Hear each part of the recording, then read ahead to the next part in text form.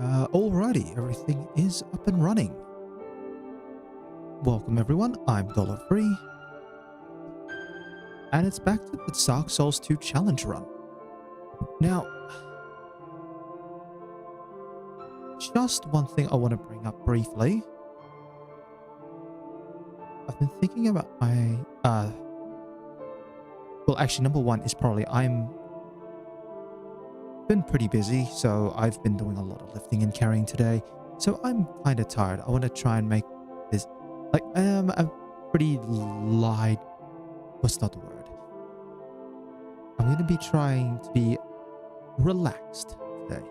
Relaxed. A couple of things have been very busy and not necessarily gone the way that I would have liked, but that shouldn't affect me here. Except if I get a little rage.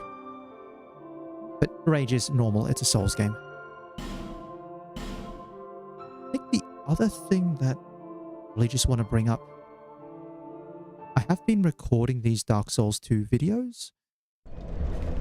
Been recording them in such a way that I can at least try to make sure that my footage is carried over. So like what happened with last week where my my footage was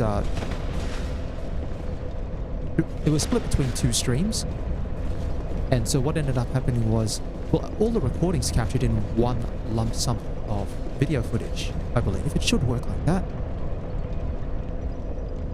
Oh yeah, that's someone there wielding a lance. But I've been recording these streams because my intent is, at least with these challenge runs, I do want to try and record them down to an edited video. Especially now that I'm on my new computer and I can go... and especially go into...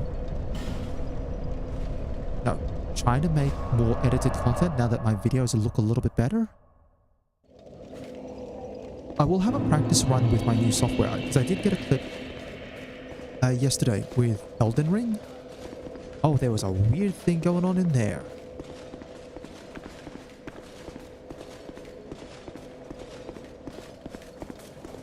Oh. But I gotta remember these buttons.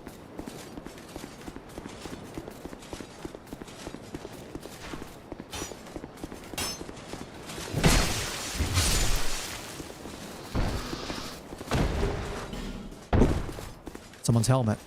Now, what am I doing here in Bastille? The one thing I would want to try and do, and I'll just briefly explain. No, I'm still fine. Okay, cool. Inventory. Where are they? Oh. Great materials. Where are you? Here we are. Down here. I need more twinkling titanite. Wherever it is. Why are my twinkling titanites not in here? Here we are. So I need 3 twinkling titanites for the next level. Now, twinkling titanites are something that you don't typically get early in the game. Except you can get a couple.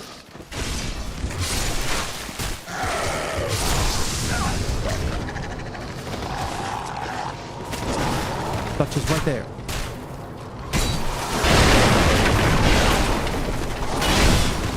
Ooh, I'm dead.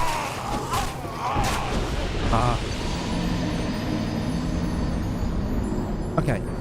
I am hoping that the pursuer respawns. I'm really hoping so. Because I need to find... so each pursuer that you beat in the Lost Bastille gives 1 twinkling titanite. Now, I've beaten 1 already, and that was around the area where I got the... where I got dropped off after beating the pursuer in the Forest of Fallen Giants.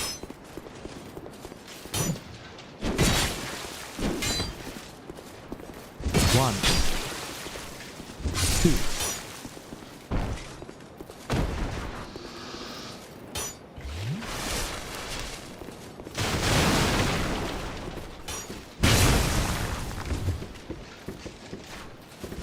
Done.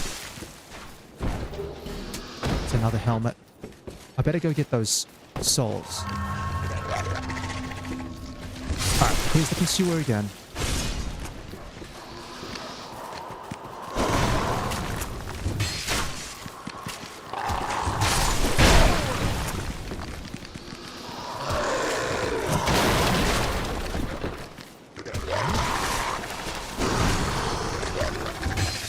I was hoping to hit the dog as well there.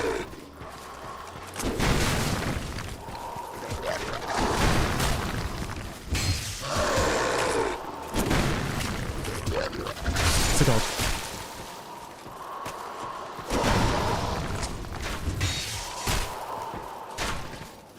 The back, that's the poke. Yeah, it's fun playing Dark Souls 2 because the push pulls aren't really accentuated. Ah, there's the curse.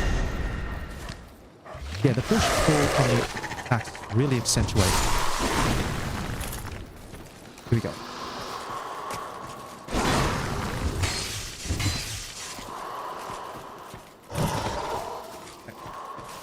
So, because the attack animations are really heavily emphasized, you really can get that feel for that push-pull that Souls game is meant to have. Alright, 1, 2, done. Beautiful. That's another pursuer done. That's one more Twinkling Titan. Now, that's an alluring skull. If you really needed alluring skulls for... If you wanted alluring skulls for the purposes of the Skeleton Lord's fight, you can always get one there. But yeah, the pursuer spawns 4 times in the Lost Bastille. Once down here, once where you get the item up the top there where you get dropped off. I believe that's where you get the Dull Ember, right?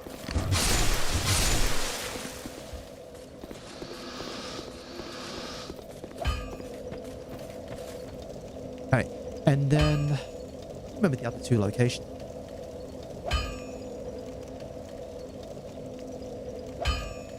I gotta dig around, don't I?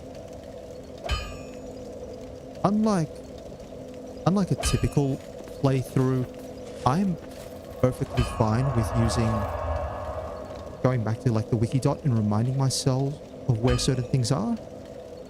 I don't think that's a problem for a challenge run. It's not necessarily about my memorization of where everything is. It's more so about where, like, you know, actually being able to complete the challenge. In this case, thankfully, I haven't lost all my souls yet. Yeah, I'm trying to remember where the other 2 locations are. The other thing I guess I can do is probably explore a little bit more of the Lost Bastille, because there is a boss that I can go fight now if I really, really wanted to.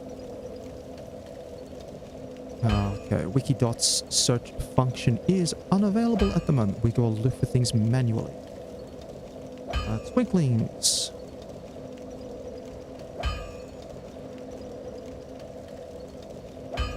Okay, scroll down the other sources. Where are you? Boss fights, please.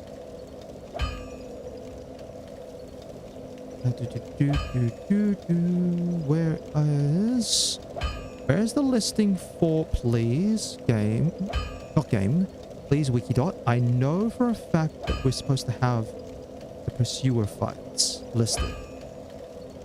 Oh, I should mention one thing while I'm on the pursuer fights. So, the pursuer fights in this game, you may have seen that the pursuers that I'm fighting in the Lost Bastille have this one attack that inflicts curse. It fires out a bunch of orbs, they have tracking, they hit you, you build up a curse, and when you get cursed, you'll lose your humanity or drop another state. The pursuer that you fight in the Forest of Fallen Giants can also do that attack. But in order to do that attack, it has to hit you with its grab, which is the attack where it brings its right arm back and thrusts forward once. That's actually a grab attack. It hits you, it inflicts you with curse at that stage, and it powers up the pursuer, so the pursuer can actually use the ranged attack.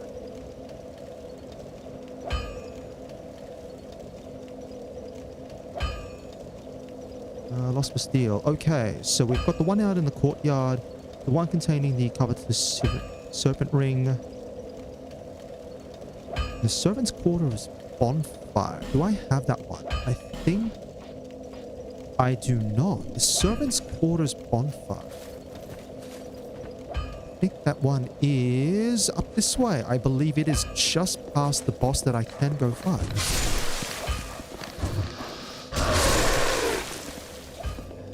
Yeah, all of these pools of blood here, they're probably all people who were trying to fight the dogs.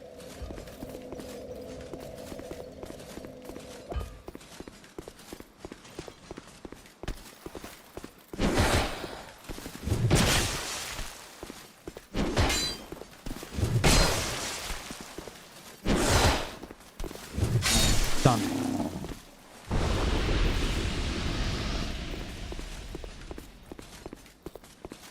Now, how to get to the boss that I'm planning on fighting? Oh yeah, we'll show something down here. You see that down there? That's a door. Don't you dare. It is theoretically possible to make that jump if you open the door from the other side. But it is, like, pointless.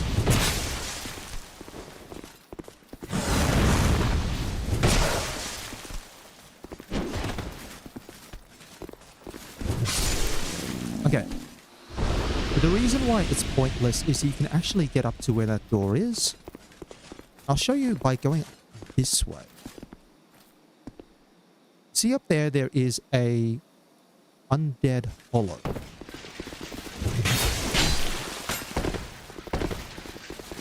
One.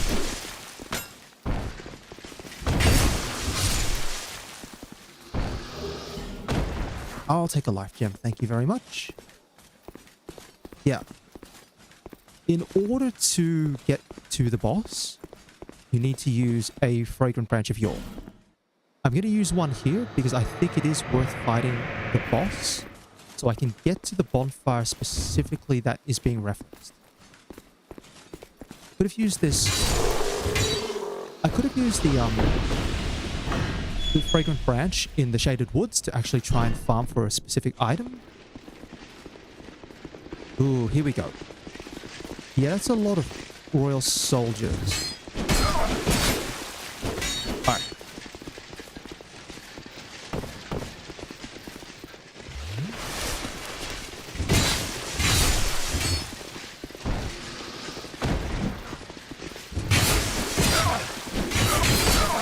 Jeez. Oh, drink.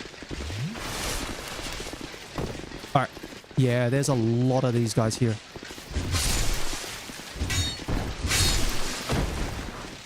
Thankfully, I can two-hit them.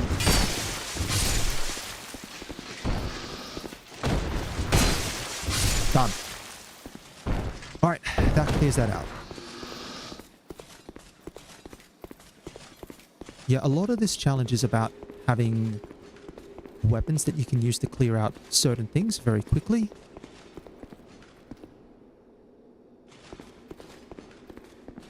Now, thankfully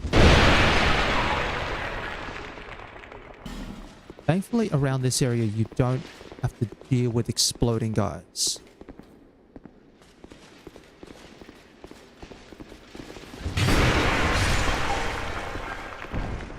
But I'll show one thing. This is the door that is up there. If you roll outside that door, you die. Let's just show these pools of blood. See, someone opens the door and then they step out and oops.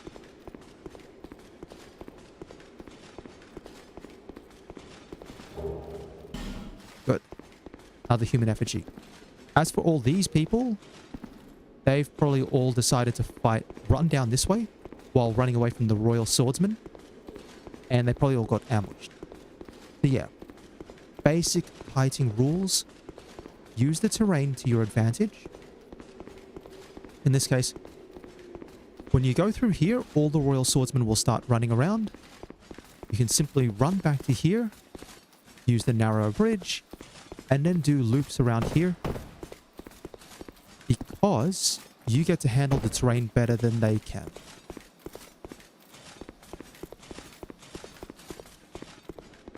Now we'll show where most of them came from, and most of them came from here.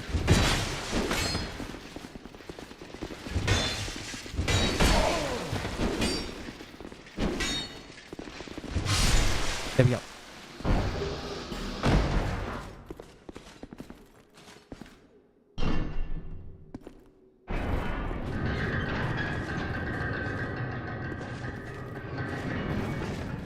Come on, guys.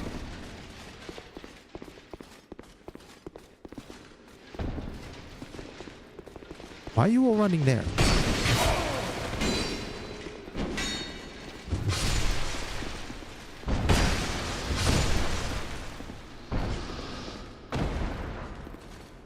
But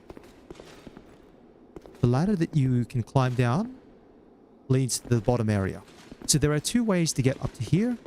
One if you want to pull the lever, and the other if you don't. And that way leads to the boss.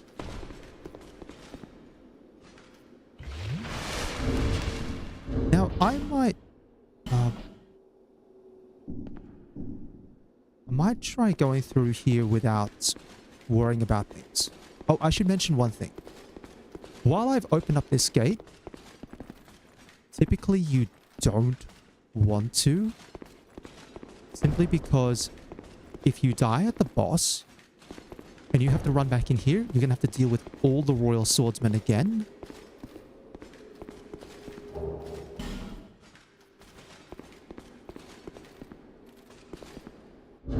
I might try to beat the boss this one time. So what I'm going to do is I'm going to go bang. Use a human effigy. And we can see here, we'll get a phantom summon out this way. Now, obviously summoning is going to give the bosses more HP. But this one's a caster. It's not going to play too badly with what I'm trying to do here. Alright, I have 10 regular life gems and 1 Estus flask. Here we go. First, this is actually a 3-part boss fight. Right here on the left. Oh, I got hit.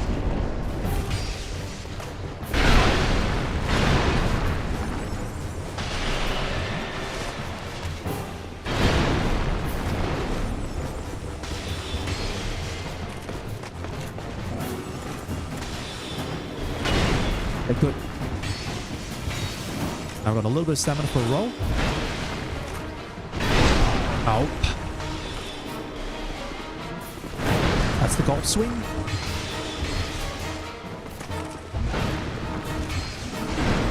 Yep, thank you. Alright, 2 more come in. 1 up there, 1 down the bottom. There's only one way about this. We can either go up and all drop down.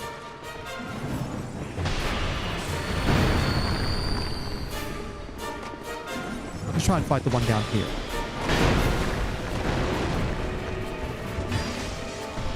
See, these ones have a bit more health.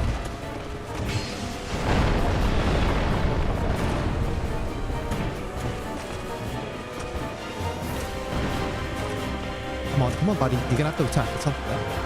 Thank you for golf swinging.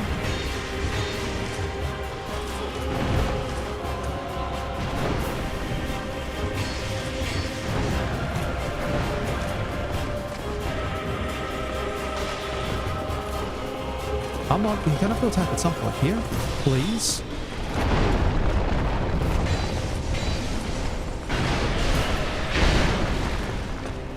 Alright, now I've got to watch out because I've got 2 of them attacking me at once.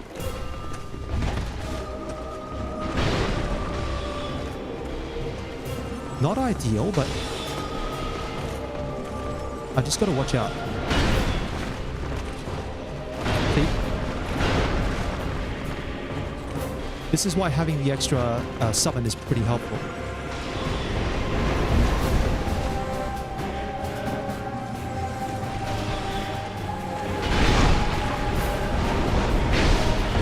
Oh, okay.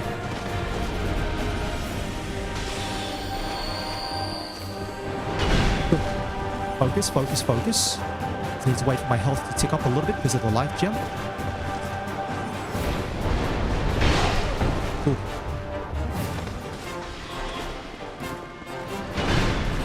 Jesus, why are you focusing on me?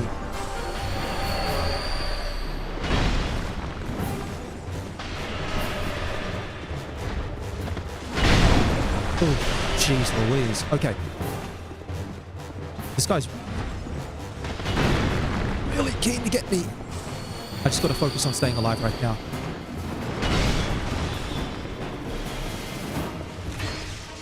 Here we go. Done. Alrighty.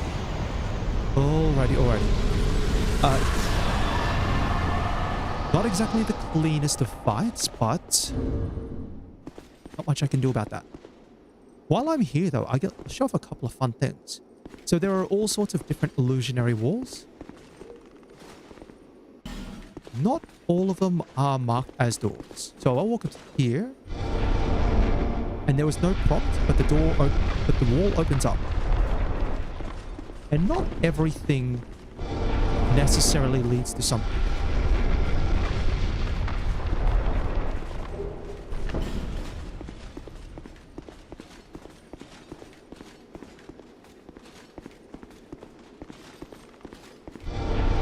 But you can tell the difference in the walls between this one and the one that opens up.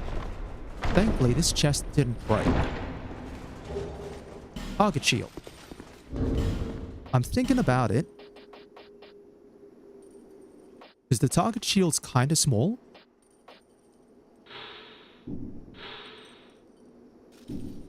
It basically makes parrying that a little bit easier, but it's got a bit more added defense in terms of dark damage and physical. No, it trades 5 points of dark damage for 5 points of extra physical. It also weighs a little bit more, but it's a little bit better stability. I'll think about it. And now this wall doesn't have one. I believe it is one of these ones. There we go.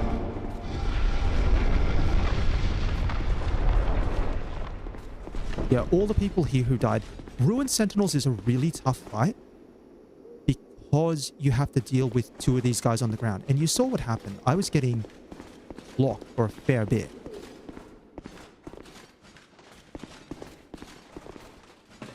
Like, I was getting really kind of clocked.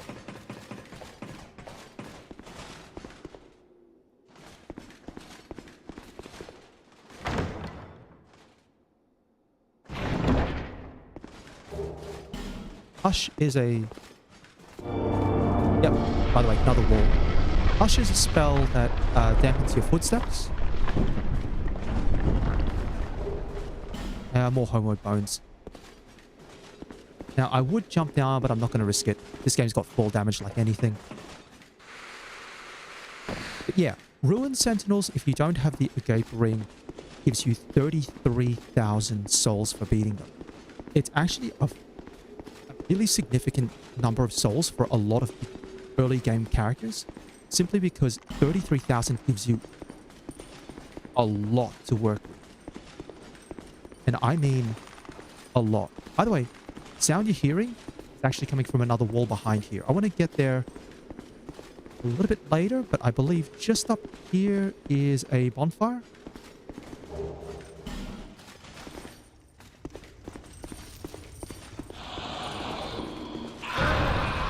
Yeah, right there.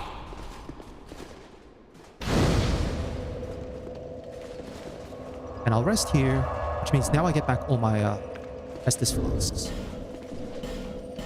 Yeah, I've got 14 Radiant Life Gems, but I don't really want to use those at the moment. Instead, I'm going to go back and open up the invisible wall here. Now, I left this one alone because when it opens up, you can see there's an enemy right there.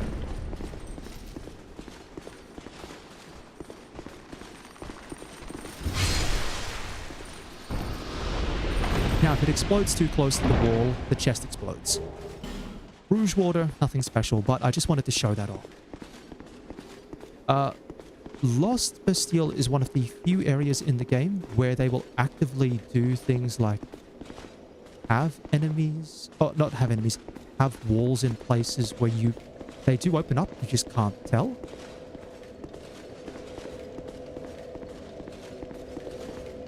Now, where am I? This bonfire is pretty important as well for a couple of reasons. Number one, while it is super dark down here, there is a pursuer down this way. So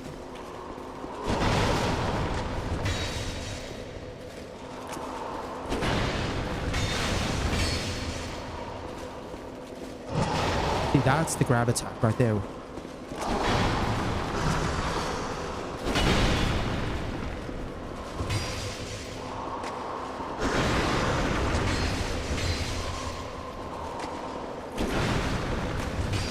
I'm going to pull back a bit because I just want to get a bit more space. Done. And that makes Twinkling Titanite number 3. Also, the large club is another valid weapon for this kind of run. A bit more tricky. But I also want to come down here. This is a Pharos lock. You need a lockstone to unlock it. You played Elden Ring, Stone Sword Keys, this is exactly what you're after. Now, in the case of a Pharos lockstone, if it's trying to unlock a wall, it now indicates something on the wall. You don't press on it. Instead, you get to attack it. I'll come back here in a little bit, though, because I actually want to go upgrade my weapon again now that I've got the number of Twinkling Titanites that I need. And you can see here, there's only about 5 bonfires at most in any area.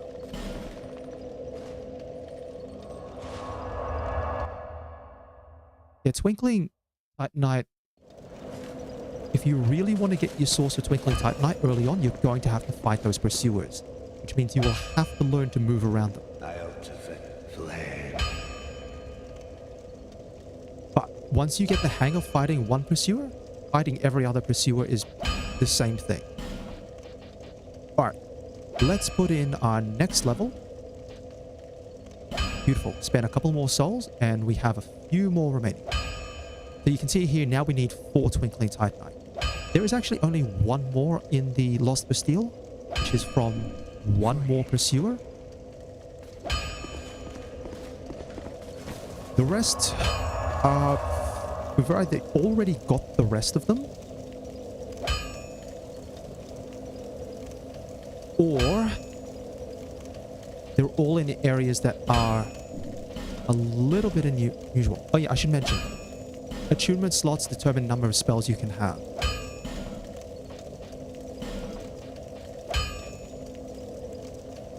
Alright, so the area that I was in is Servants' Quarters.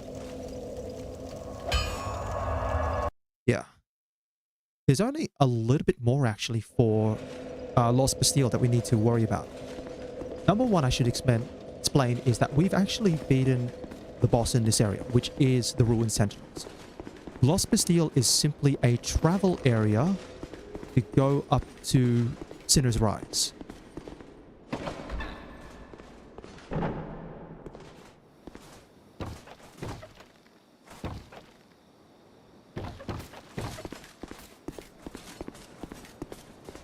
Where is the guy who's up around here?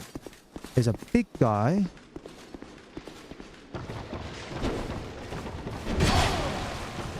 One, two. Yeah, you notice it makes a bit more difference in the terms of the damage. Oh yeah, Lappin sound. You hear it? Yeah, you hear it. Right there. 1, 2. Hey, did you ever play Dark Souls 1? Did you ever like fighting gargoyles? Well, guess what? Thankfully the gargoyles are not a mandatory boss in this game. By the way, should be careful around here.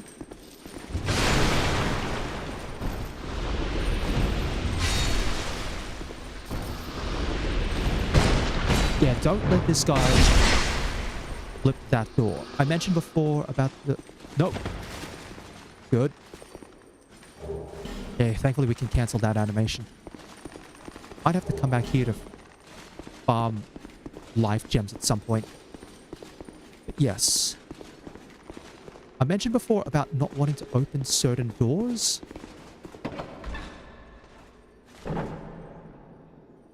This is one of them. Let's just let him be. He's fine.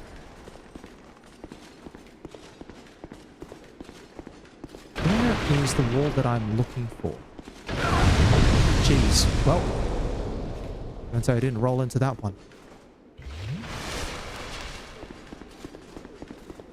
But going back to the gargoyles, gargoyles are not a mandatory boss in this game. They're actually an optional boss, and I will actually get to them at some stage because they are part of the All Bosses challenge. Yeah, that's the Bastille key. I believe we used that one to open... Oh, yeah. How did they all fall down? It's simple. When you run out from that door, out to here, the Royal Swordsman, who was in here, whose body has now disappeared, is programmed to run up to your location and attack you. And obviously, given that there are a lot of barrels up this way, people go, oh, there might be something there. So they run up, they attack the barrels, pick up the item, and they get hit in the back by the Royal Swordsman. It's a dirty trick, yes. It is kind of dirty, but that is Dark Souls for you. This was actually also in the original game, although I think in the original... I'm trying to remember correctly in the original game. I believe it was one of the what do they call them? The guys who throw the fireballs and have the big sights. They are the one... I believe that was one of the ones in the original game where one would come out and would throw fireballs at you. I think they replaced it with a Royal Swordsman. Oh, the bodies. Yeah. Ooh. Get me up, get me up, get me up. Jug.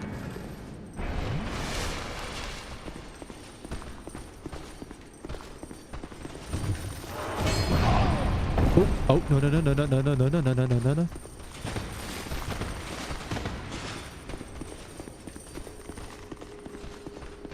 Stay calm, stay calm, stay calm. Got one. Ooh, beautiful.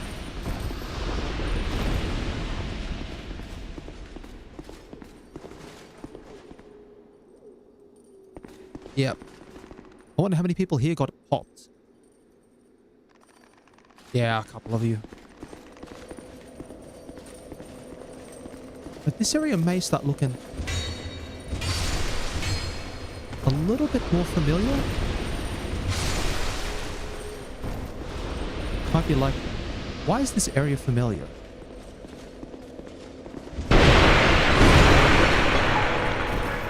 Well, if I go up... Hold on. That's right.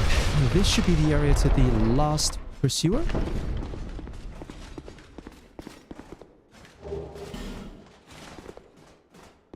Hold on, hold on, hold on. That one, yes. Still remember it. One more pursuer out here. There it is. Let's go. Which means one more twinkling titanite.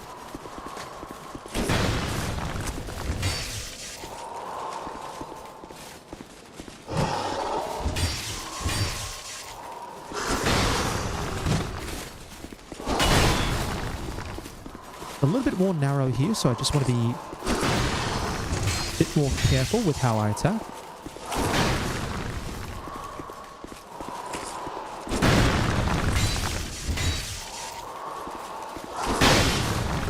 Two. Then one, two, done. That's every pursuer in the Lost Bastille done. You can make that jump. I'm not going to bother. Because if I fall down, that's a long way down. Yeah, you can jump over there and grab that item. And also, if you're wondering why there was someone shooting up you from up here, this guy. Bracing knuckle ring. Bracing knuckle ring is an item that you wear. Hold on. Gonna drop down this way.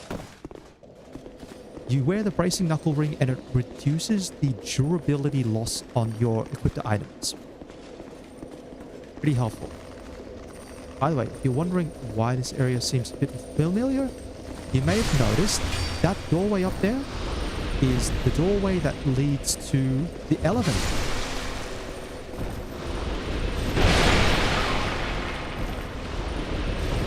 Yep, it leads to the elevator.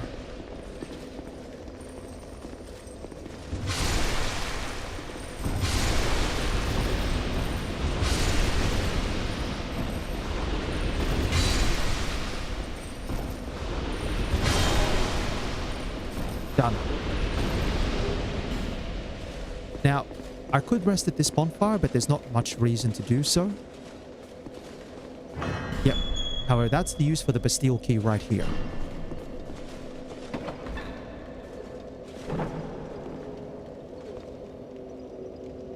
If you use the Bastille key, it basically can just open this door for you. So you come out and then you go out this way. But it doesn't matter because that's Sinner's Rise up there. And there's a bonfire right up that way.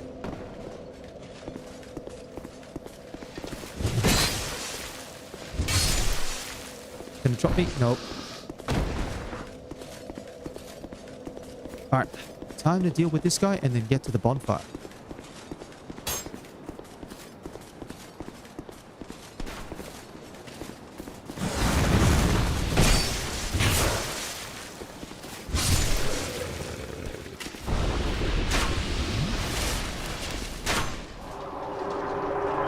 Yeah, this area is fine. Just welcome to Sinner's Rise. Now, Sinner's Rise is the actual main prison itself.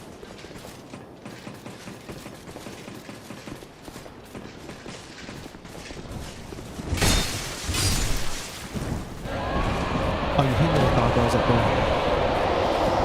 And Sinner's Rise is actually home to the Lost Sinner. Gargoyles, please, please, please, please. Enough. Now, like I said, I'll come back to you later. I don't need to come to you now. Sinner's Rise is home to the Lost Sinner, one of the 4 great souls or great lords that we need to defeat in order to get their soul as part of opening the way to the Shrine of Winter and then to Drangleic Castle.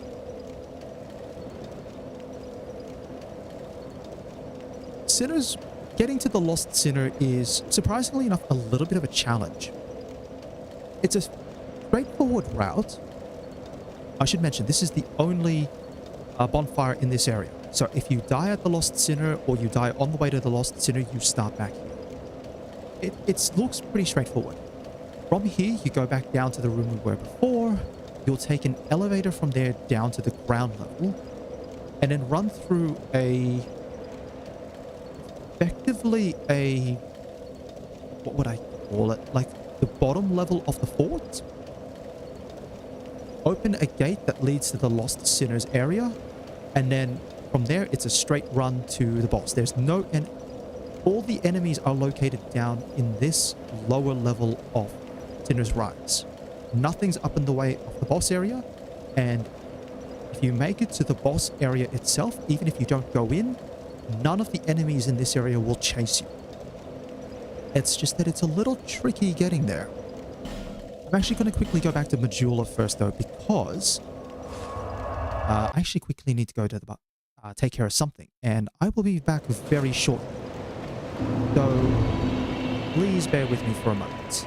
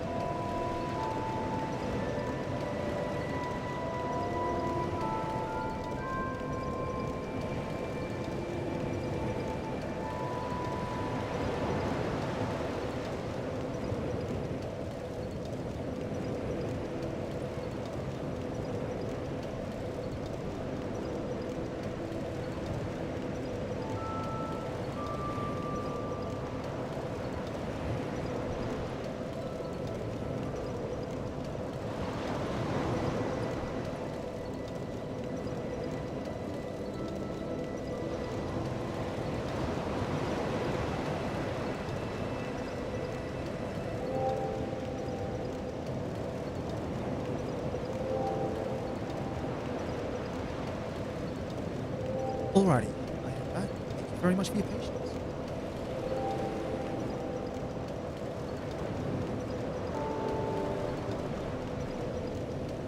Now, I'll just briefly talk about what I plan to do for the Lost Sinner, because the Lost Sinner is...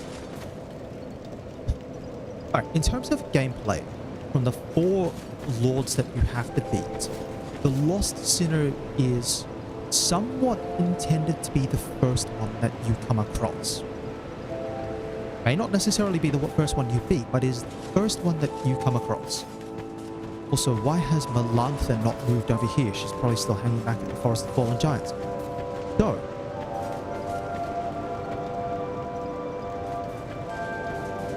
because you get to the Lost Bastille pretty easily, either going through Forest of the Fallen Giants or from No Man's Wharf, that's why Lost Sinner is meant to be the first one. Lost Sinner kind of introduces you to one thing that sort of gets used in a couple of the other boss fights, but doesn't really get used in a lot of others, and that is taking actions before the boss fight to make the boss fight easier for you by manipulating the environment. But there's one actually that also does it in Earthen Peak. The boss of Earthen Peak has an external mechanic that you can do to make the boss fight easier for yourself. And you can do it without, but I mean, I hope you don't like poison. Because if you don't like poison, you'll take the mechanic. But the Lost Sinner has one as well. It's just the Lost Sinner's mechanic to make the boss fight easier is actually hidden behind the area where you have to fight the gargoyles as the boss. Hence why a lot of people just tend to ignore it. You'd rather fight the Lost Sinner while dealing with her mechanic than having to deal with the gargoyles fight. That being said, because I'm going for all bosses, I will want to beat the gargoyles at some point. It's just, I'm thinking I may want to get another Estus Flask shard from somewhere. I'm just thinking about where I'm going to get my Estus Flask shard from. Maybe, I think there's one, I don't remember if it's in Iron Keep or if it's in Brightstone Cove, Sildora. I'm going to have to double check. Let me see. Again, I'm not particularly fussed about looking things up because this challenge is not about memorization. Now, let me see. Consumables.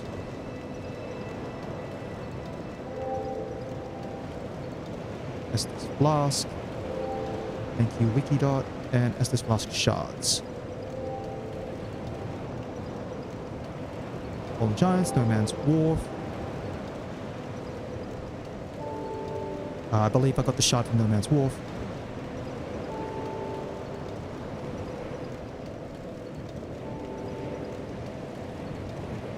Yeah, that's right. Alright, so I know where one is. It's actually in Earthen Peak itself. Although I will have to deal with going back through that area a little bit. And then there is one in Brightstone Cove, Sildora.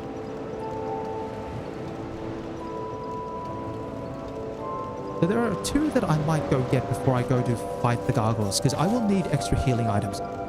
You may have heard the number of gargoyles fighting.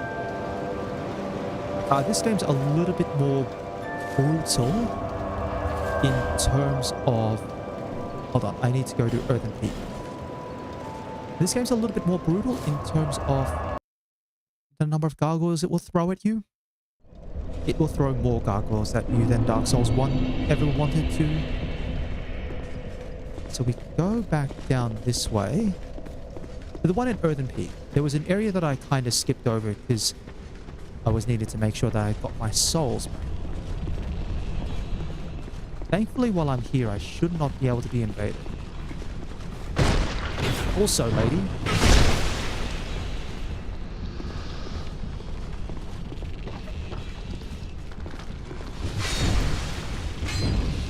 Nope, one hit was blended.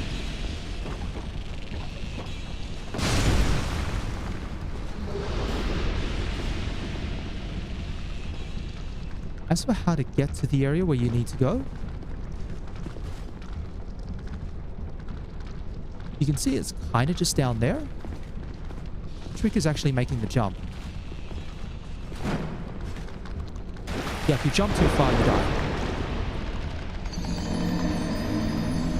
That's why I wanted to take my time with this one.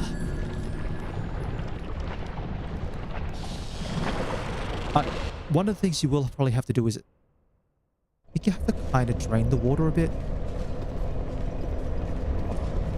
Thankfully, this is straightforward to get back to. Poor old desert sorceress over here doesn't know what's about to hit her. But yeah, there's one Estus Flask shard that's in this area, and then there's one in Brightstone Cove Seldora. As for where Brightstone Cove Seldora is, it's straightforward enough to get to from one of the bonfires that I've already gone to. Thankfully, I can get those. This one. Oh, dang. Made it. Made it, made it, made it. Oh, we're gonna have to deal with the big guy up here. Hey, buddy.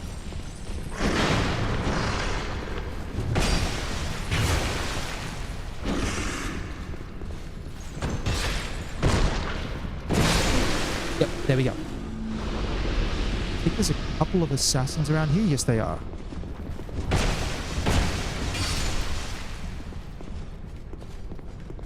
One, and then there's one more.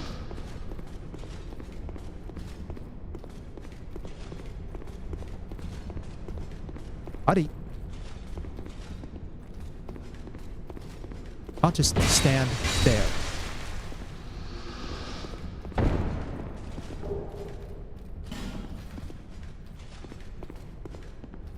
Alright, I can't remember. Are you a real or a mimic? Yeah, you're real. Yeah, though there are metal mimics. That's right, I think the metal mimic's not here. Oh, beautiful. Heavy crossbow plus 3, plus some heavy bolts. Ow.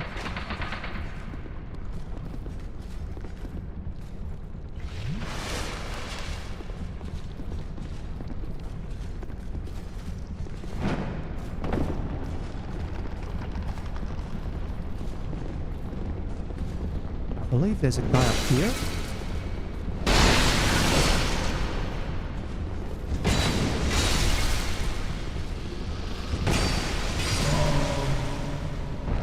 Yeah, that ambush can catch a lot of people off guard. Well, actually, I'm surprised. These guys all died. Yeah, the message here about a hidden path is true. Over to the left, where I'm facing directly ahead of me now, that's all deep water. That is shallow water. Except it's all poison water, so you run through it, you're going to get poisoned.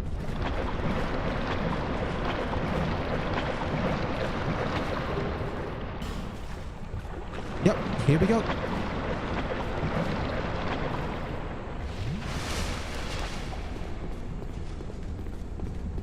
Ooh. I thought that might be you. You haven't changed a bit, have you? The longer I am here, the more madness I discover. A wretched place indeed, but not without traces of its former glory. What could have caused such degradation? But yeah, you may find Lucatiel here, but you can't summon Lucatiel for the Covetous Demon. Ah, yes. I have not thanked you for humoring me the other day. In case you're wondering why Lucatiel kind of looks like she has a beard, it's actually a mask. Of course, I have no idea what it is. Our land of Nira is surrounded by enemies and constantly at war. I'm trying to remember. I think you can summon Lucatiel for the next boss, the one in Earthen Key. Prove yourself in battle. My family had little fortune. I don't remember if it's Lucatiel that you can summon for that one. Carve out a piece of the world for myself. With two things, my sword and my loyalty to my lord. I was raised to wield a sword from birth. Life was hard, but I never gave it a second thought. I had swift success on the battlefield and quickly attained respectable stature. And then I came here to...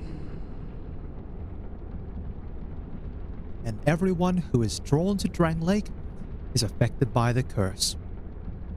Even Lucatiel is not immune, as much as she wants to try and pretend that she doesn't know what a human effigy is. Have you heard of the undead? These poor souls affected by the curse. An undead gradually loses his humanity until his wits degrade completely. Finally, he turns hollow and preys upon others. And a hollow can never be human again. One can skirt this wicked fate only with the help of the souls found here. Assuming, of course, that the legends are true. I can only hope that they are. The mask is off, and now you can see she is starting. She is an undead. She is an undead. I'm sorry to burden you with talk of my fate. I suppose I've grown weary these days. I'm sorry.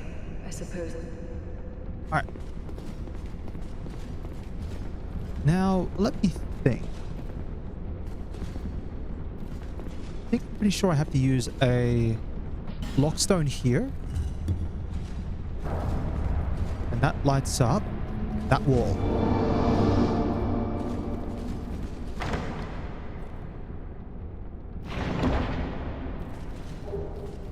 It's not the one. Poison Bite Ring, however, does reduce... Come on. Yeah, the Poison Bite Ring increases your poison resistance. I should be more specific about that.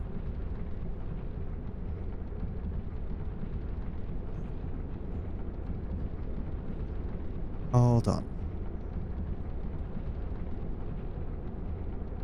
Towards Cup of Demon, when you poison the ground, steelwork follow to the right until you or platform overlooking a poison-filled pit. Should now state, head right, turn right, head down the stairs and advance through the border to find against the corpse sitting at... Hold on. Should have been that item back there.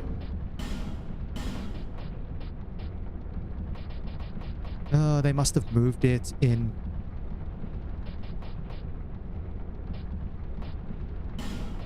Yeah, I'm thinking that they've... I'm thinking they've moved that particular flask. Aren't it? Because it's supposed to just be... that item there.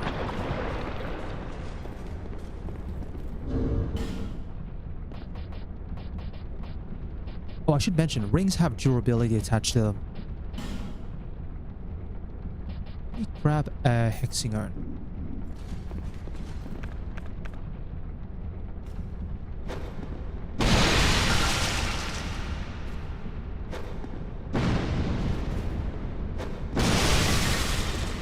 Okay, cool.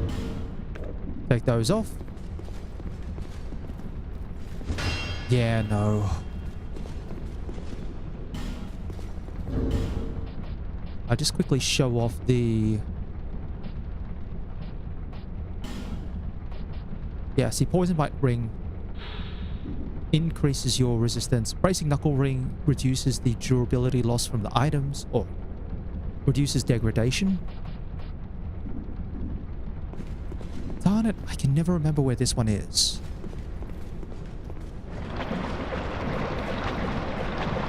Here we go. And in case you're wondering where this leads out to, just out here.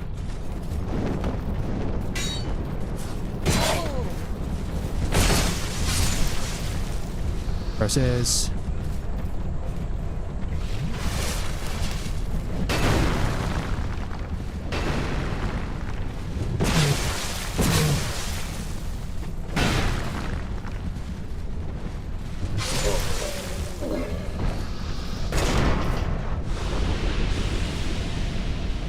Yeah, that's really annoying.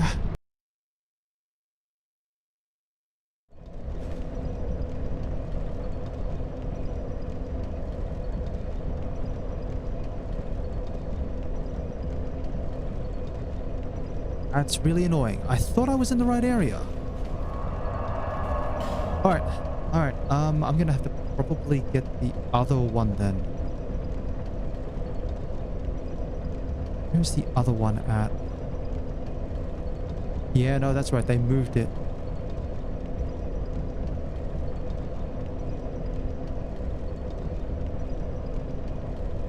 That's right. They've moved it in between Hyde's Tower of Flame and No Man's Wharf. I don't think I've got any more fragrant branches, do I?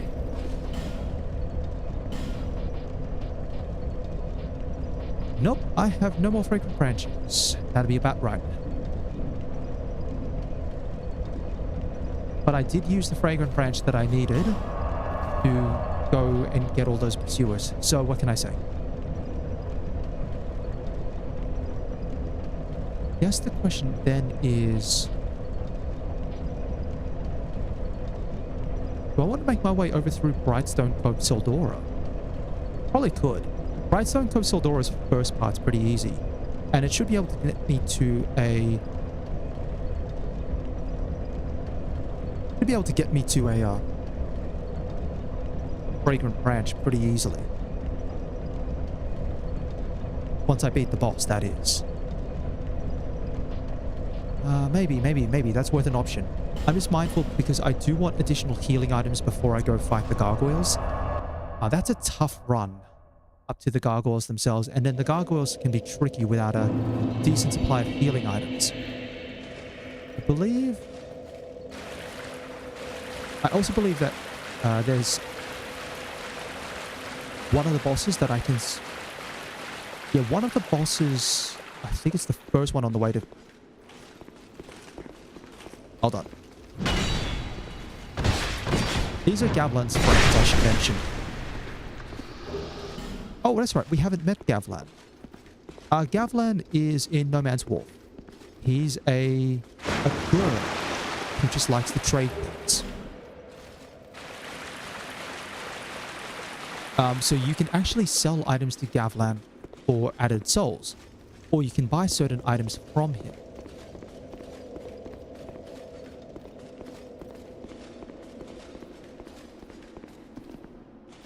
Come on. Come on. Life gem. Yeah, we'll go up this way, going to Brightstone Cove Sildora. And I believe the boss of Brightstone Cove Sildora is one of the bosses I can summon. Right, just watch out here.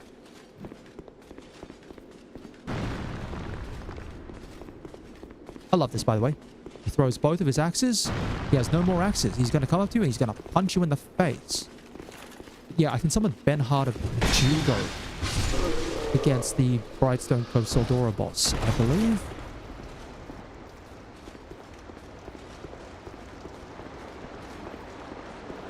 Also. Hoping to hit it.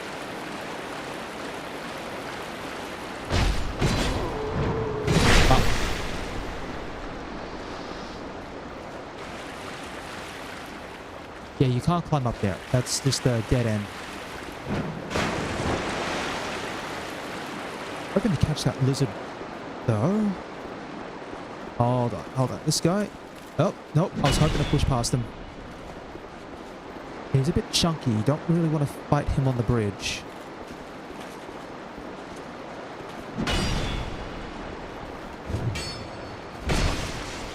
Yep, there we go.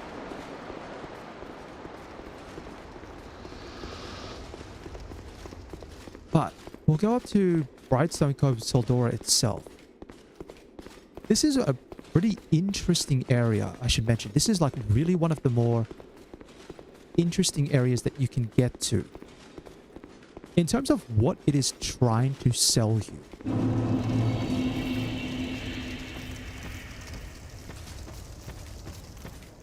So this is an undead camp, undead soldiers specifically. Now typically you've seen undead soldiers setting up a camp in Forest of Fallen Giants, right? And Forest of Fallen Giants is one of the primary battlegrounds against the giants who were invading Drangleic.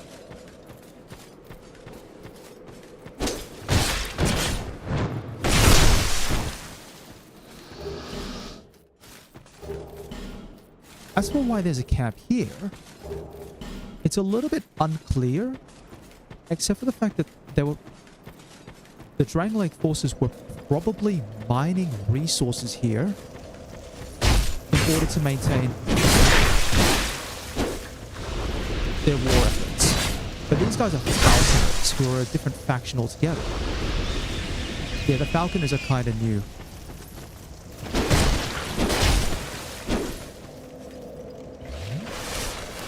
Yeah, the Falconers are kind of new.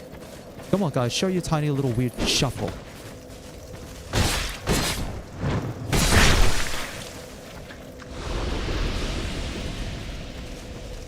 Oh yeah, and there's piggies up here.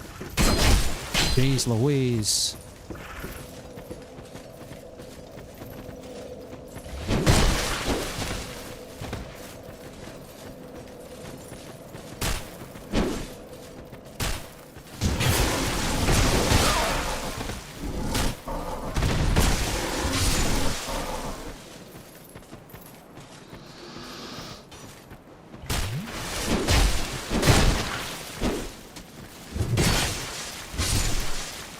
Alright, got one more flask. Thankfully, I'm only going this way because I just want to get some fun items that are around here. Oh, people, guys, stop shooting.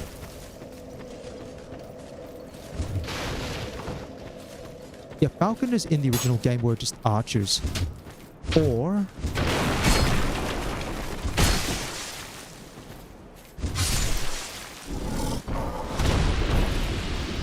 they threw falcons at you. Literally in their name. Alright, come on, piggy. Oh, jeez. Alright. Doug.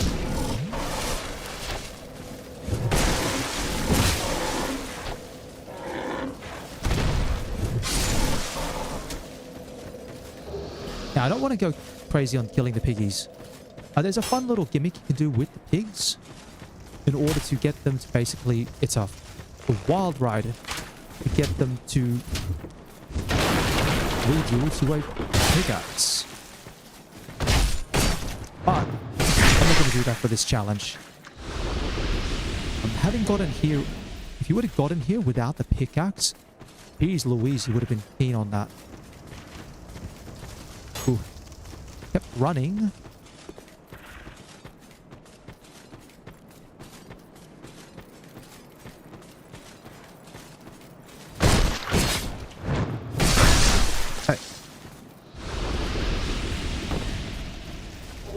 You can pick up an item from the well.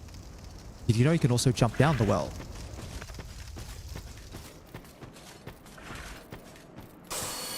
I have to use a life gem for this one. I believe you don't even have to jump off. I think you can just run. There we go.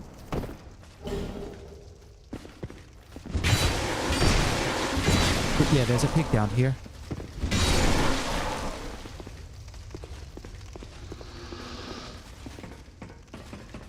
And it leads you into here.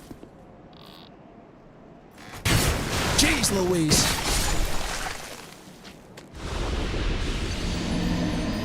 Oh, I knew I had to do that. I knew I had to do that. When I was talking about metal mimics before, welcome to your first metal mimic. An absolute monstrosity, ain't it? It is. So, in Dark Souls 1, you see wooden mimics. Don't believe you ever see metal mimics.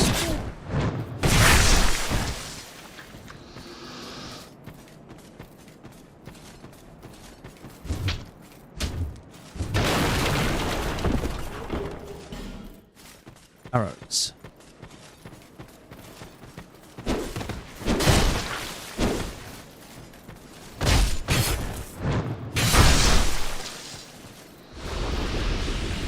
Guys gonna drop your gear or not? Alright, I'm gonna go for this guy here.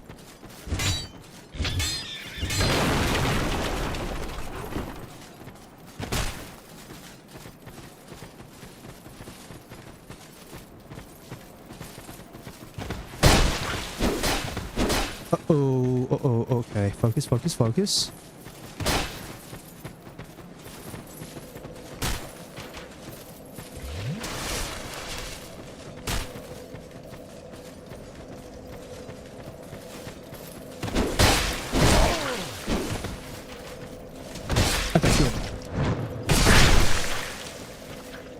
out. Use the terrain here. Wait till he whips out the boat.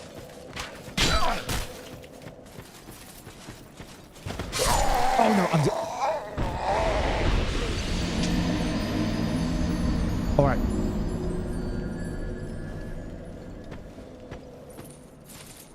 Right. That is frustrating. Alright. What does that mean? I've now just lost all my souls. I'm gonna have to go back here. Didn't want to do this. I was doing so well.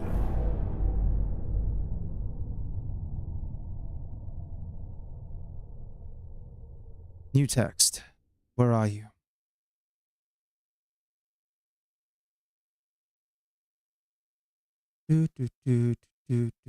Text.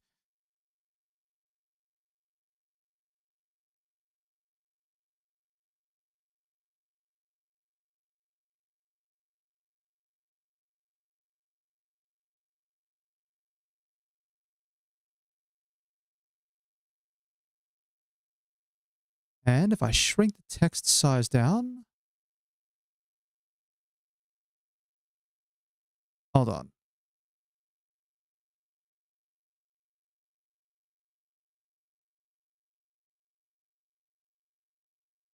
Bring that over here.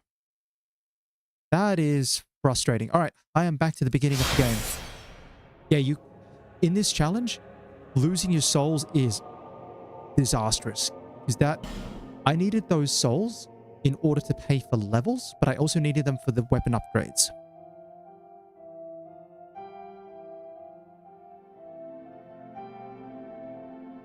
We're gonna have to go new game. All right. I can probably think then about what weapon I want to use. Perhaps. So there is a way to go about this with the Lightning Warrior axe. There are other weapons that I can also use in order to try and go through this challenge. I don't know if they're necessarily, I don't know, better options or worse options. Which way am I going again for the, right,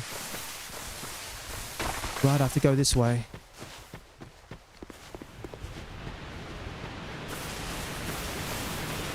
Yeah, so Lightning Warrior axes are really, the Dragon Slayer's Crescent axe is a really good weapon if you're planning to buff it up with infusions.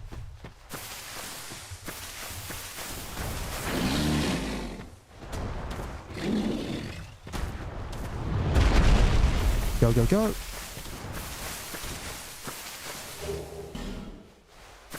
And then we run this way.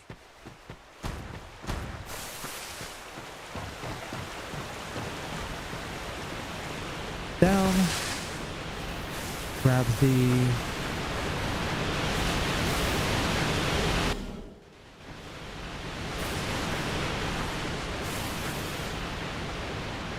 that and... open up. All right, let me go.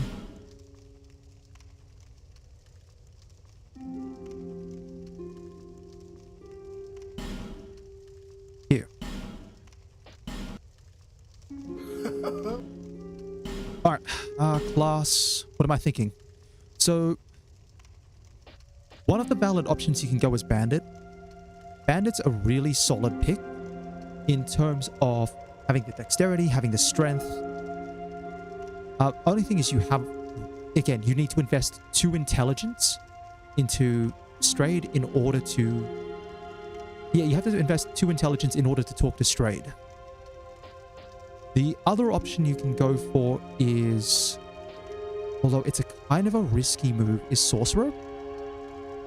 So Sorcerer is a fun option to go for is if you want to try and play magic. Although magic's really tricky to do in this kind of challenge because you're only going to have so many spell slots and you really have to try and gather items that will focus on either increasing the number of casts you have of your spells or increasing the number of slots. Cleric's another interesting option because you have heal. Only thing is, cleric starts with a mace, which is a really good weapon.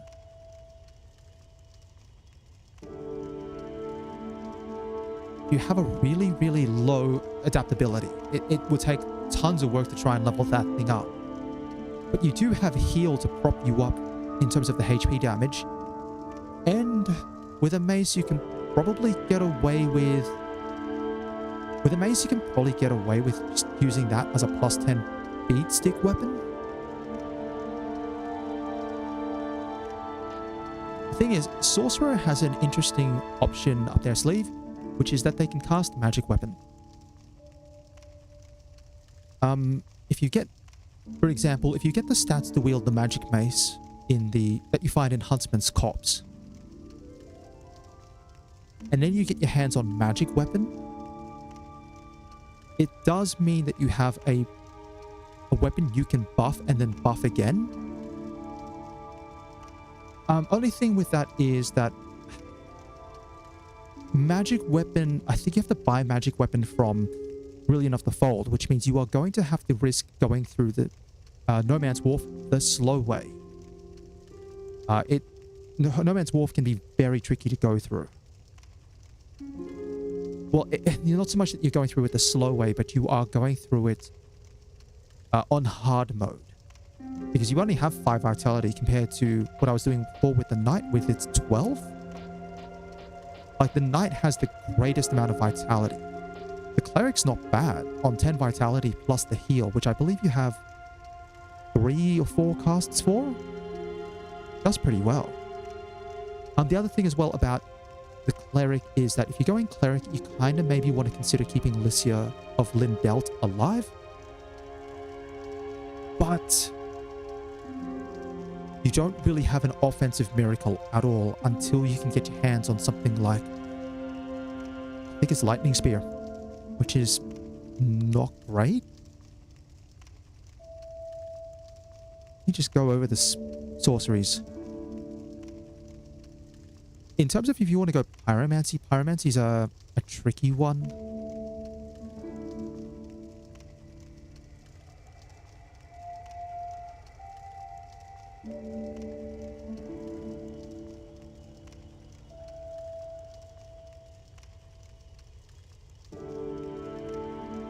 Although I think Sorcerer goes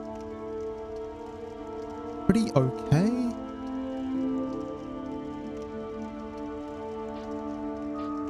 Yeah, I should mention, with either Sorcerer or Cleric, you have the option of putting 4 points into either. So for the Sorcerer, you put 4 points into Faith. Cleric, you put 4 points into Intelligence. And that would allow you to talk to Falcon. Falcon's the guy who we see at the start of Huntsman's Corpse, and he's the Dark Merchant. Whoop. Hold on, I think... Controller, we good? We good? Okay. I think we're good.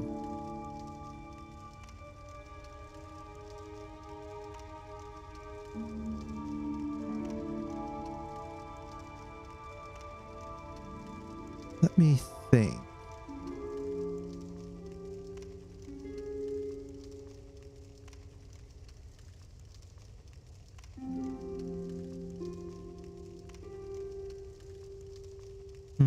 Let me think. How do I want to approach this?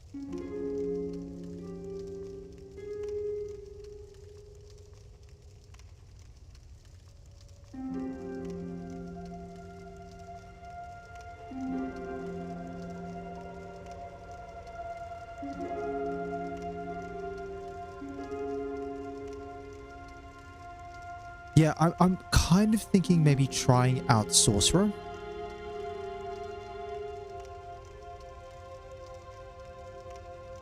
Only problem is Sorcerer is like challenge mode, all things considered, because you have to invest into vitality, you have to invest into faith in order to gain access to the Dark Merchant, and that gives you access to like Dark Orb and Dark Weapon. But also at the same time, you kind of want to have access to Carillion of the Fold. I think the other one I should check is if Lycia actually sells an offensive miracle.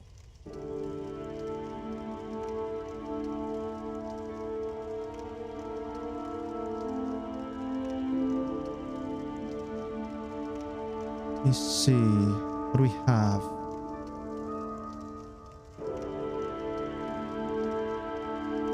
Yeah, Lycia does sell one.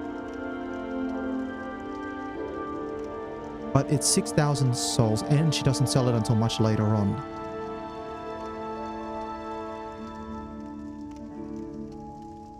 Which means it's not great. We'll try Sork. Sork's an interesting one because you'd have to try and run through Forest of Fallen Giants. And you'd have to try and run through Forest of Fallen Giants in order to gain access to things like the Great Soul Arrow that's down there. But it would give you another free spell. Only problem is you have to make your way through both. You have to make your way through both Dragon Rider, which is easy enough, and Flexile Sentry, which is less than easy as a base cleric, and then make your way up to Strayed. It's not ideal. No. Swordsman's too risky with the 4 vitality.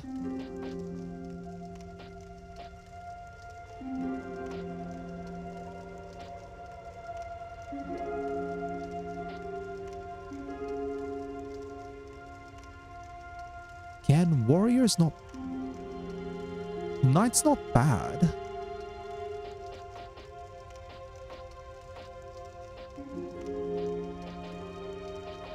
This is gonna be tricky. This is gonna be... I really have to think this one through. Because last time I did it as Bandit, but then I was able to get a... That was on the original version of the game.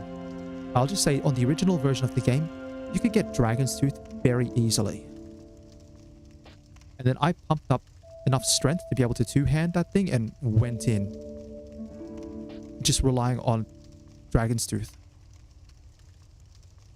So I'd have 11 strength, 5 dexterity. In order to wield... You need 12 dexterity. Otherwise, I go with the magic mace. Sorcerer would have to invest a couple of points into strength. Explorer, I don't know what Explorer would do. Yeah, let me think about what Carillion of the Fold sells early on.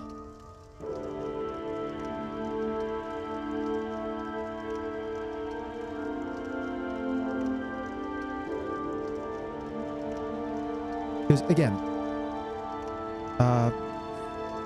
it can be pretty easy to lean towards Dark. Dark's a pretty easy option to lean towards because Falcon and Strayed both sell Dark Orb.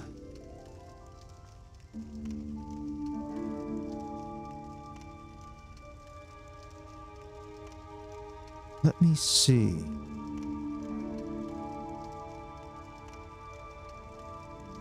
Carillion of the Fold. Do you sell Magic Weapon? And how much is Magic Weapon if you do sell it?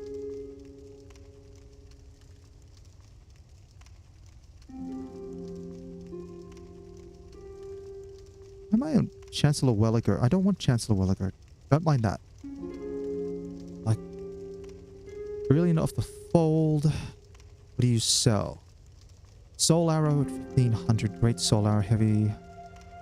Shockwave. You do sell Magic Weapon.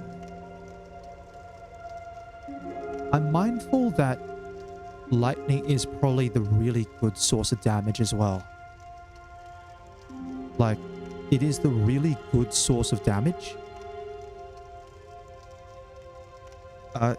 Dark may seem like a really good option, but there are a lot of enemies in this game that are resistant to dark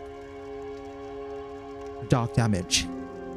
Especially towards the DLCs. Lightning was a much safer pick. It's just the issue of actually being able to wield the darn item. Again, bandit can get in there fairly early on, but I'd have to invest 2 points into intelligence. And then burn a soul vessel to get them out of intelligence.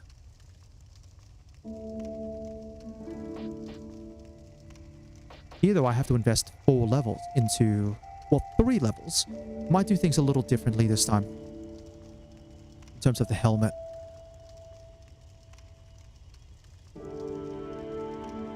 Maybe I can do this a bit better if I allocate my stats out, like, straight away. This could work. But I have to invest a lot of stats fairly early on. Knight. Cleric.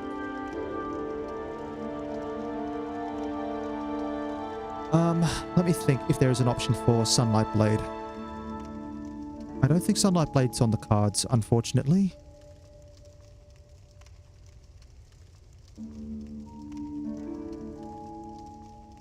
Because Sunlight Blade might require, what, 38 faith? Which is out of the question. Or it's 28 faith, something like that.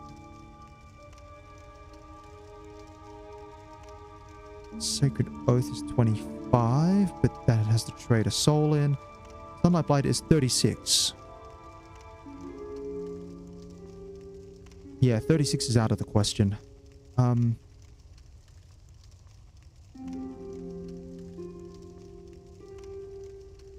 Still, if enemies resist dark...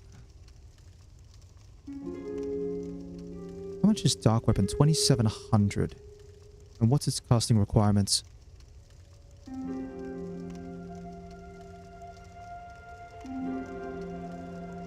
Requires 16 intelligence, 14 faith. Not ideal. And Dark Orb requires... See, this is the reason why the orbs are so cheap. At least for the purposes of this challenge. All hexes require both intelligence and faith. Favoring more towards intelligence. Which would mean if you're going to go dark weapons, you would go sorcerer. Same thing if you're going to go magic, you would go sorcerer. One thing to say about Sorcerer's got pretty close to the same amount of adaptability as the Knight. I'm just not sold on the HP, that's all.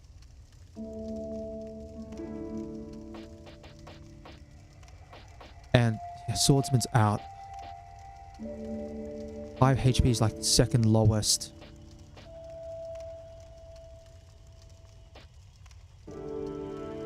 Explorer again doesn't really offer anything, except you have a Lockstone fairly early on. Still, not much you can do with a Lockstone.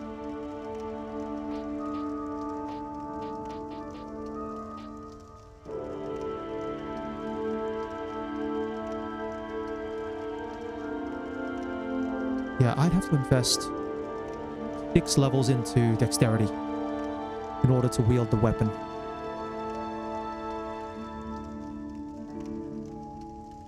And I have like almost no invincibility frames. Oof. But I do start with a bash weapon. Yeah, you can boost up the base. That's probably one way.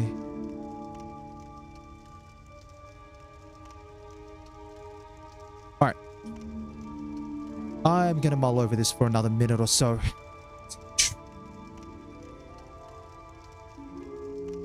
There's like a number of different options that I can go for.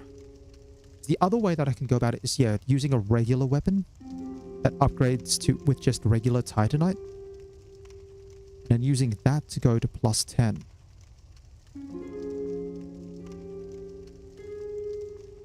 Boss weapons are a little bit more fiddly because they require petrified dragon bones.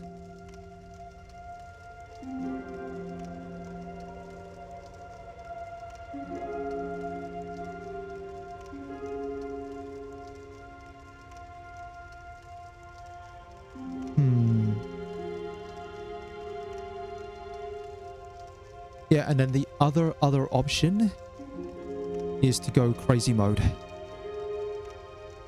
Fists and farming ore stones. But I don't like that idea. I really don't.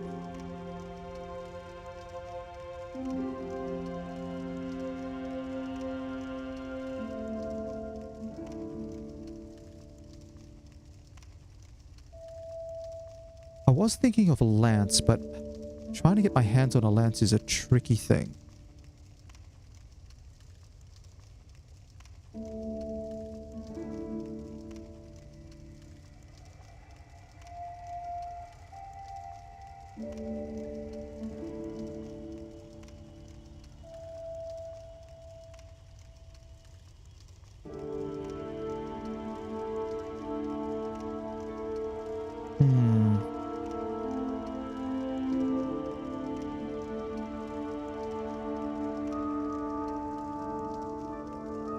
Yeah, and the stats needed to wield the lance are like kind of nuts.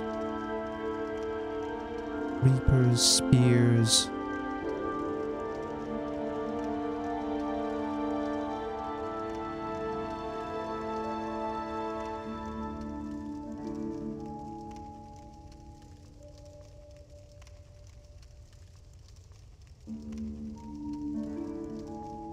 Hmm.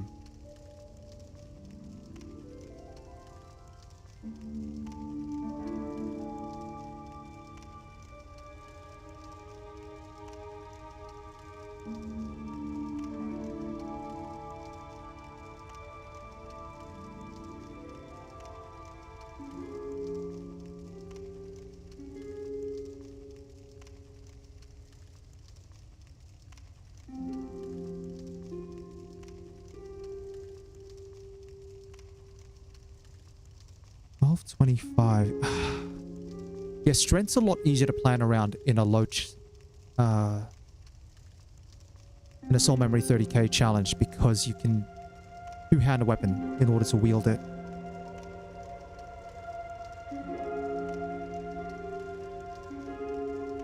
I'm actually looking back up the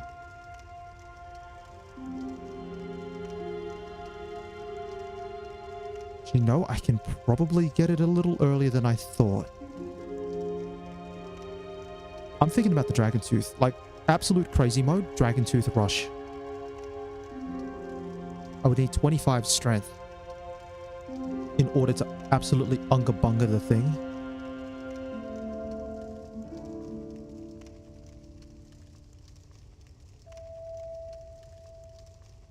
See the...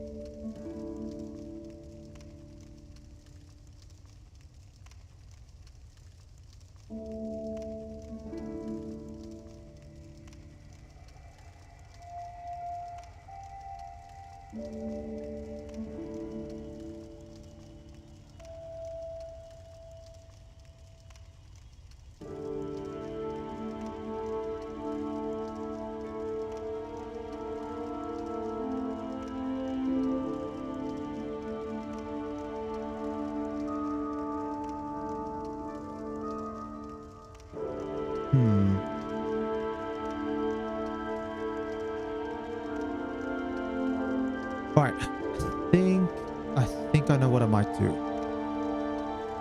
I think I might go for Cleric.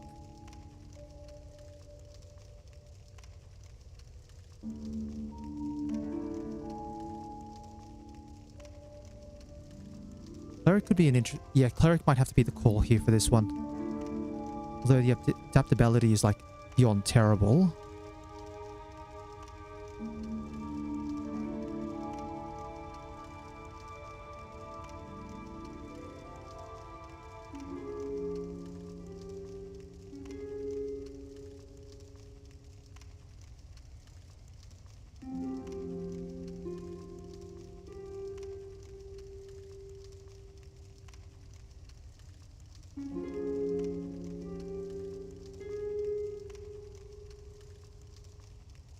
And then I just need to figure out what weapon I'm going to use.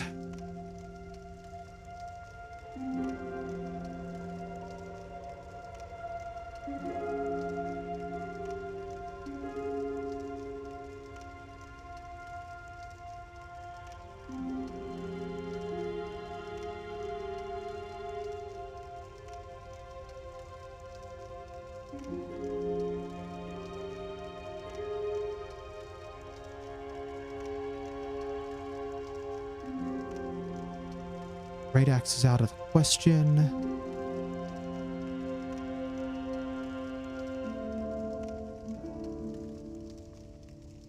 Maybe a great sword could be an option.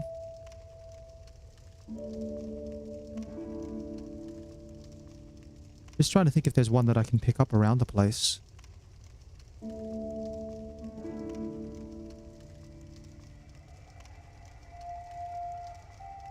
One in Forest of Fallen Giants.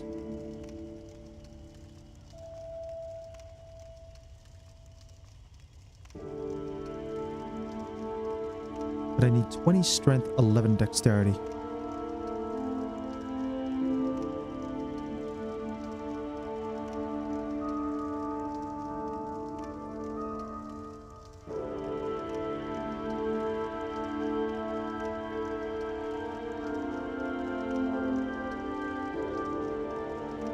Strength, 11 dexterity.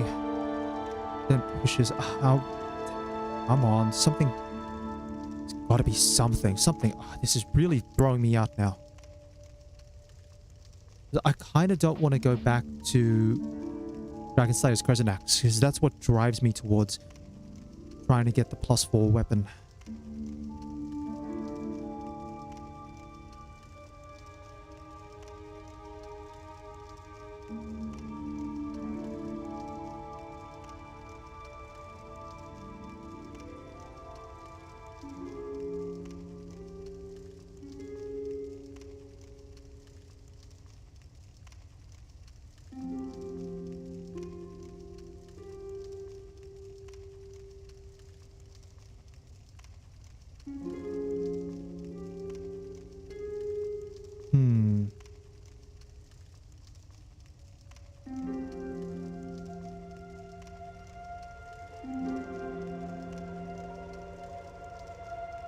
The Zweihander. What about the Zweihander?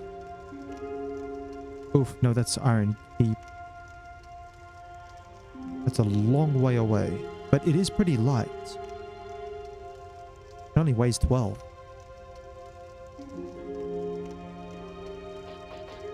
Okay, let's just commit. Cleric. Healing wares. Go. Okay, okay. That's it. Let's go. All people coming. Take off the robe. So I have 3 heals.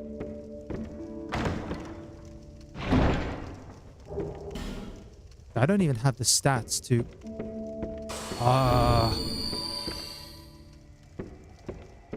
don't even have the stats to wield my mace.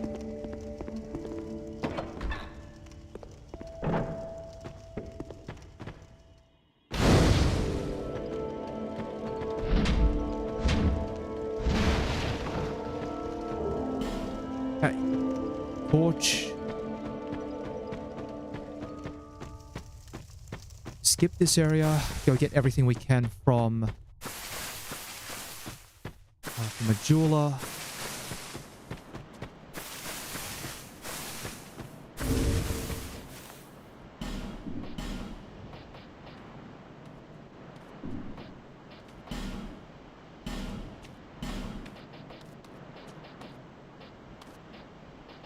Hold on.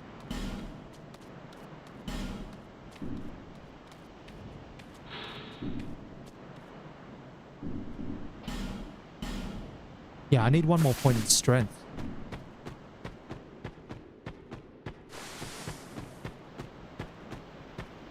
Up. Have a quick look. Everyone's shanked themselves.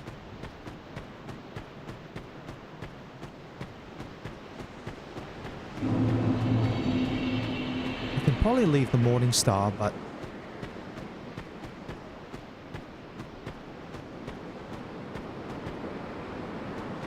it's not where we fall down, is it? It's over here, isn't it? Nope.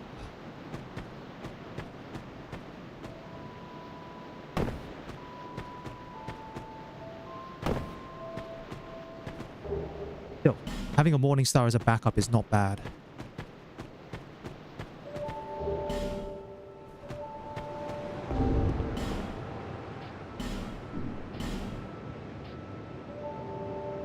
And I don't have the dexterity for it. The Morning Star's not bad because it has inbuilt bleed.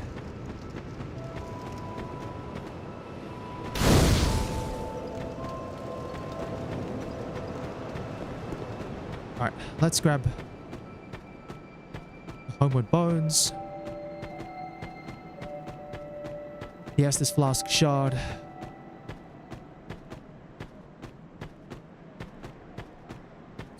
The Titanite. All the upgrades will have to probably be done at Macduff.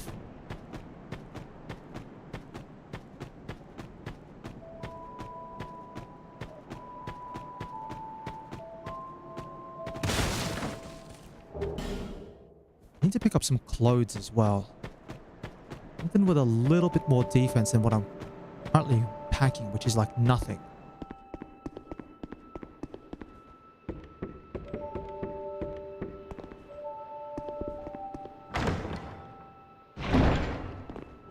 So that's +1 on the mace sorted out already.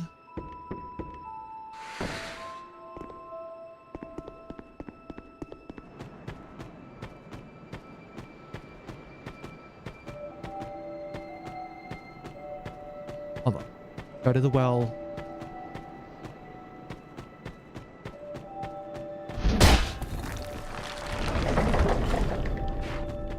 Gives us 2 of those. Don't need the Divine Blessing just yet.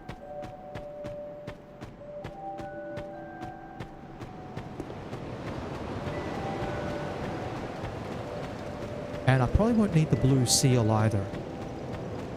Are you or bear? I will take them. Go on, King. Bearer of. Seek them. There. Is that a? There we go. However. Great Estus Flask Shard.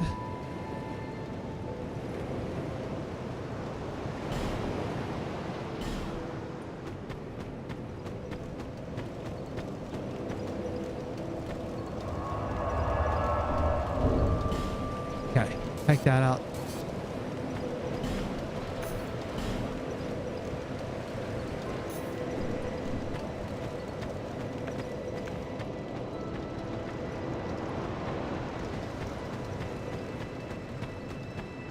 First stop is going to be its Tower of Flame. I don't really want to go on Cleric run, but gonna have to.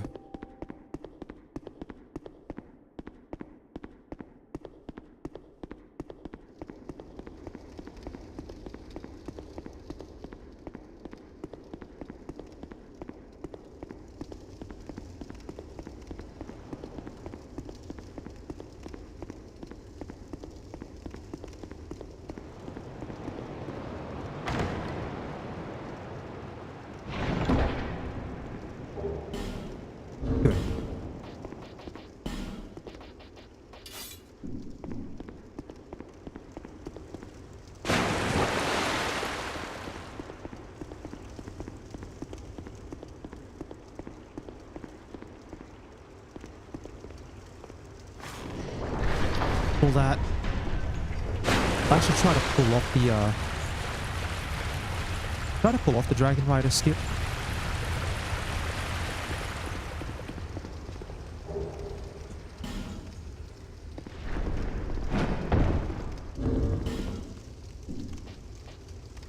So how many spells can I attune? An attunement, which I think I means I can only attune 1 spell at the moment. Yeah, the Sorcerer starts with 12, which I believe allows them to attune 2 spells at that stage.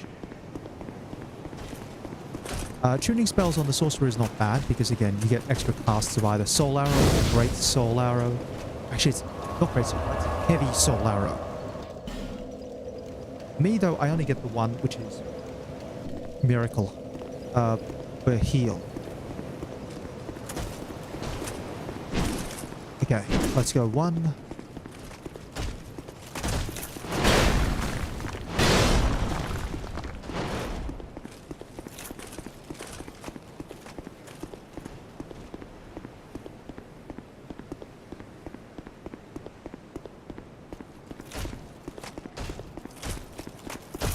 Here we go. There's a shortcut you can take by jumping off from there down to the bottom, but it's a bit risky.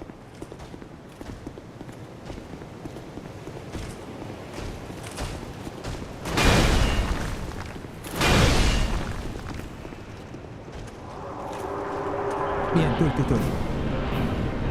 1, 2, 3, 4, 5, 6. Ah. Just short.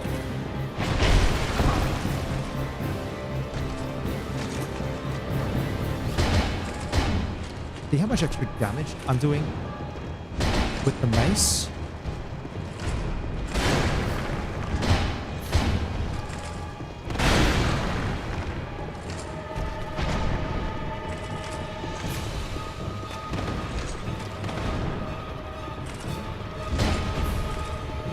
Alright, drop your shield, buddy. Drop it.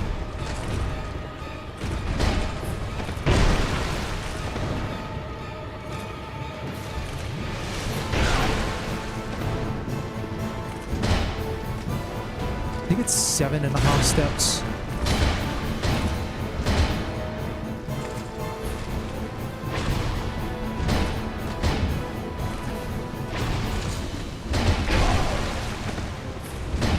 Oh, almost, almost.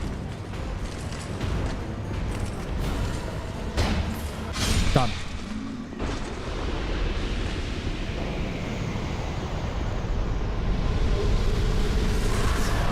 Wrong way, wrong way, wrong way. Don't go that way, don't go that way, don't go that way, don't go that way.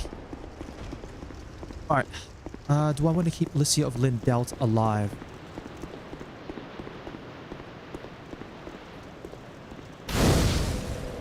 To be fair, if I need a...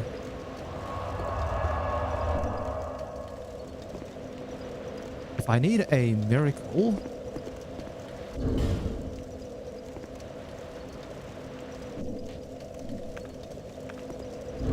Come on. I'd have to unequip the mace. Here we go.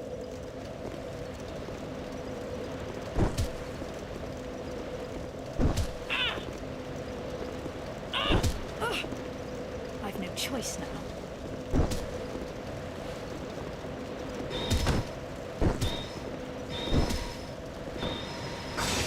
On it. She fell down. Alright, get ready to ambush her over here.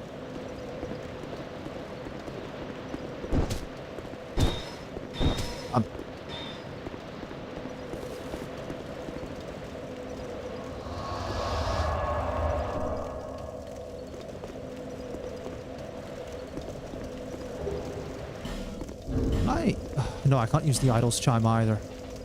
Yeah, I need 25 faith for that.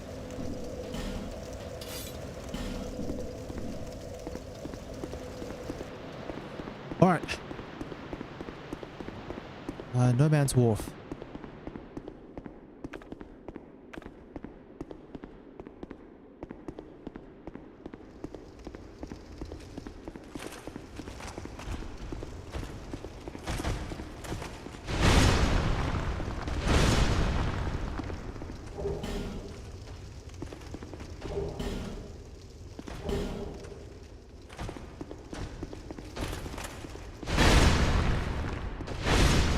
First challenge done.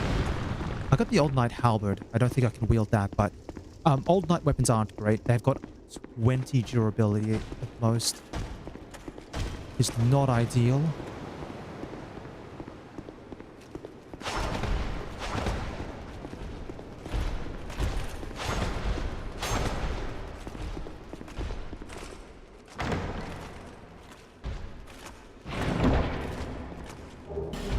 Good. Sublime Bone Dust.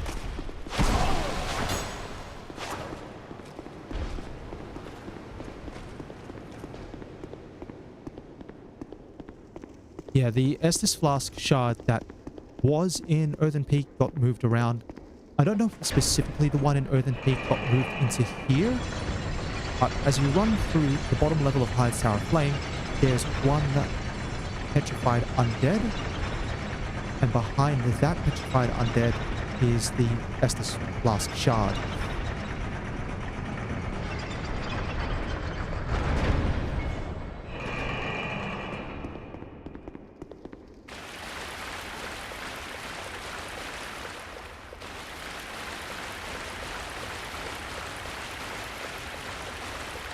You can see it right there. And then you go waking that guy up and then move on.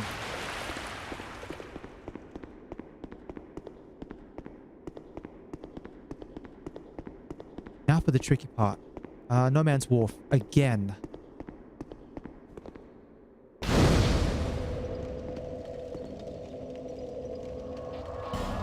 Quickly go back to Majula, slam the Sublime Bone Dust in, and I'm going to start throwing some points into stats.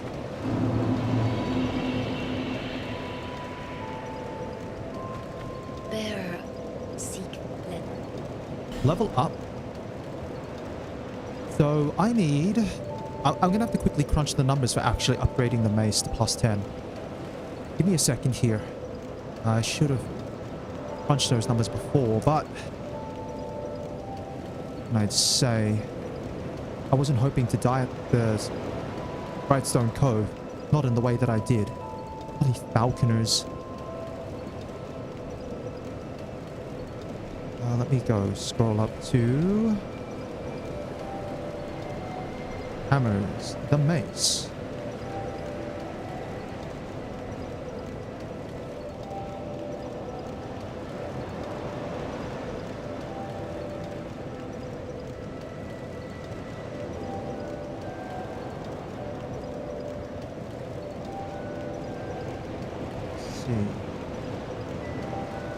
So if I crunch the numbers and I go...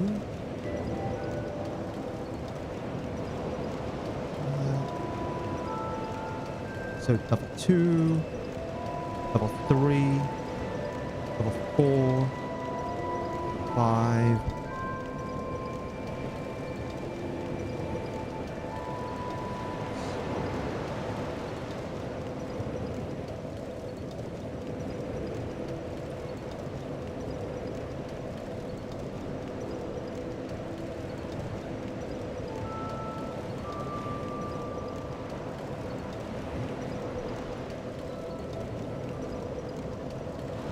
12,480.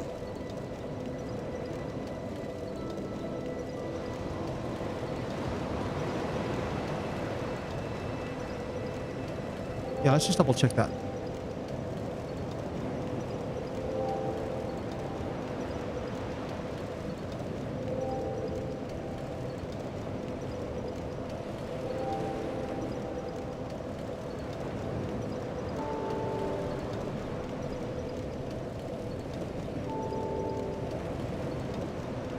$12,480. Yeah, no, that's correct. That eats up, like, close to half of my budget.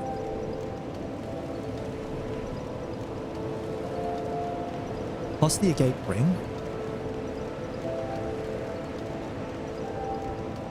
Which is 5,000. 17,480. And then...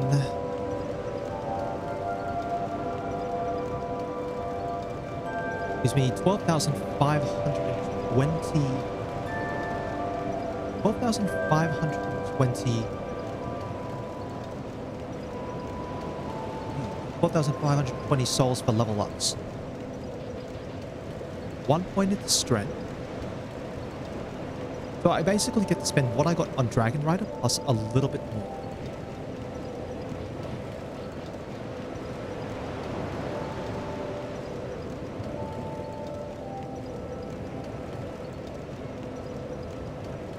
Is there anything half decent for like a little bit of extra faith?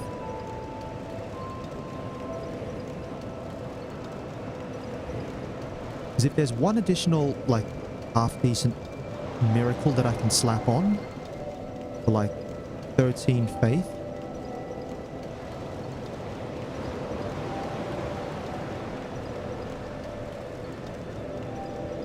Prayers and prayer is 15. Force is 12?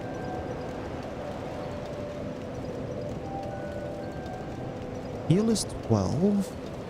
Well, I've got, yeah, exactly 12 faith, right?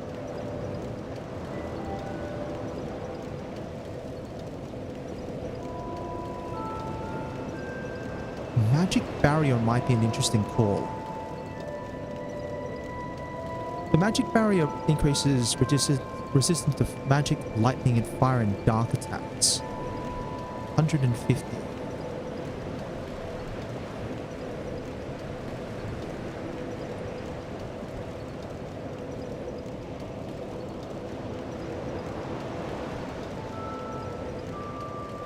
And it's the thing is, it's sold by Falcon.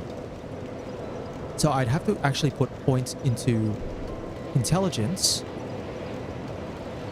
to talk to Falcon. And then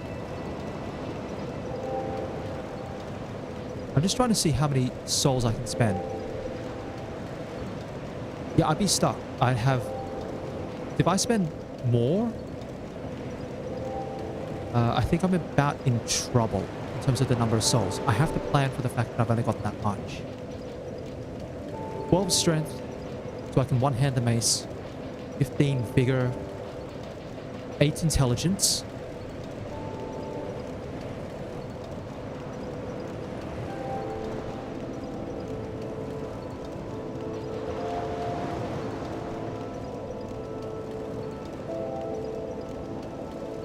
Alright, let's do it.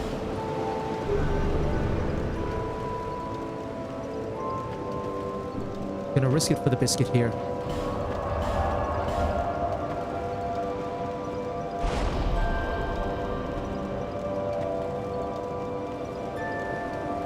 Alright, travel.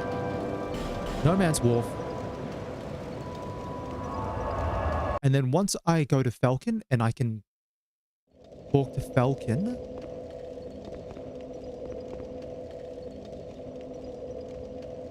Actually, did I mess up already? How much is magic barrier?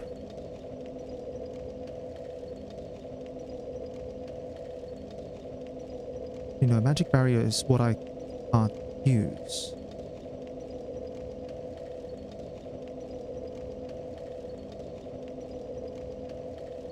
Well, I think I've messed up already.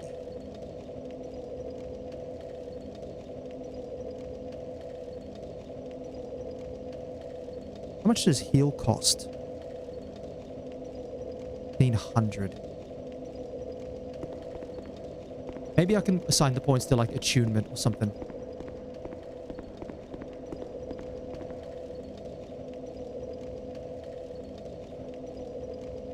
Alright, 5 minutes on the clock. Let's go.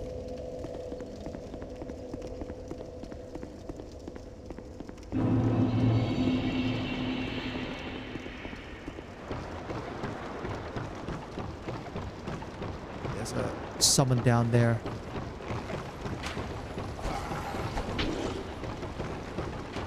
Run up this way, run up this way. Next level up, next level up. Someone died.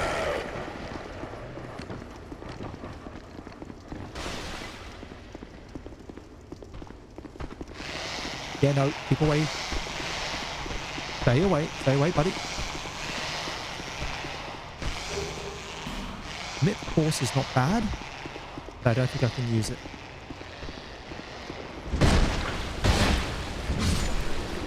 Gotta take out this guy.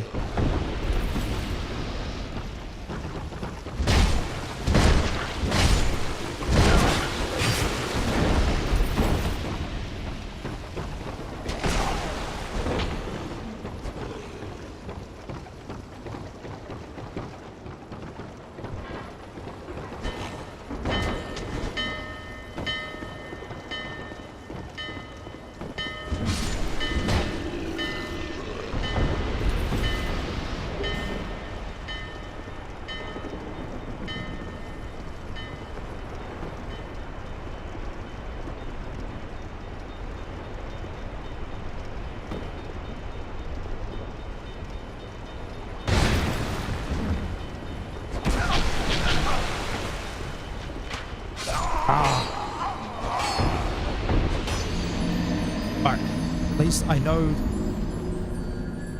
the boss is in.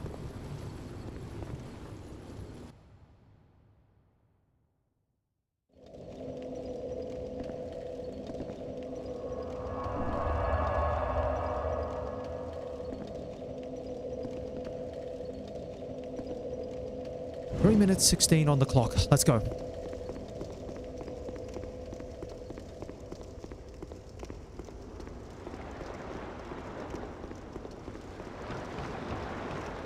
I think the advantage of this stage is if I technically die, then it's actually not as much of a big deal. It will mean that I'll lose out on probably getting to the plus 10 on the mace. But it's not unsalvageable.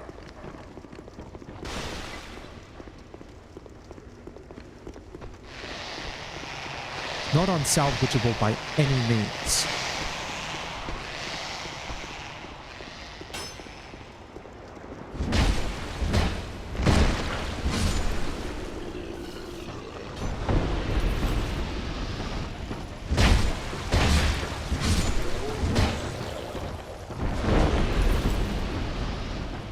Go, go, go. Drop down. Drop down. Slam on you.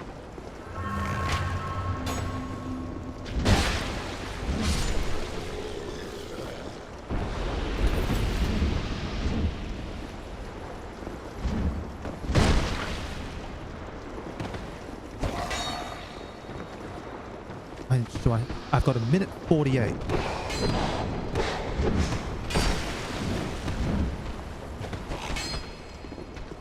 I might have to just run for it.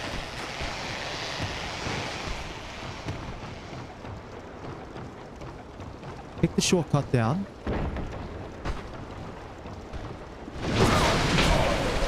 Ah!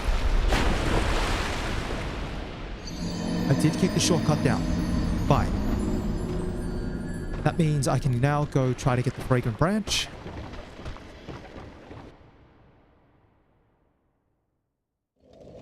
Fragrant branch is going to be a little bit more souls. Once I get the fragrant branch in, then I can go straight to the boss fight.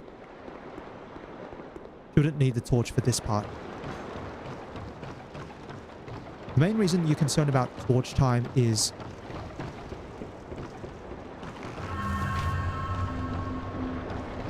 the enemies up the top, the ones who like cower in fear and they don't attack, that's because you have a torch. Like those guys right there. If you don't have a torch, they'll like destroy you.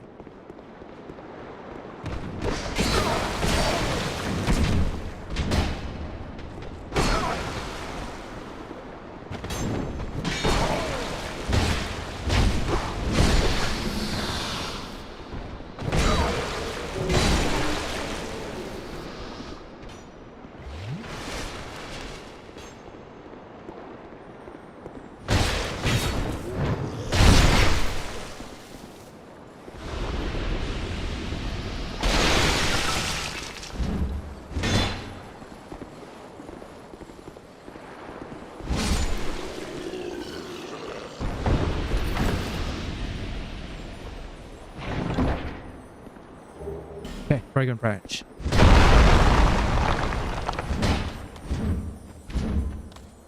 Come on, come on, come on. There we are. Beautiful. And I need those for the mace.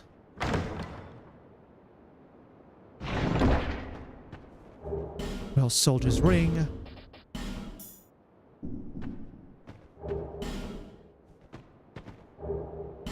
More life gems.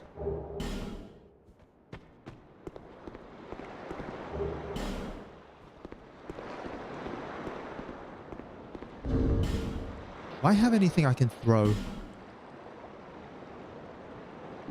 No, I do not. I don't think it's worth getting that item then. Forget it.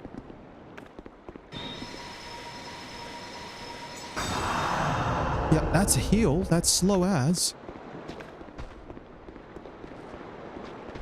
Alright. Down. Shoot this guy. Run to the boat. Then deal with Flexile.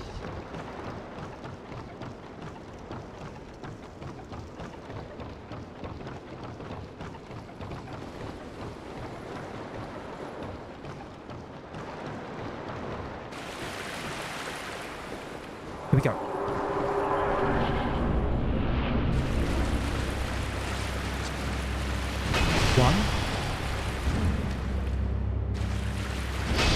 One, two,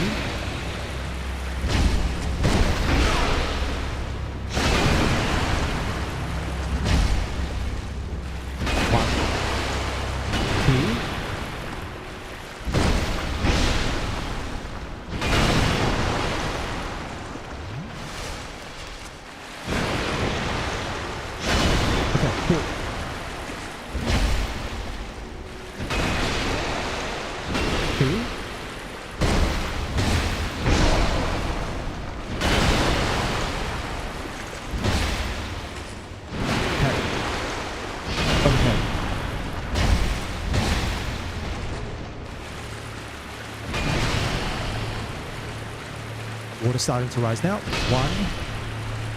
2, forward roll.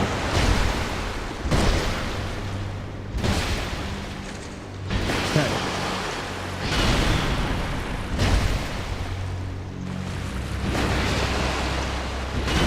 Up 1 life gem. It's fast.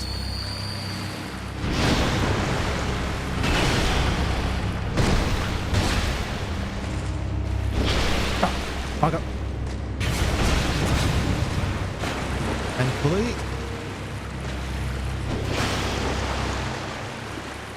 can recover from this. Just need to get around to the other side. Get around this way. Beautiful.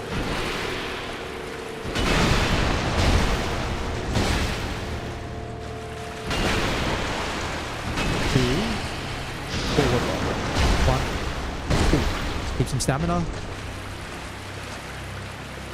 1, 2, forward roll, 1, 2 attacks, keep the stamina. Flexile. Oh.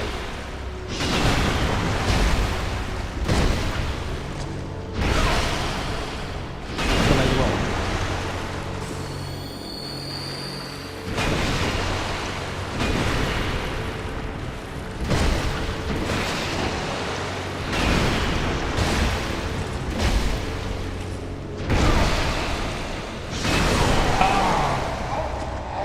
So close. So close. Almost had it. This time, although, I'll have another Estus flask up my sleeve.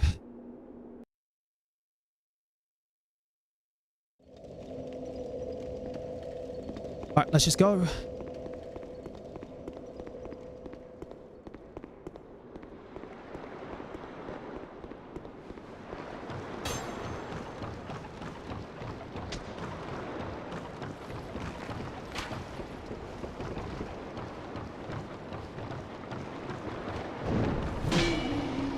Okay, 1, 2. Yeah, up there, just on the wharf there, that's Carillion of the Fold. That's the magic merchant. I believe you can also summon him for... No, you can't summon him for Flexile, that's right. You can summon Lucatiel though. But I have to skip Lucatiel.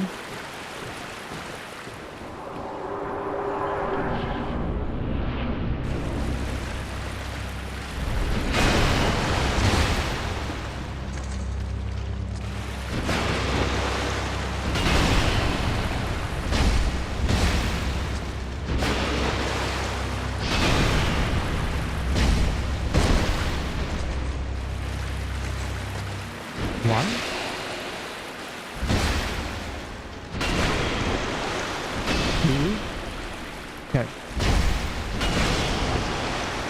2.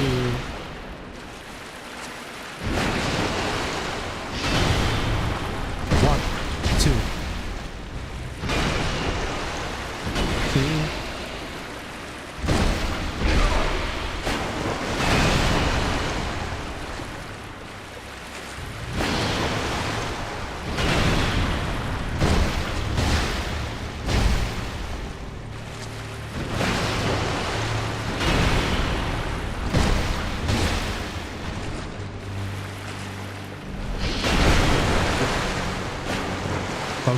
Focus.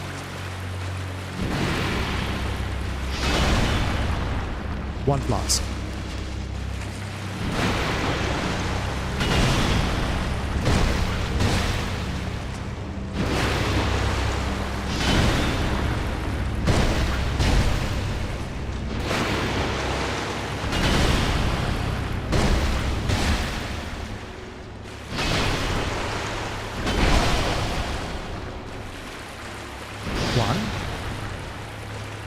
Gonna go 2 attacks.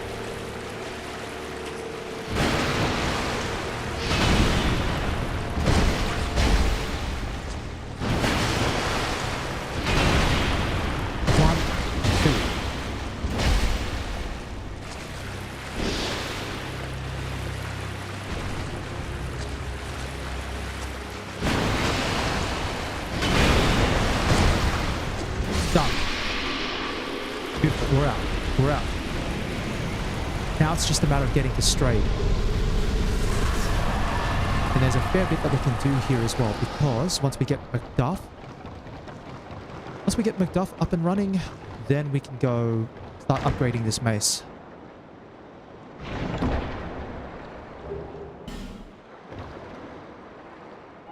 Alright, clear that out.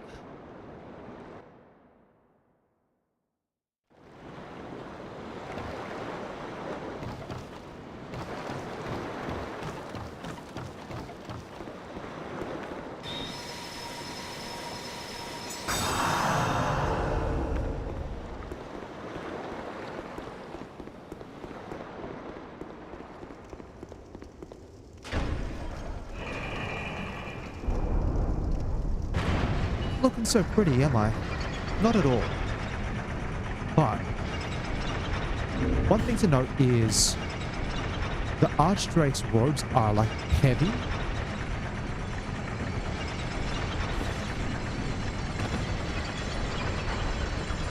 So it was better to kind of wait for the Royal Soldier's Ring so I can make sure that I stay under light roll capacity. Radiant Life Gems. Thankfully, I've used far less of those gems. Lost Bastille. Alright. The routine, again, is pretty straightforward. I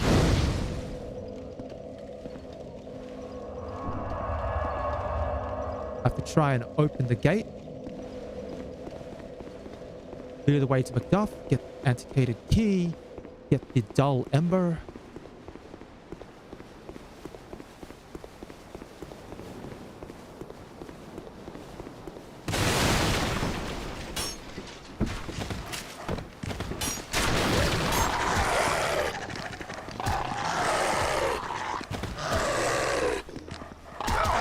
Oh, okay, not great, not great.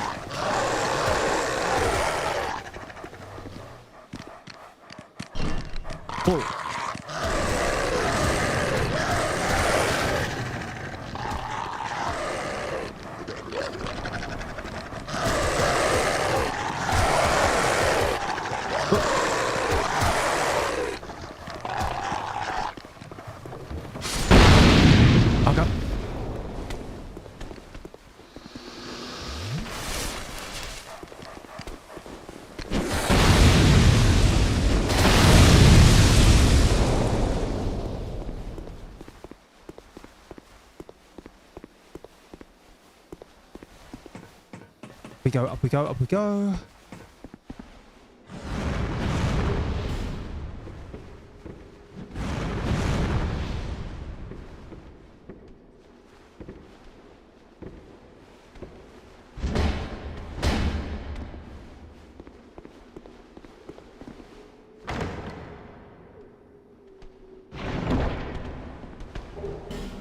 The antiquated key.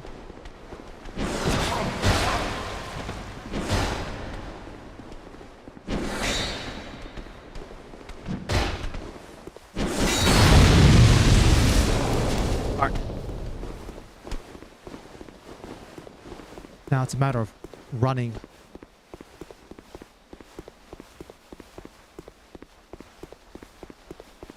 Because once I open up Strade's access way,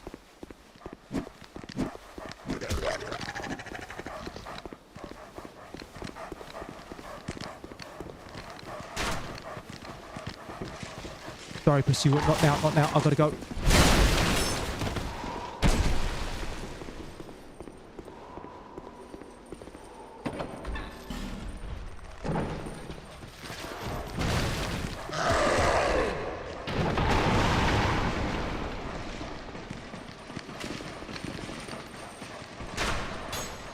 Okay, good.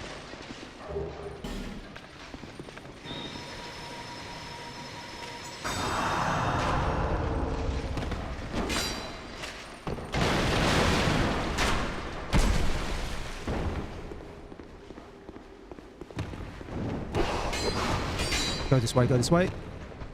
Elevator up.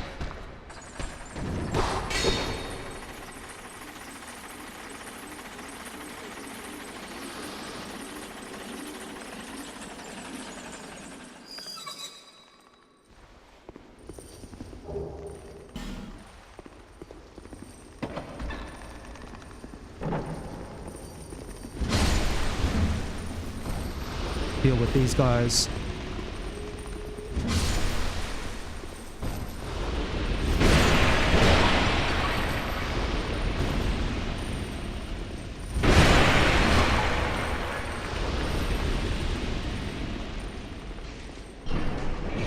Probably just safer that way, and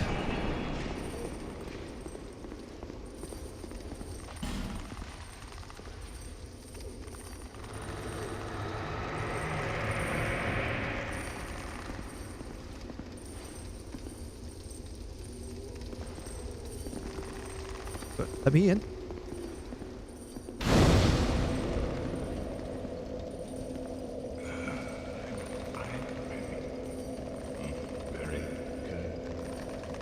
Buy item.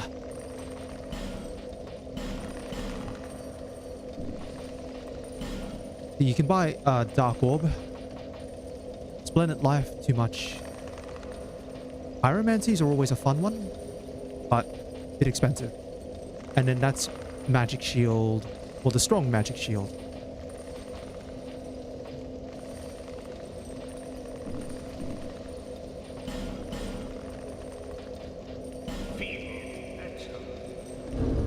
Equipment. Alright.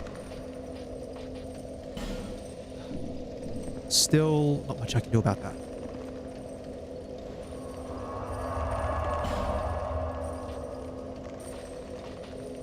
Alright. Now I go back to the jeweler. Last giant, pursuer. Go the other way. Get the dull ember.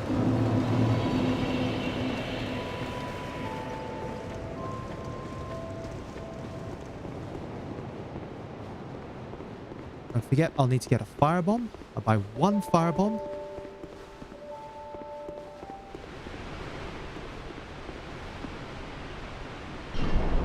Although you can probably get away with, instead of using a firebomb, you can get away with using fireball.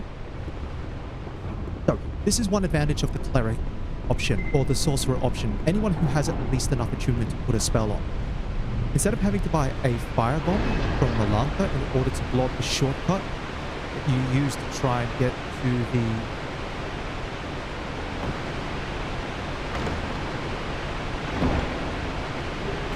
instead of having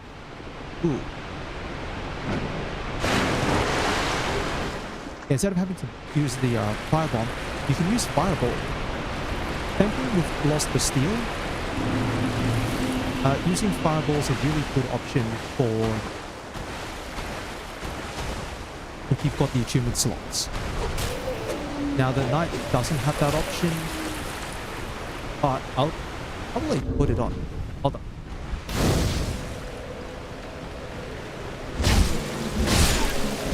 There you go. Attune spells. See, I need 20 for that. And then I'll switch that out for a Pyroflame. And this is a fireball. Wow.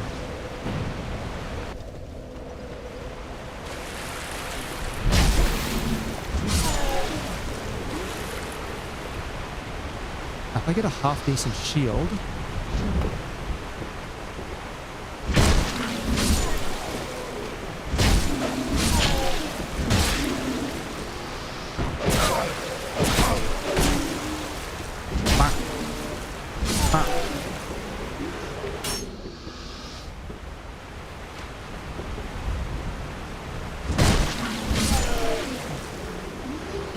I'll take a life gem for sure.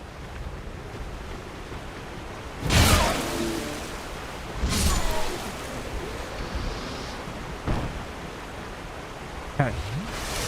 This would be a good chance to try and get life gems and Titanite shards and other things that I need. Because once I get access to Macduff, I'm going to be throwing in materials all over the place.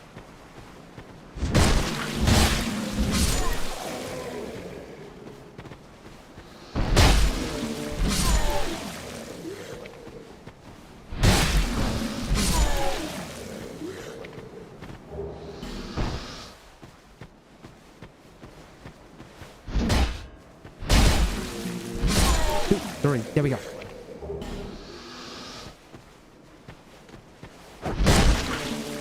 Any chance you can drop your shield, buddy? Nope.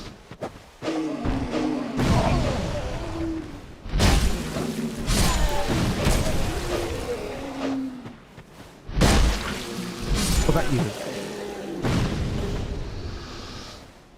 Nothing. All right.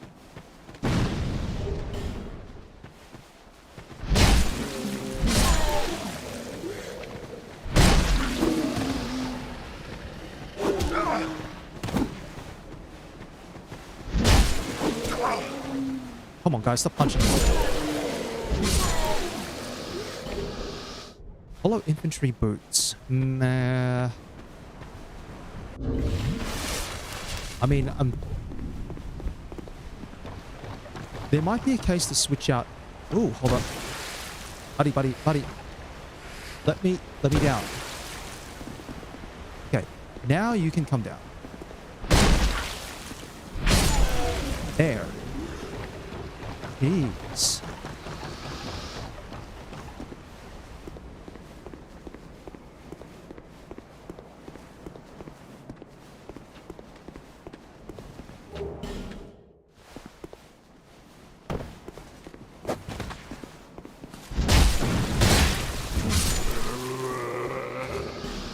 Hollow infantry helm.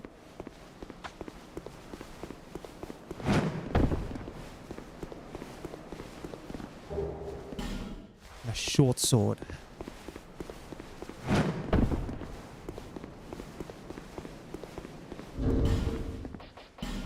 Because helmet. This weighs 9.8, right? And it gives me 89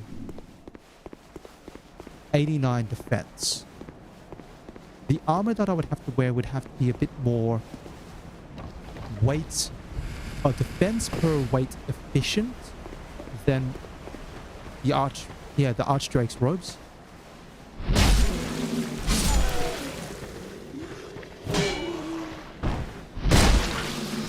In order for me to consider wearing it. Now, there'll be plenty of chances to get hollow infantry and hollow soldier armor throughout this area.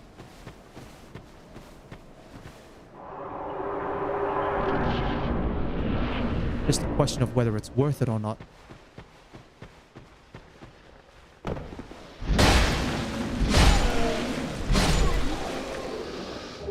Well,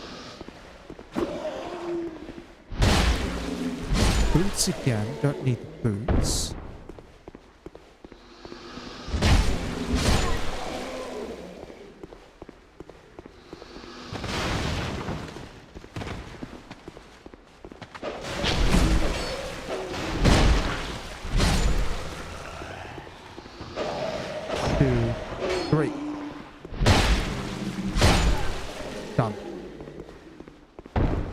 More to go. I'll use a 1 life gem now.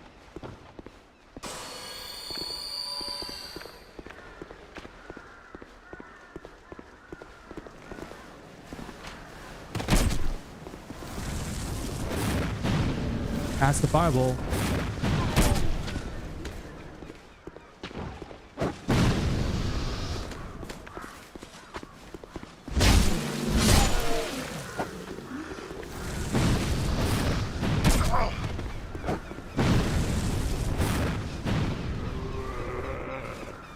Nothing there.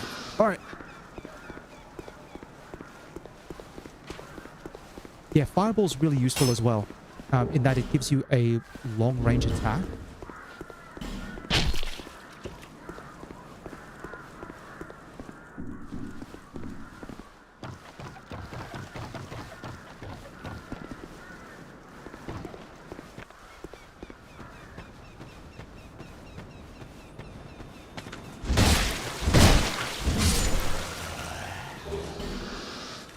The witching urns. Beautiful. All right. First stop. I don't think a fireball can break through the wall here.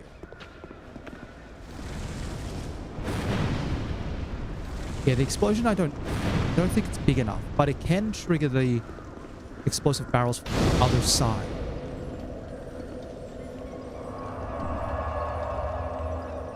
So it is worth holding on to it for the moment.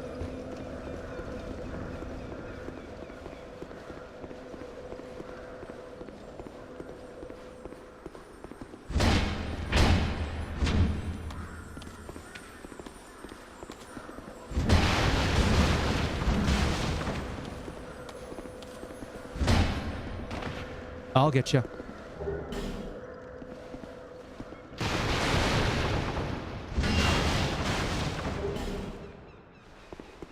Hollow soldier helm.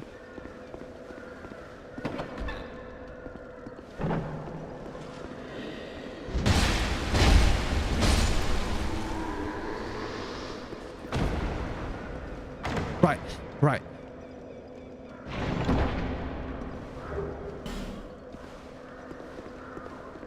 Now, drop down here. One divine blessing as a backup. Go back. Try to get that crystal lizard. And remember, it's R1. Wait for the reset. R1 again.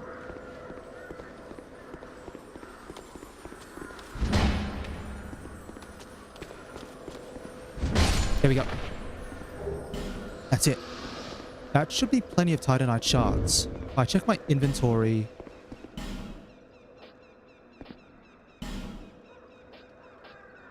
Actually, no, I need one more. I need one more Titanite shard to get to +3. And I'll need one more large Titanite shard to go from +3 to +5. Should be doable. Should be doable within this area, actually.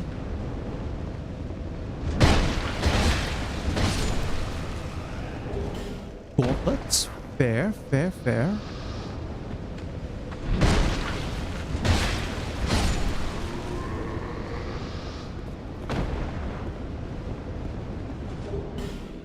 Don't need that.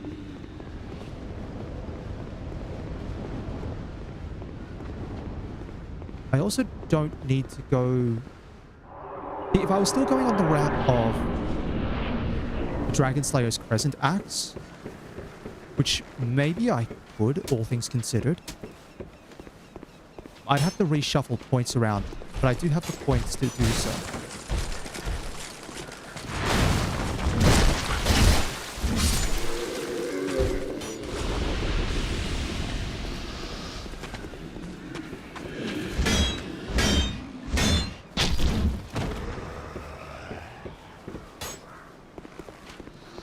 Yeah, let me get this shortcut.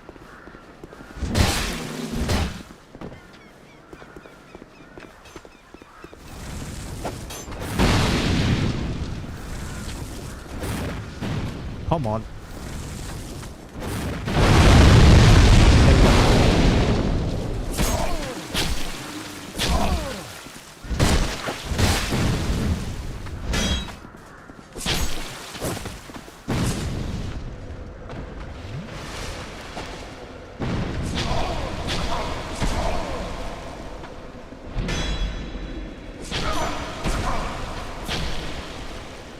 Done.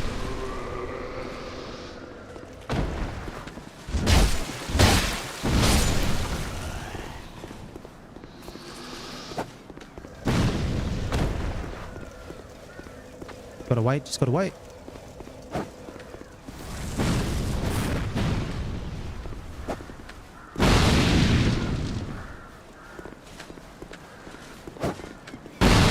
This should hit. Beautiful.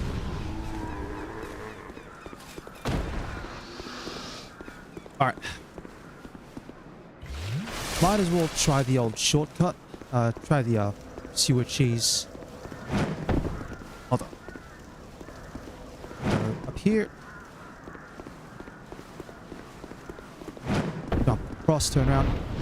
Come back. Run. Run. Run. Run. Run. Hit rest. Does it work? Nah. Ran out of stamina. Alright, it's fine. It's fine. Yeah, you can punch with the pyro fist. It's always fun.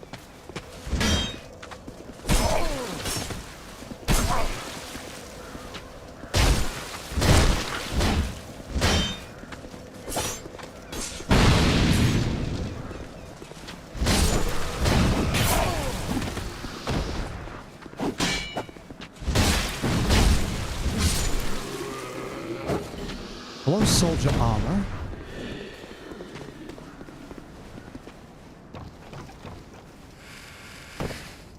All right.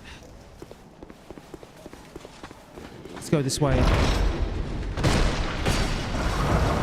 one.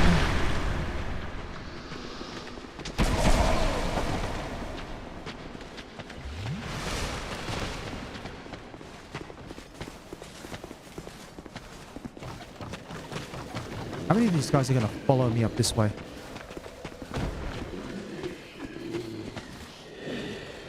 Any of them?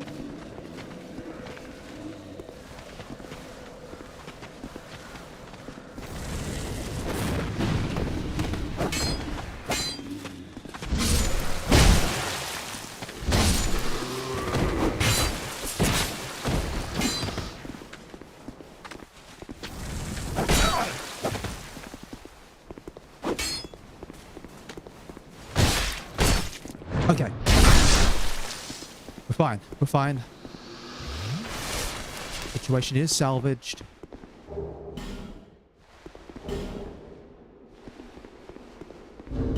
Equipment. Switch out for slightly beefier shield. Small shields are great for parrying, but take what I can get in terms of defense for the bigger shield. What are we dealing with? Oh. Red gas. I haven't seen red gas in a while. Red gas is a little bit unique. I cannot remember what it does, but I know it's like the only effect where it's not... I think red gas actually heals you. And it's the only effect which is not... it's not detrimental to you. Thank you for opening door.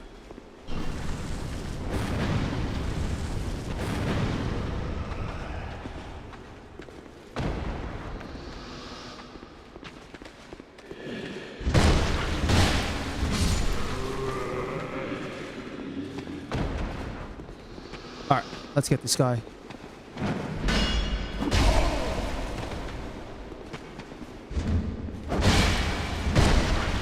Done. Alright. Grab the life ring. Beautiful.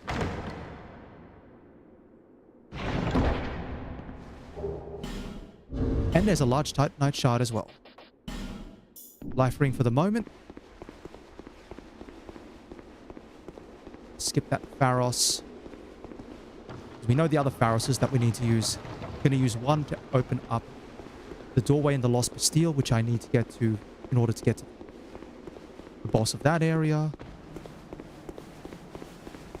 I will skip talking to Pate because we don't need to talk to Pate in order to do this.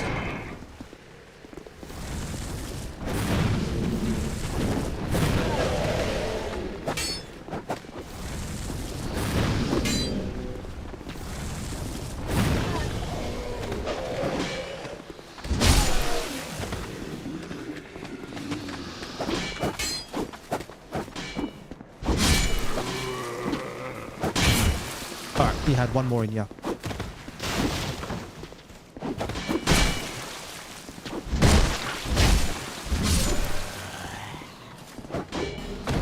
Oh, that's the firebomb. Life gem. I'll burn one then. Beautiful. Go this way. Get the grease or the ooze. Talk to Pate. Get his summon sign so I can move him along.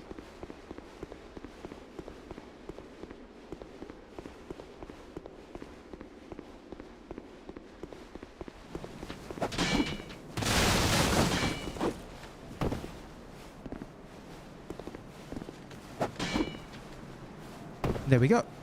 Wow. Oh, it'll with good. Cool. Hey, it's good to go.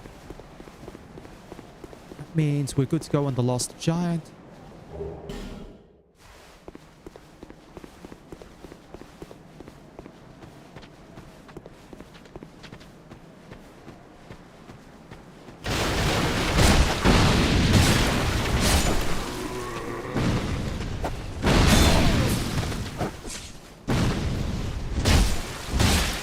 Take it.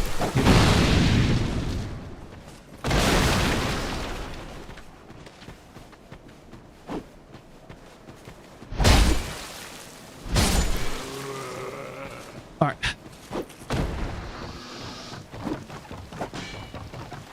Going up this way just so I can leave. Don't necessarily want the mail break.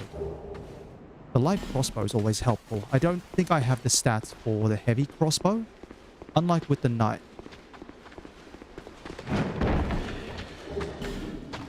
Also, having the extra torch is nice.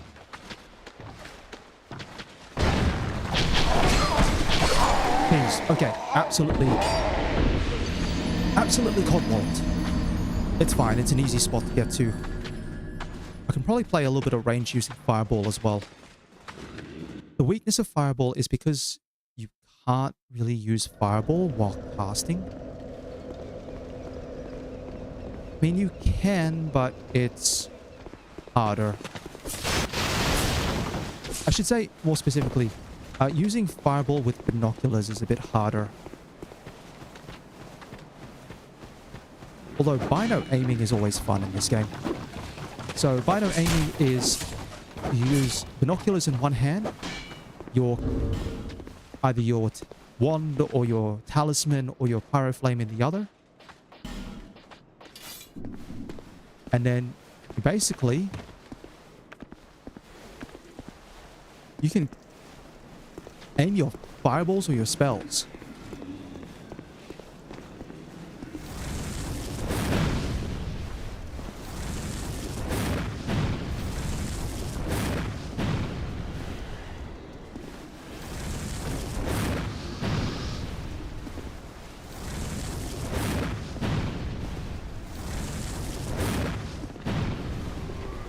There we go. But I don't need to do it here.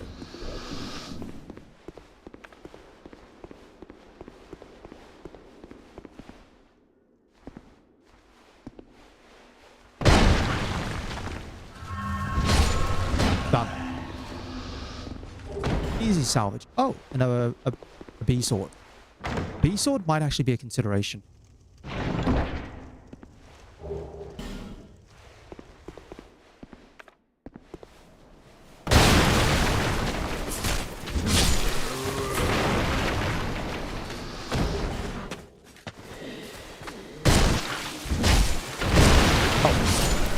Mention the animation that I'm doing there, it's a shield break.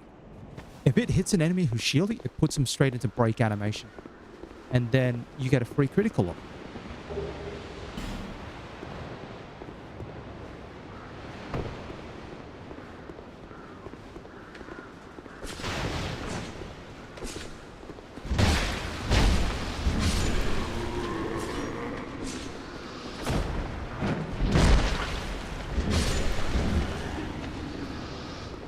What? Okay, why are you running?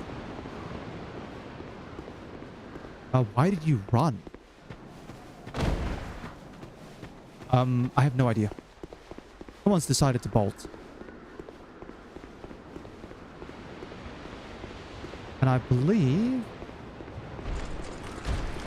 Hey, buddy. Big swing.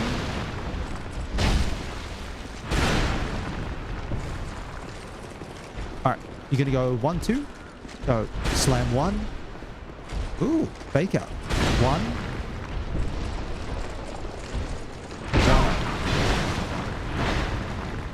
4. Done.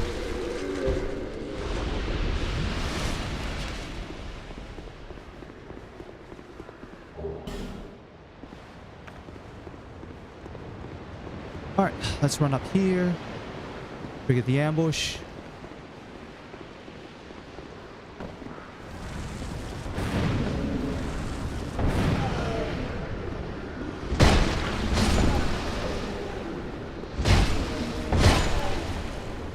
Done. That's all of them.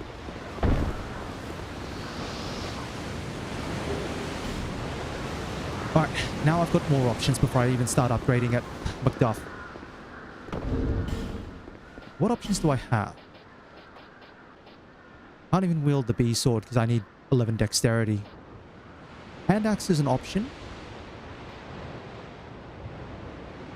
But being able to hit enemies with strike damage is pretty good in this game. If I wanted to wield the B sword, I'd have to have... If I wanted to wield the B sword, I would need 11 dexterity. I could get 11 dexterity by using a soul vessel to reallocate my stats.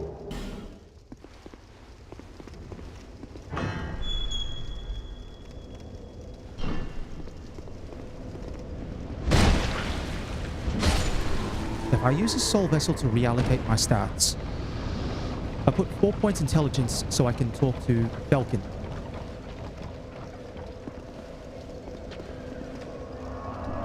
But I think I don't need to talk to Falcon. I'm not sure there was anything I need to buy. I don't need to talk to Falcon. I can reallocate those 4 points into...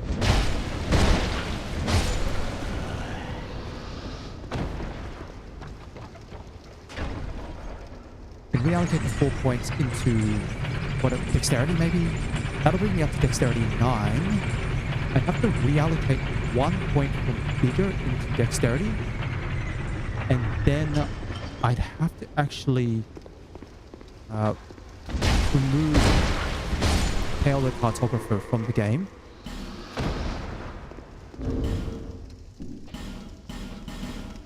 I'd have to remove Kale the Cartographer from this playthrough in order to try and have enough strength to wield the B sword.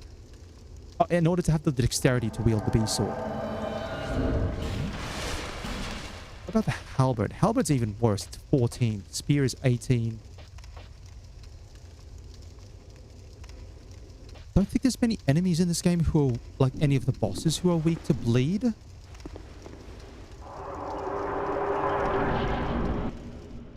I don't think there are.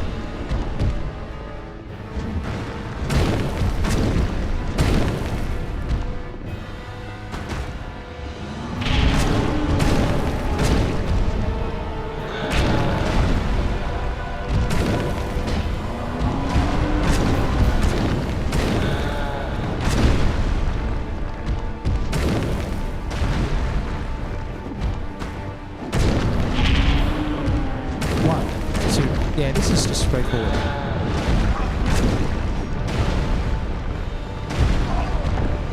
Jeez.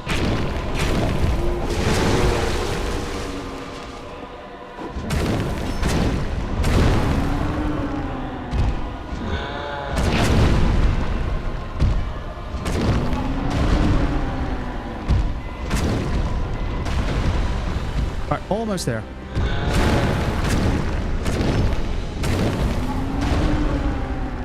One more. Done. Nice and clean. Gold key. Alright, from here I could probably even make my way back up and might honestly just go for the pursuer right now. Once I beat the pursuer, I can probably even get the Drain Lake Mail and just see how that feels.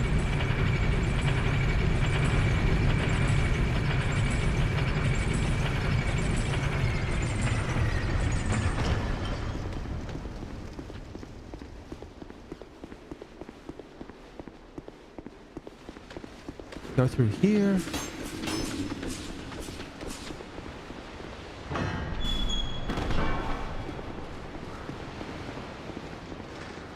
Duke up this way, run around. Oh. This way.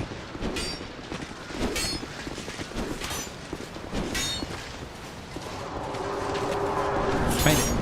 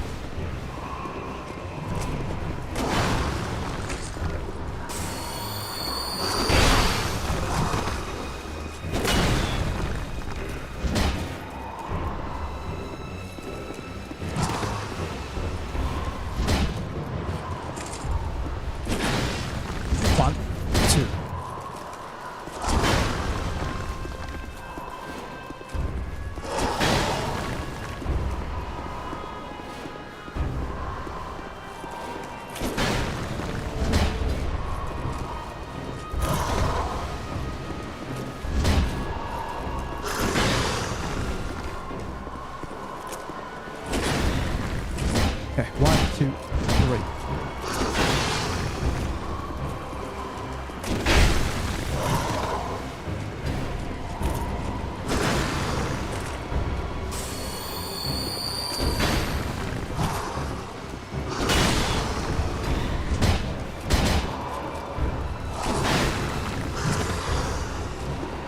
Can you come away from the wall, please?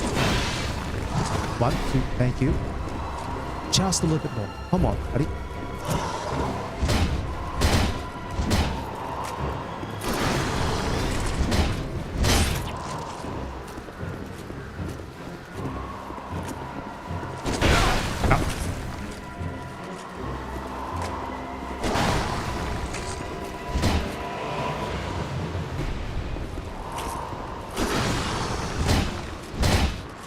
It's like 3 more hits.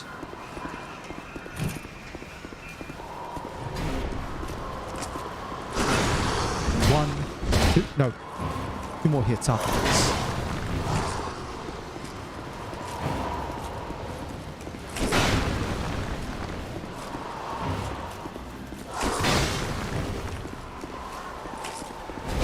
We are 1, 2, go.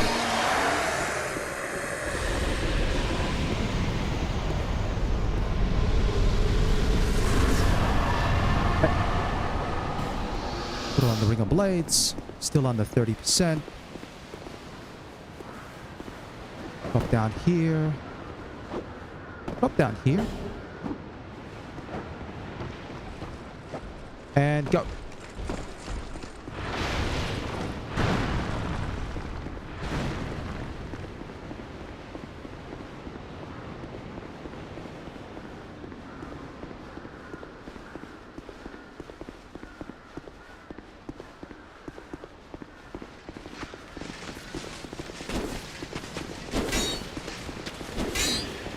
Right.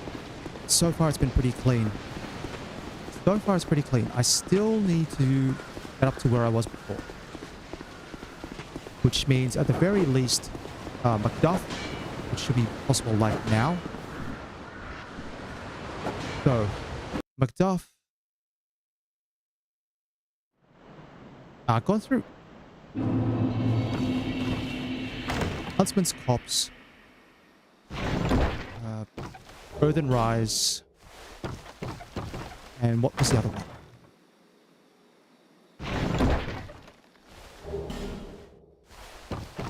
Yeah, Huntsman's Copse, Earthen Rise, and I'd just beaten Ruined Sentinels then. That's right.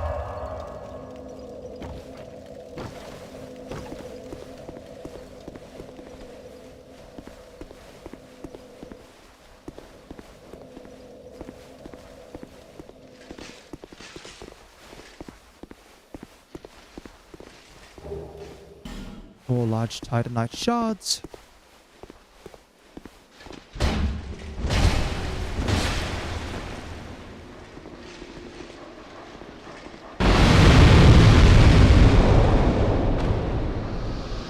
Beautiful. Royal Greatsword.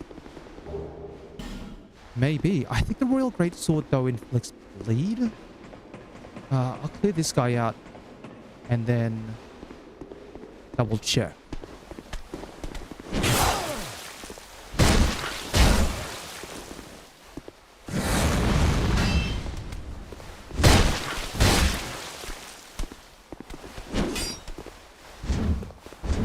Oh, look at those hitboxes. Done. And a great machete. I'm getting a bunch of weapon options here. Okay. Our great machete is a Reaper. So to explain what it looks like. Big heavy swing. It's basically got the same sort of animations as Halberd. Royal Greatsword, yeah, it does. It's a bit less damage than that. Only requires, yeah. Actually requires more dexterity than the regular B sword. Drangleic sword, not great. But Drangleic mail. It weighs more, but then it's basically like double.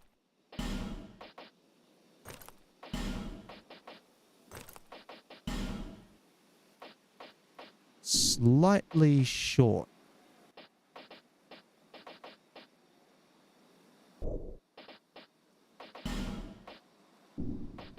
If I go...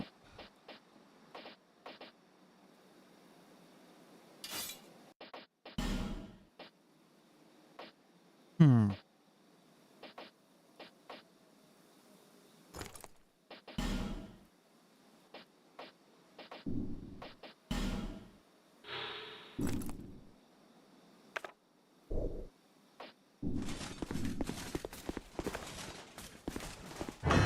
Alright. That puts me into mid-roll. It's mid-roll range, but... What is it? I don't think... You... What? Yeah, that's right. Lucatiel. Just come on. I don't... I... Okay, cool. Thank you.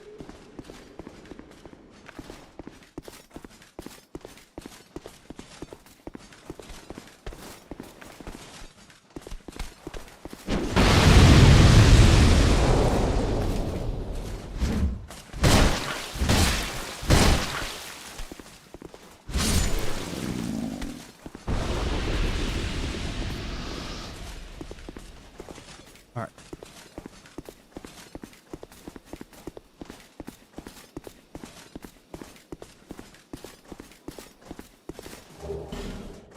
Gold pine.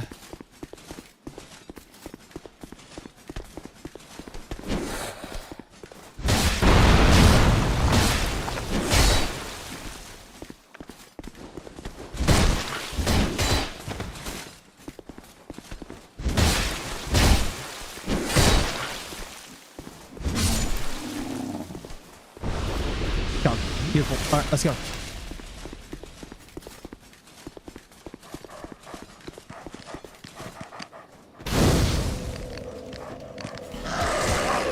Fine.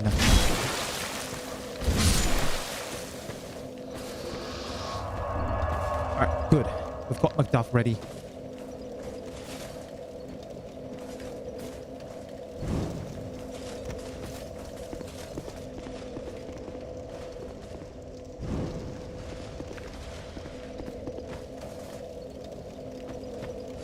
Rest again.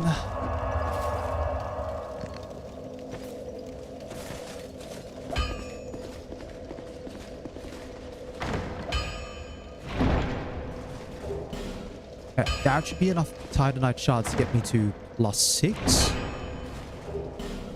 And then I start needing chunks. Chunks are a bit more questionable about where I'm going to get them from.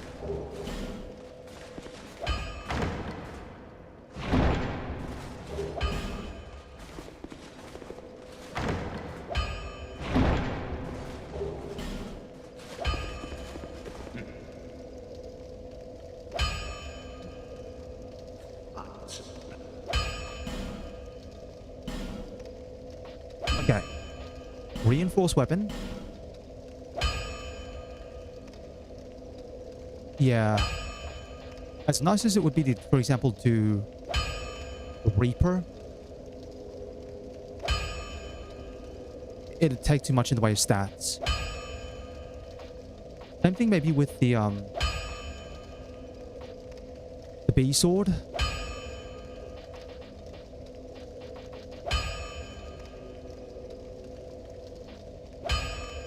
Yeah, the bee sword's gonna be too much. Okay, alright. Yeah, I'm gonna have to commit to the mace. 1, 2, 3, 4, 5, 6.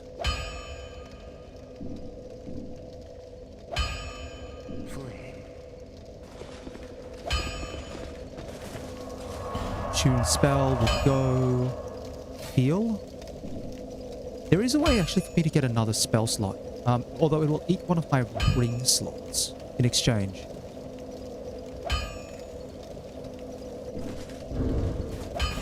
Inventory, and I don't have another fragrant branch of yore.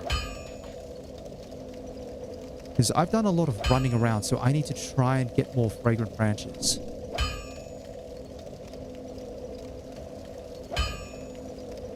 Let me think. Go to Majula.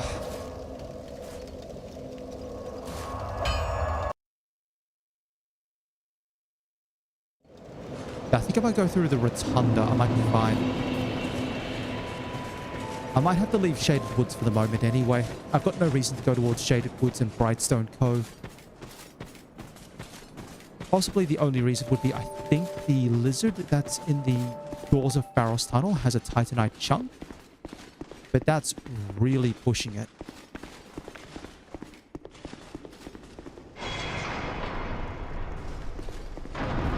That's like really, really pushing it.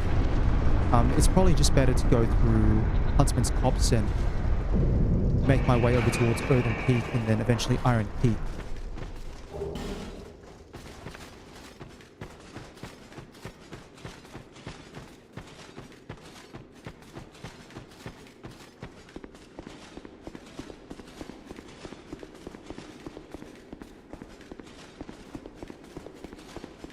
I'm lucky as well. I might get some other armor along the way, but I don't think there is.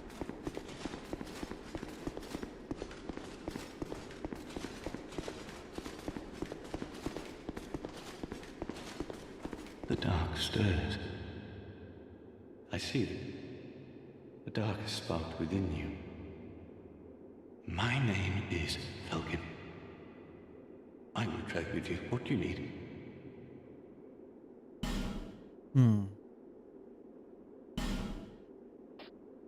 Yeah, see, this offers a bunch of different options.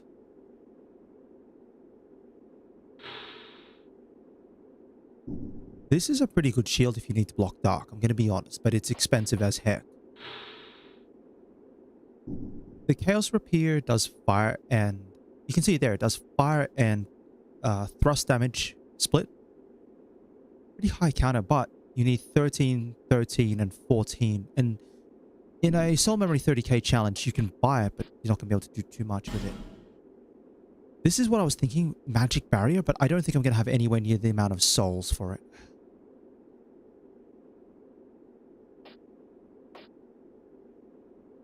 Like, I could have shuffled my investments around a bit better, but I think it was just safer to go with... So I'm going to need Vitality. Or I'm going to need Vigor in order to try and survive some falls. Dark Orb within the cards. It'd be nice. Dark Weapon, really nice, but again, can't do much. Magic Barrier would be like No matter. cream of the crop, really, but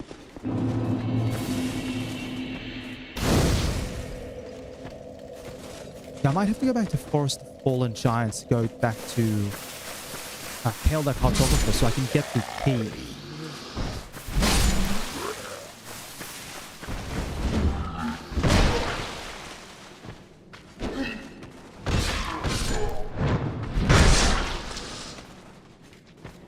Yeah, if I can get the key from Kale the Cartographer, I can open up the mansion and get the, the soul vessel from down there.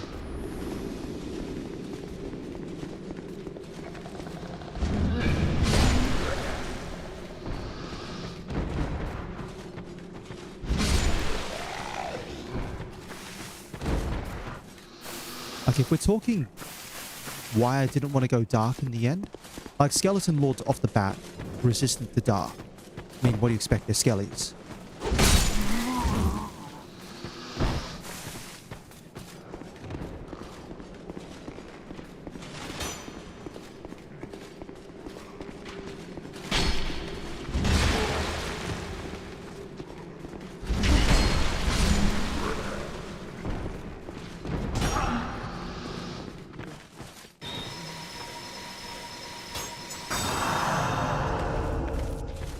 Heal's not great, but it's better than nothing.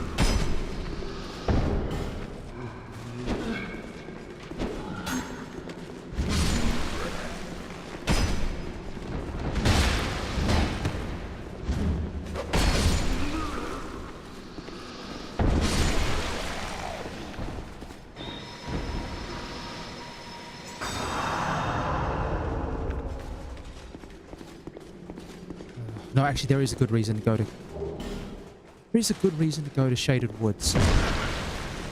Trying to get those rings. Not just the Chloranthe ring. There's actually, yeah, a couple rings that I'd skipped over Shaded Woods.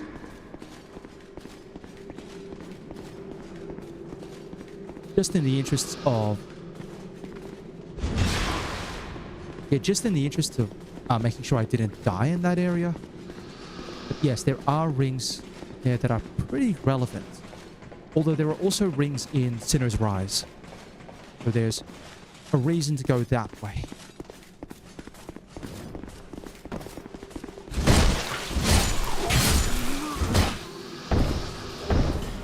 Two sets of gauntlets. Really?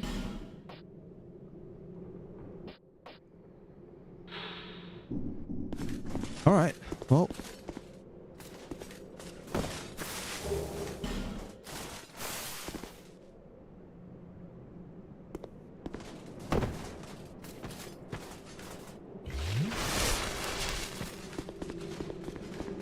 I should be fine for dealing with Skelly Lords with the mace, but I'll still go look at Creighton.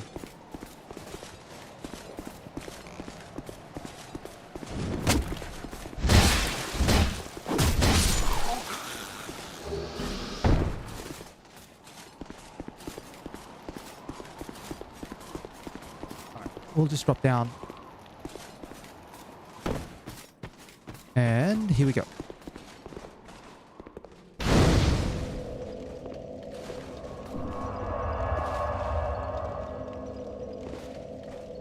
Maybe the other thing I can do as well is if I pick up something nice, I can maybe spice it down, but I'm not going to have enough spices. Like, that would be such a good idea for, like, Sunlight Blade.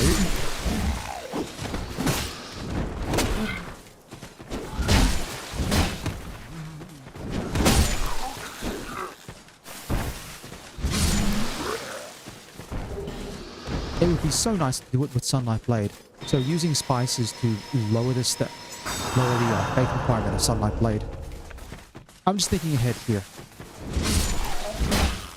There'll be more and more features that I sort of talk about as I get to them. But right now I'm just treading over previous territory. To and including the NPCs that I've met.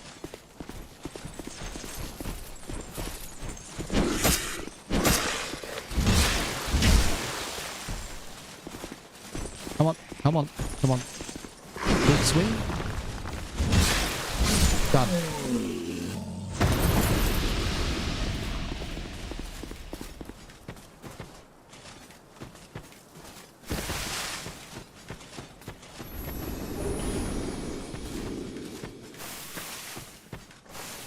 Oh, here we go. Forlorn.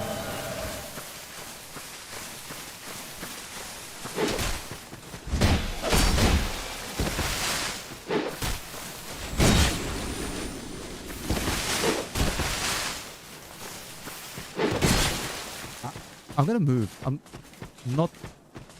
I don't have the space here.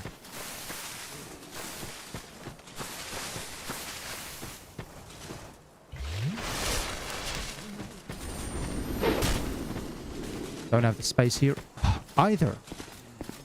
Alright, fine. Bridge fight.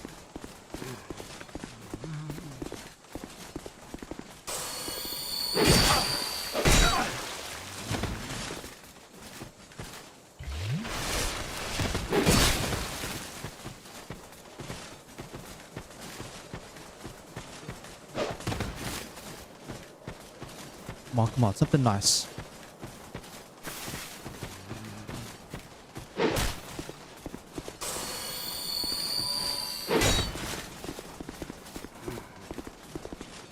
One more leaping attack, please.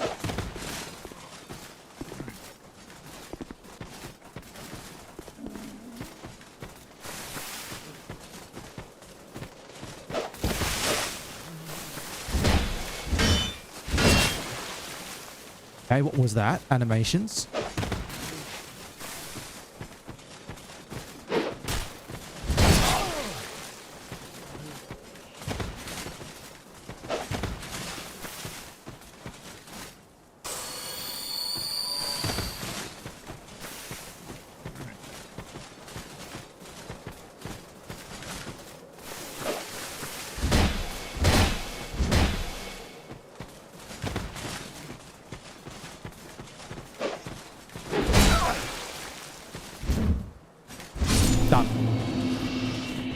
Not dropping anything? Ah, not dropping anything. Fine, be like that. Just a human effigy.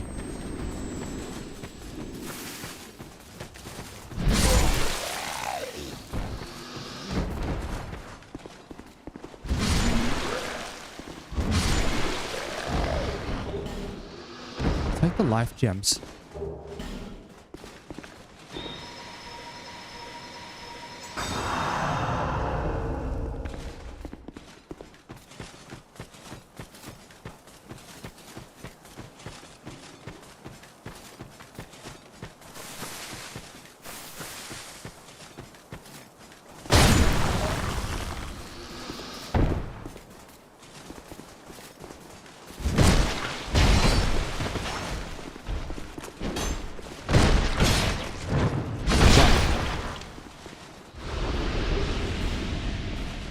Okay.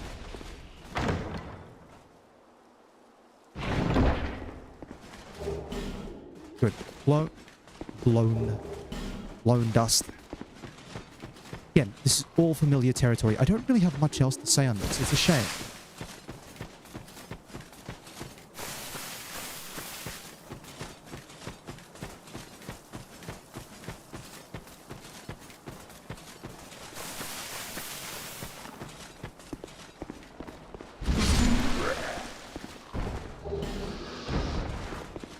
Go over this way.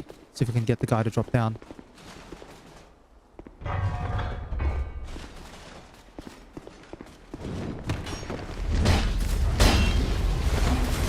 Doorstop. Doorstop. Doorstop.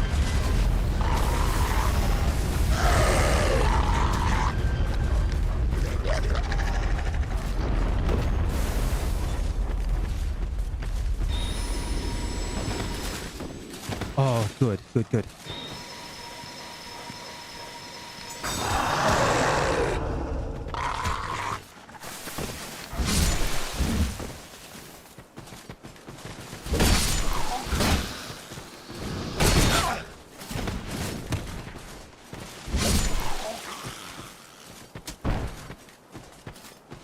There he is, come on.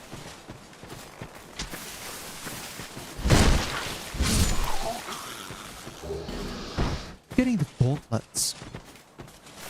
Well, makes up for the fact that I picked up a ton of weapons. Alright, fine, you live. You live, you ran. You got away from me.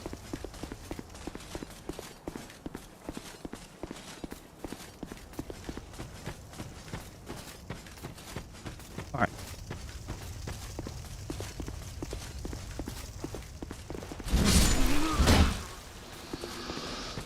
We'll go this way.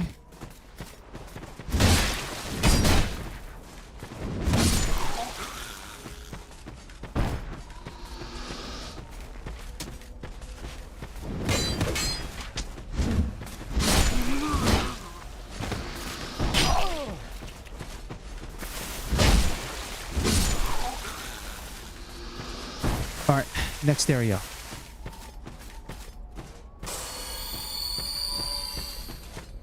Here, deal with the next invader.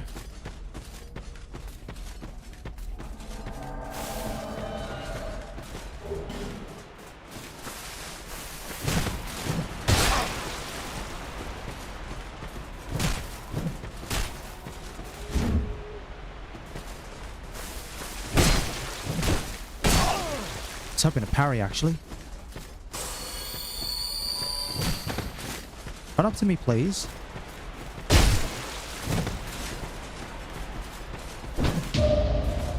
Yes. Parry, baby. Oh, feels good. Do it again.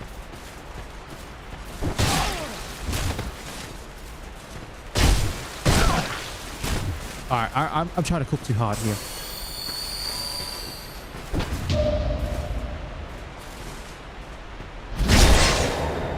But I want to do it one more. One more.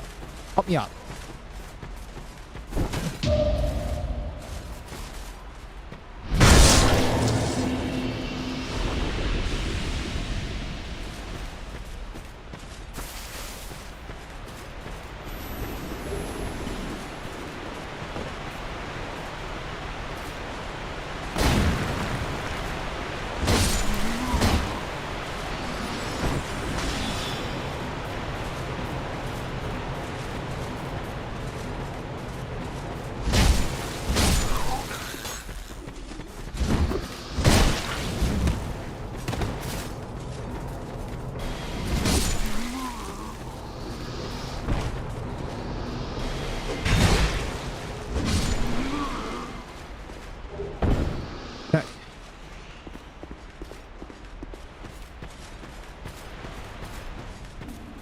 might go back through the catacombs where the skellies are and the sorcerers are. Even though it's going to eat into my life gem count. Just so when I free Clayton, I've dealt with the necromancers. And I can summon him for the skeleton lord's fight.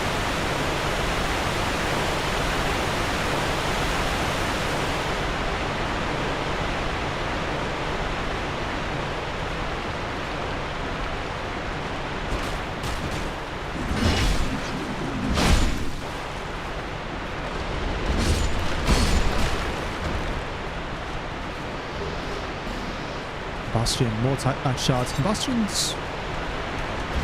Yeah, it's free. Need to go that way.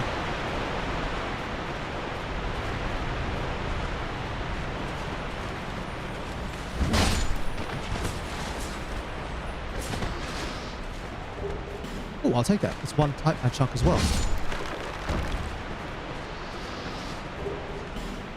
And the Estus Flask shard. Beautiful. Now I can get this mace up to +7.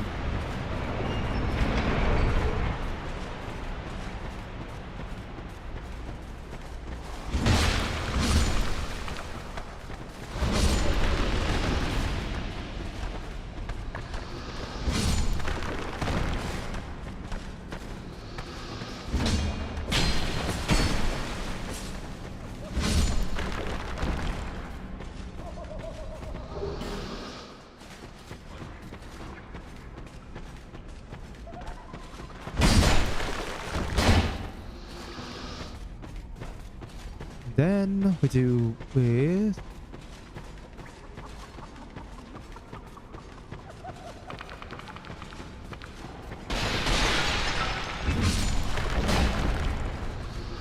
that's it. All right,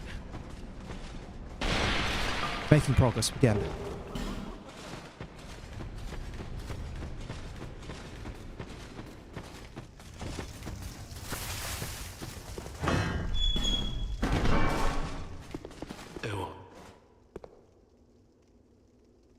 Okay, come on, faster, faster, faster.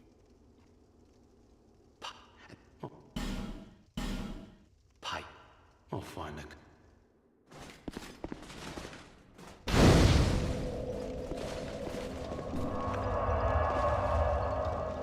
Oh, Brayton's moved on. We can summon him through here.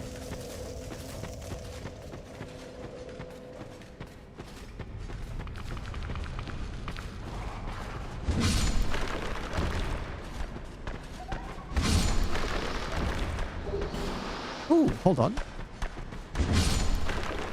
Healed. Oh yeah, okay, one of those ones. Cool.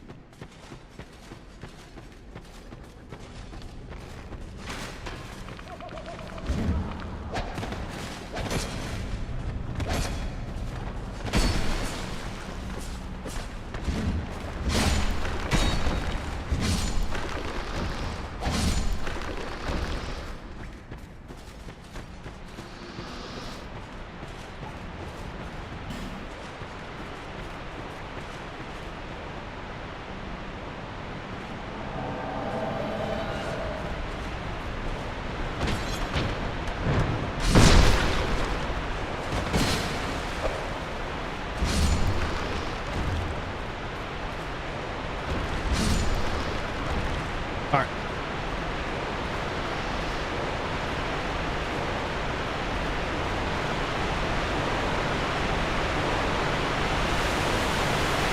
Alrighty, alright. Skeleton Lords, and I'm just keeping on the time. I can probably hammer out Golden Peak. Golden Peak should be fine. I can even go back to Mitchell and boost up things and go to McDuff.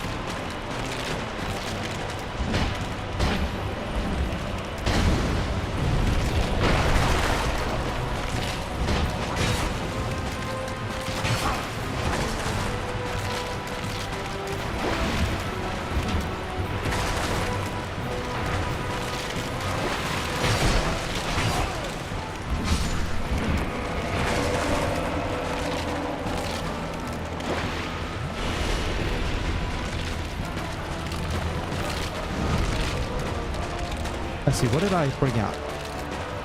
Armored skellies.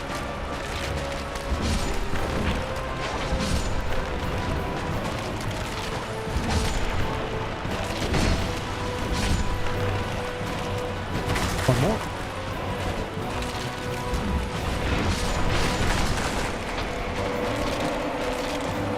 Clayton's taken out another one. This should bring out the regular skellies, or is that the doom wheels? Like the bone wheels. Oh, it's bone wheels.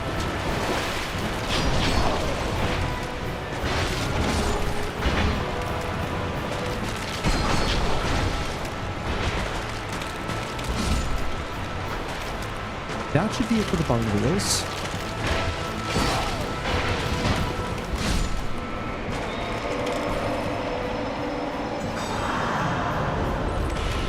Gotta love it when your miracles can heal your summons.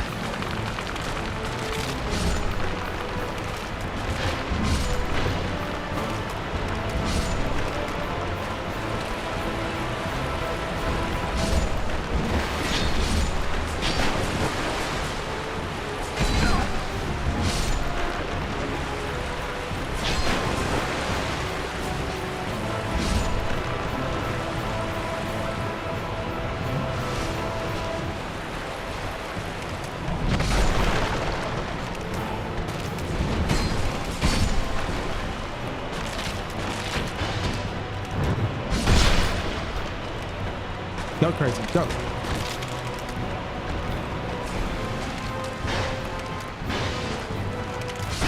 Done. Nicely done.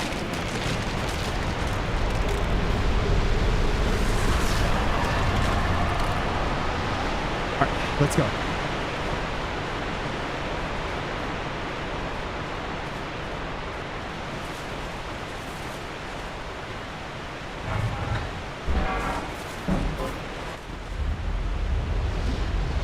Yeah, there's also the other little areas that I've got to go through, like Forest of Fallen Giants, optional area. There's a little bit of running around I need to do still in order to make up my progress. Thinking I might be able to do it. Certainly, Forest of Fallen Giants, clearing out optional area, and Pale the Cartographer will be easy done.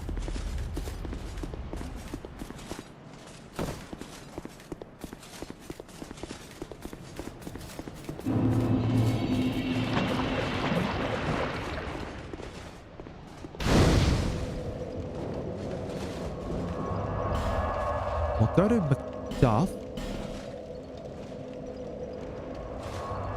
Go to Macduff and...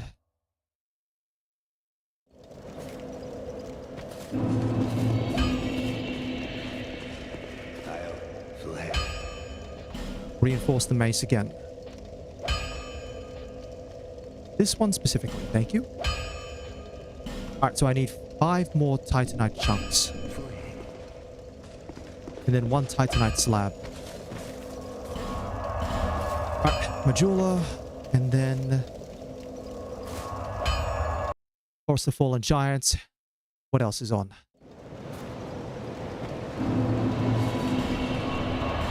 I will burn the bone dust.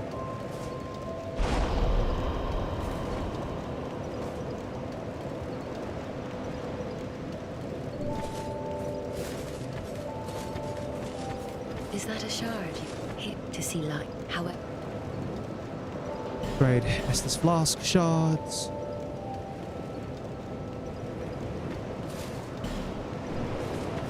Okay, Forest of Fallen Giants. Okay, now I'm back into the swing of things. Now I'm getting back into the swing of this. This will be...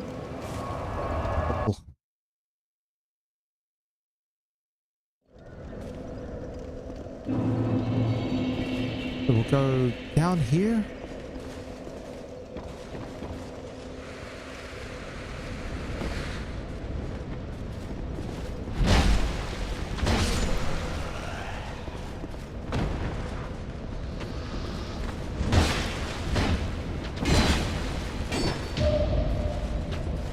Feels good.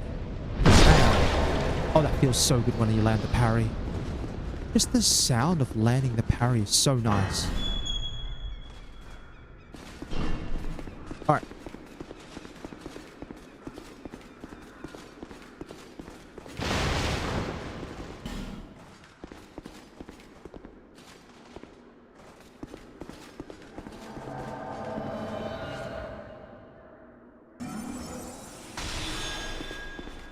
let's move along. No skellies. No skellies.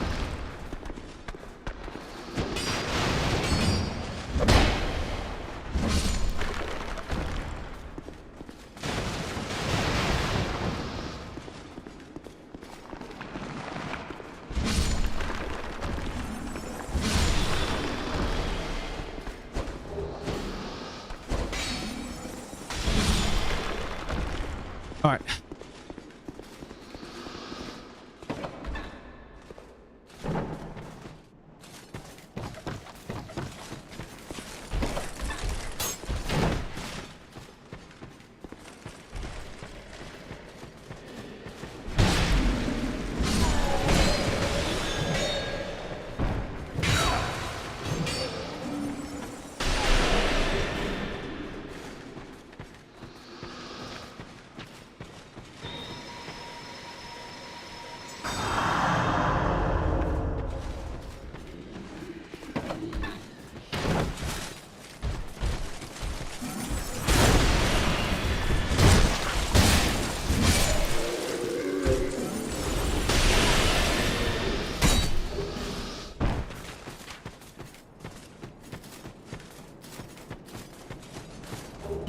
Okay.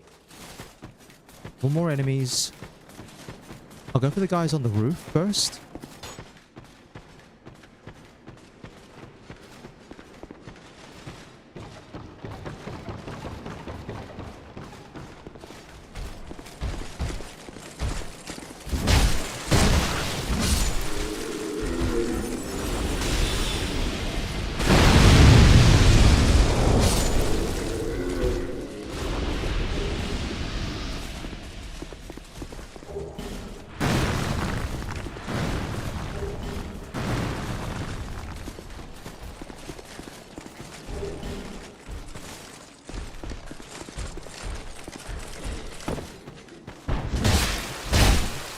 Done.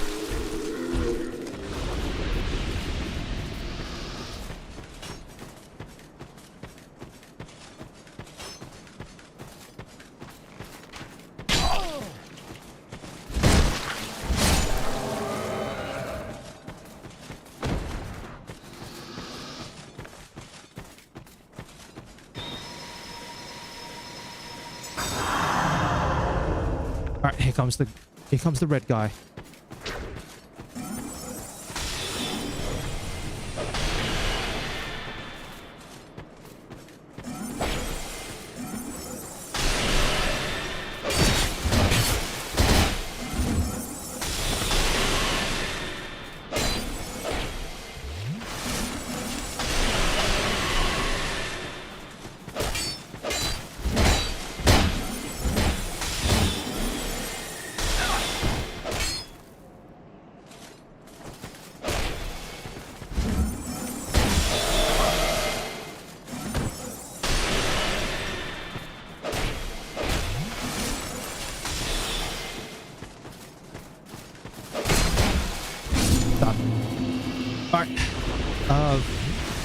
I'll just say now as well, I should bring up, that is not the last time we will see Armor Dennis. Unfortunately, it is not the last time we will see Armor Dennis. Hunter's gear? Don't think...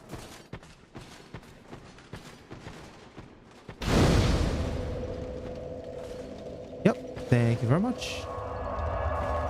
Gravel...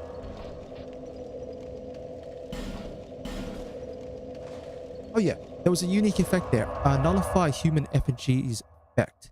Now, in an area where you beat a boss, I believe it applies a human effigy effect to your character, and you can apply one to yourself manually by burning a human effigy at a bonfire. But while you have a human effigy effect on you, I believe you actually can't get invaded by human players. It's only a temporary effect, and as you can see, it doesn't apply it for NPCs.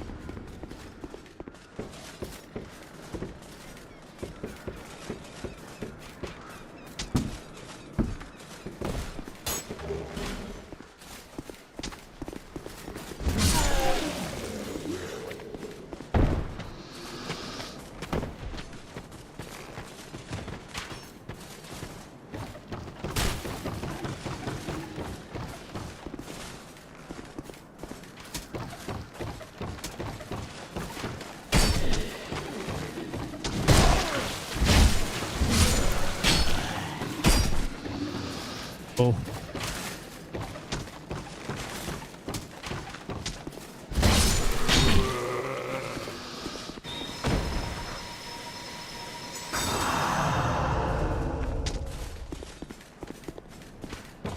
Now, do I want to drop down? Yeah, we'll drop down. We'll grab the items here.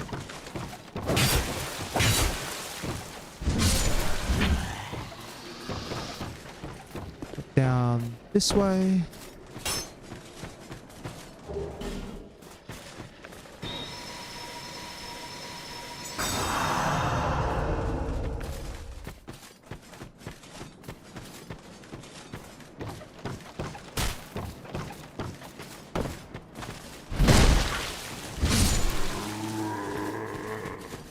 Alright.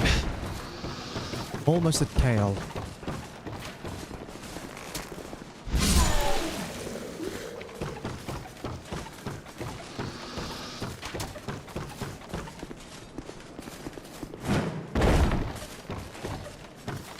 Alright. One.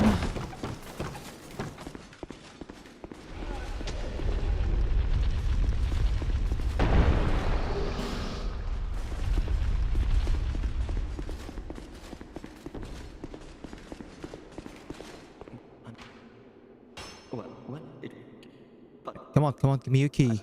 Have you... Yeah. What is... Oh, I would... something? Beautiful.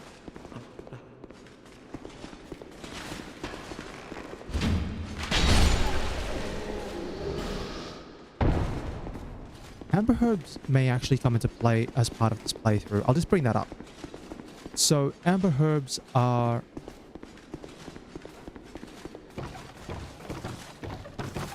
Yeah, I'm trying to remember if herbs pop up in Dark Souls 1 as well. I'm pretty sure they do. But... just think of them as tools to restore charges for your spells or miracles or hexes or pyromancies, whatever you're casting.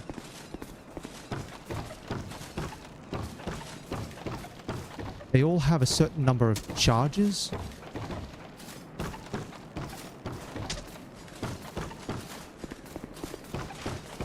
But otherwise, yeah, it's kind of like in the way similar to what Elden Ring does with its blue flasks. The blue flask mechanic was actually from Dark Souls 3, as much as I'm aware of that.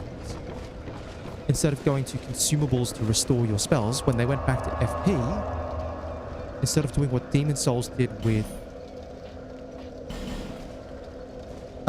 herbs or consumables to view your items, you'd be looking more at blue flasks, which you then have to allocate between blue and red. I mean, I can get it. It's a way to, like, balance out your magic. Especially because I noticed in Elden Ring, it looks like spells are relatively cheap, all things considered. And you can get a lot of FP. Good. That lockstone will come into play for... I'll keep it for Lost Bastille.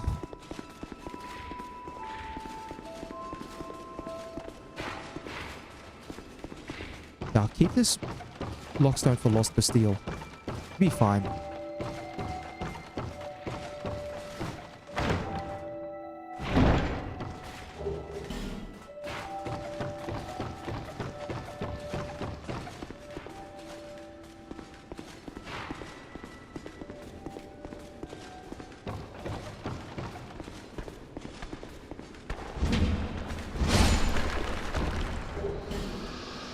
Alright. Another shard.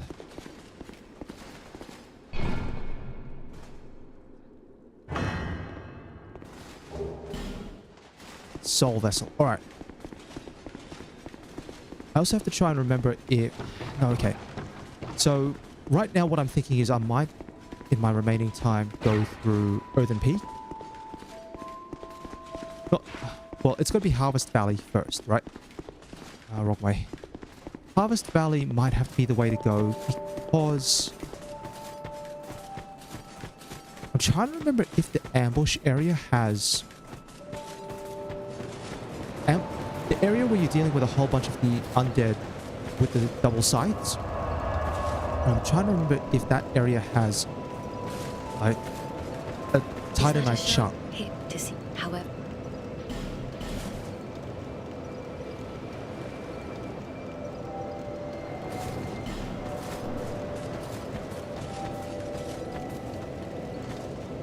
Otherwise, what can I do? I might go. Hold on. How much do I have?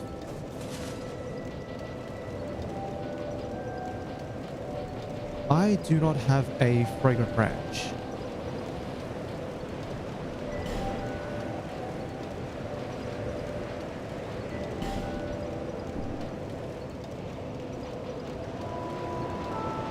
Alright, I'm gonna need to get a fragrant branch. If I want to go through shaded woods, I certainly will need fragrant branches. Let me think. Do I want to go... Yeah, I might go, Harvest Valley. Unless there is a...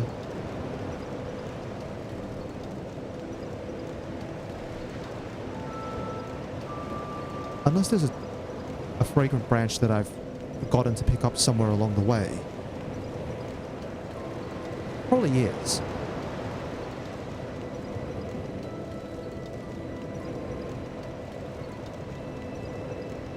Alright, let me see where it can go. Travel. I've cleared out Forest of Fallen Giants unless it's the lower area.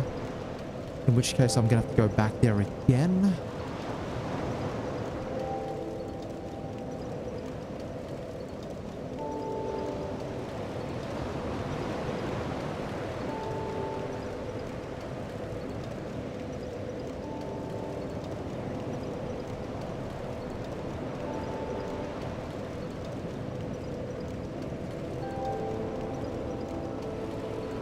No, actually, I know where one is. That's right. Here. There's one in this area. That's why I had one extra at this stage. Gotta go fight the pursuer, however.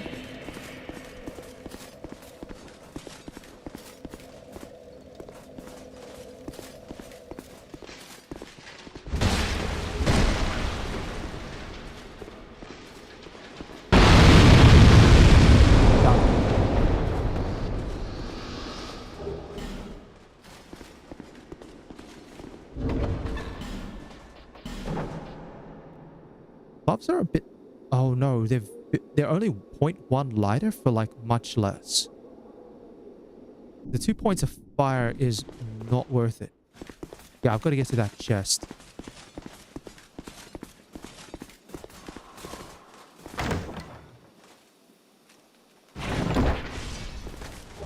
Here we are.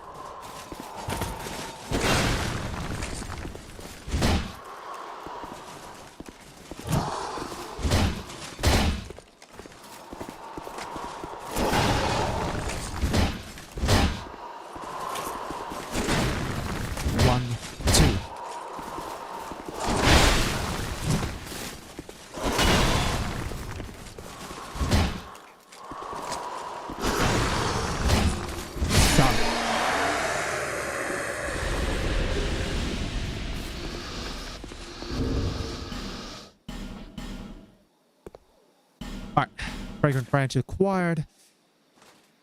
This might actually mean that it's worth opening up the pathway either to ruin sentinels.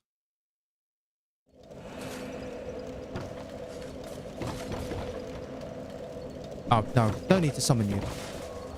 Sorry, not much point. So it's either worth opening up the pathway to ruin sentinels from here, which will then mean that I can get access to Gargoyle's area.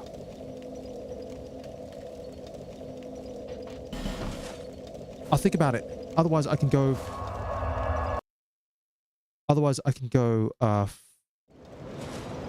Harvest Valley.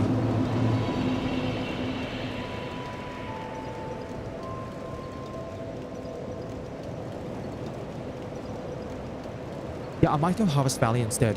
Just because I think there are Titanite chunks, and if at the very least I can get another Titanite chunk, I can get through this game a little bit easier without having to worry about losing my souls.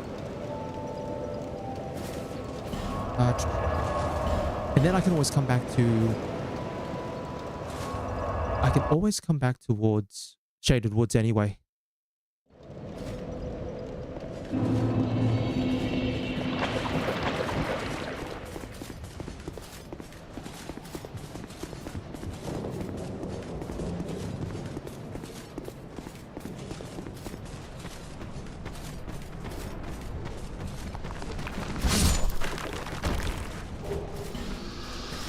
All right.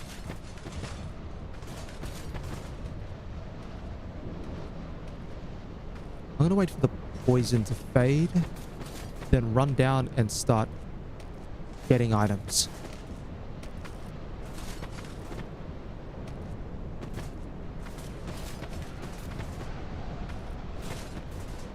See, there's a skelly right there.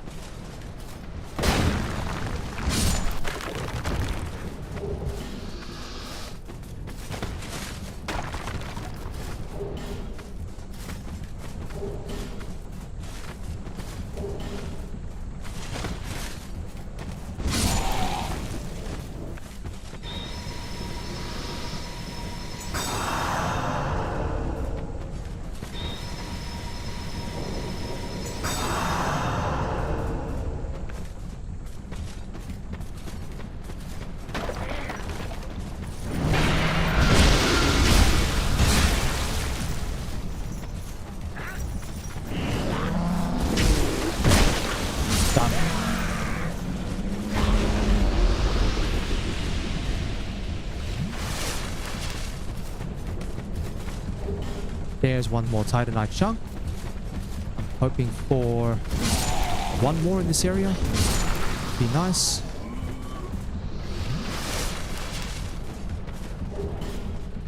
I think most of these are just fading souls, aren't they? Yeah.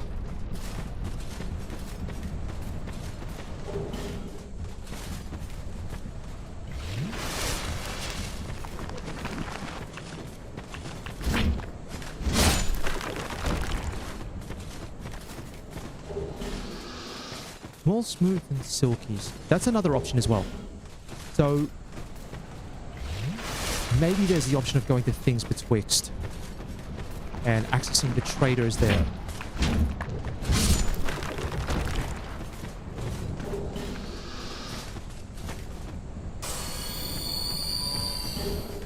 Well, there's another Titanite chunk. Beautiful. This was already worth it just for the extra chunks.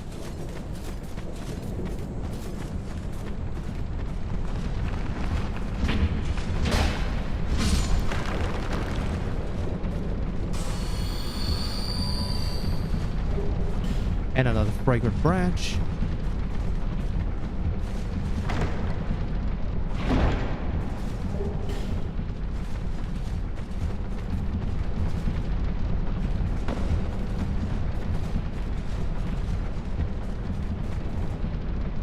Huh.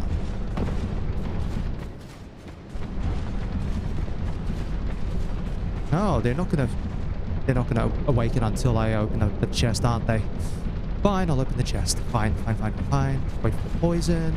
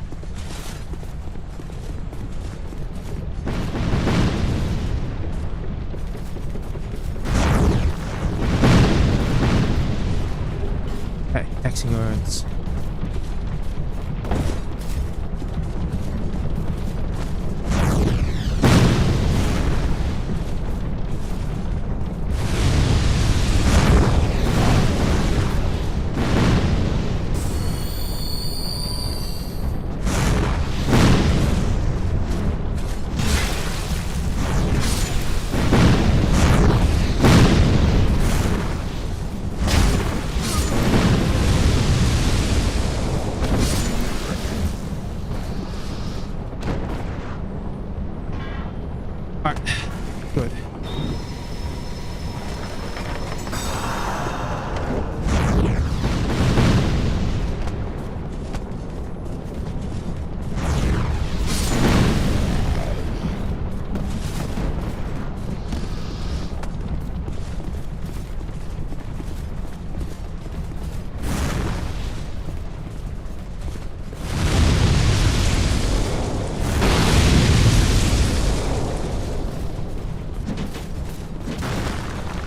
Oh, that's my stagger animation.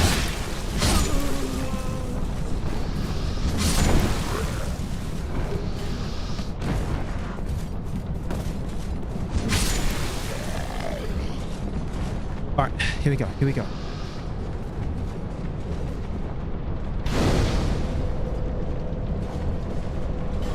Back to Macduff.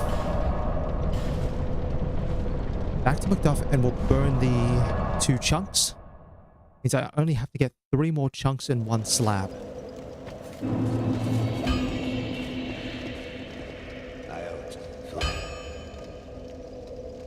Reinforce.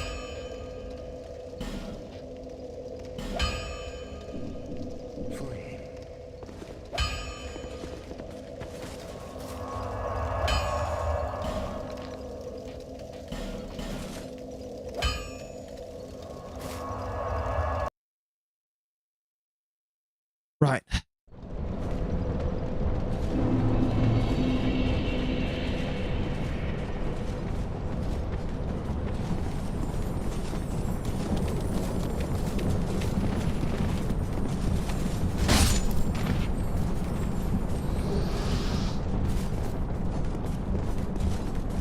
Let's go get the other 2 then. I think all of these are the same though.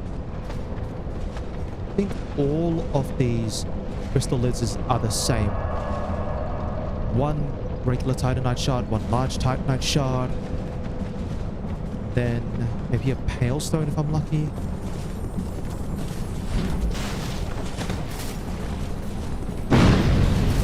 Ah. Had it? I thought I had it. I must have missed. Hitboxes.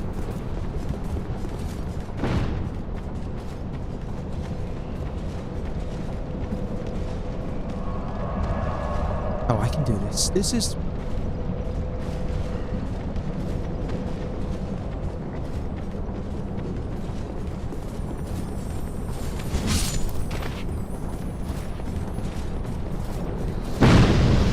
Yep, and then there's 1 more. 1 more, and that should be it. Even 1 more chunk from Harvest Valley would be nice.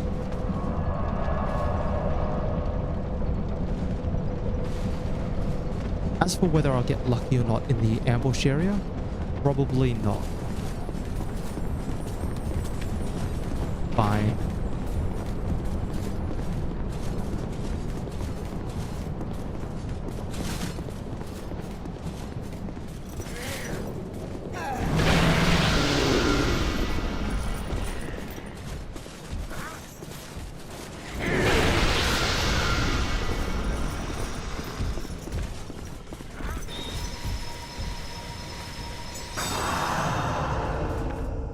Should live.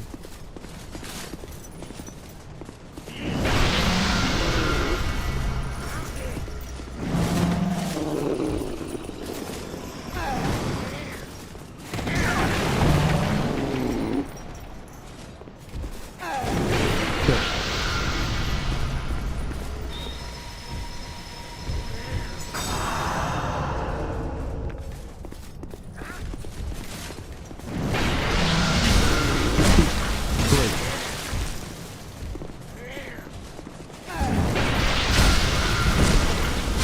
Done.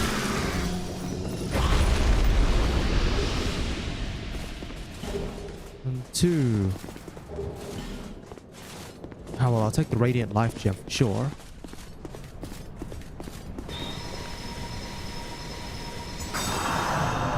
Alright, I have 4 Estus Flasks to juggle this ambush.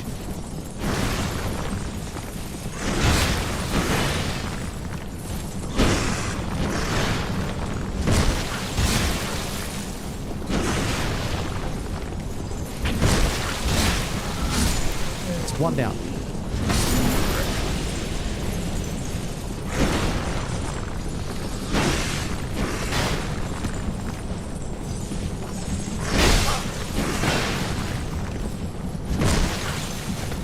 Roll. Okay, beautiful.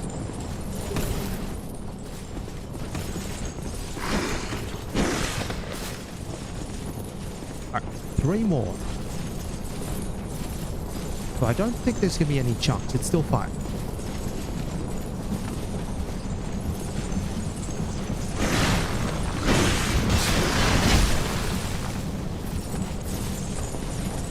One, two, okay. 1, 2, 3, 4. Come on. Drop down. It's actually set us up.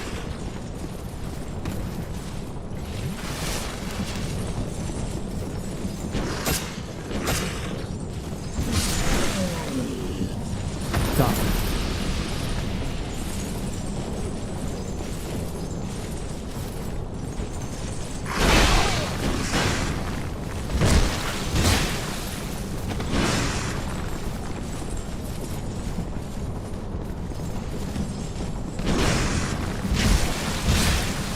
Okay, one more.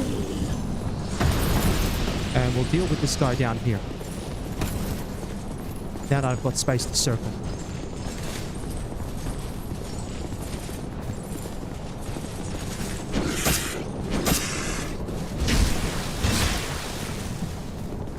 Alright, come on.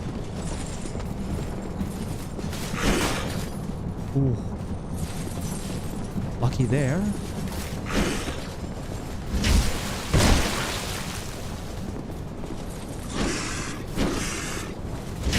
Done. Ambush cleared.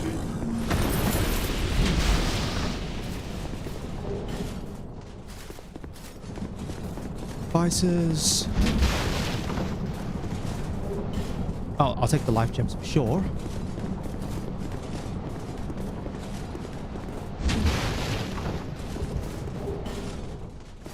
Titanite chunks.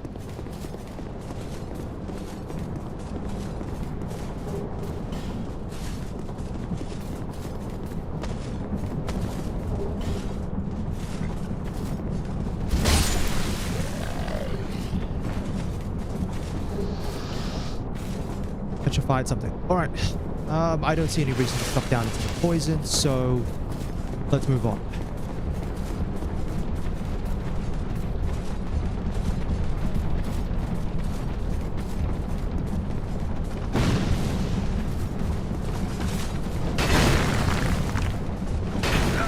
Oh.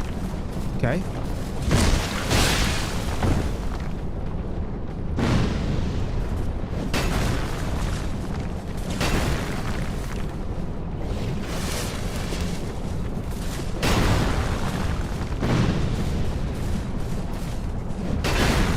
One more.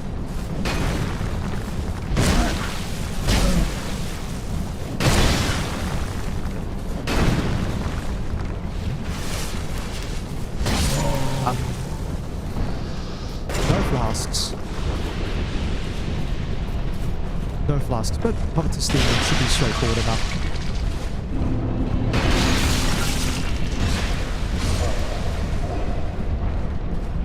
Covetous should be straightforward enough that we shouldn't need flasks.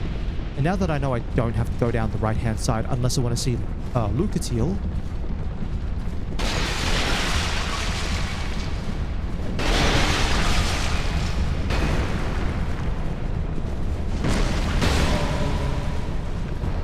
Fine.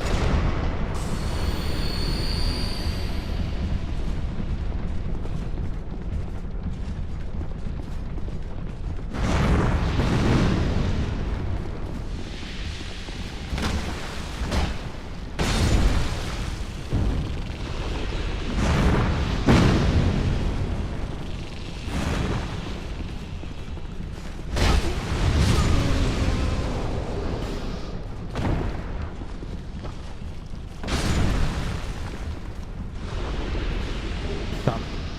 Alright, one more thing then. Should be...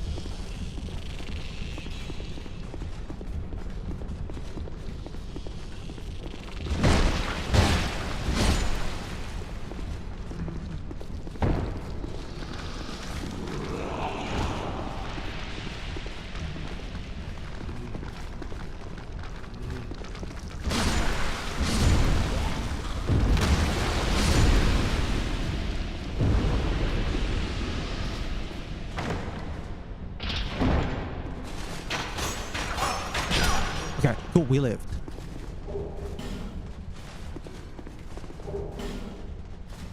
Alright. One heal. Covetous. Covetous will go down fairly quickly. And then I can even run back to Lucatiel and just lay like...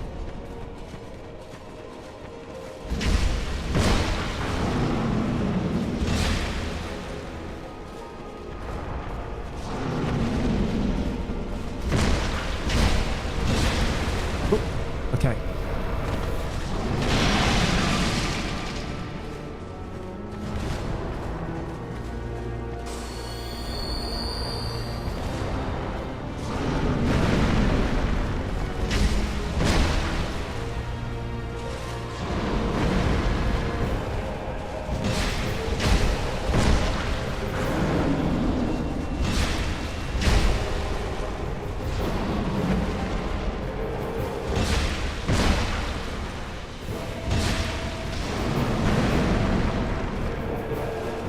Why does the leap attack have to do so much damage? Alright, let's stay clear. Rolling. He's gonna roll again. Ooh, floppy. Bye. Bites a little, just a little bit. I can't believe I've had to use life gems on the Covetous Demon of all things.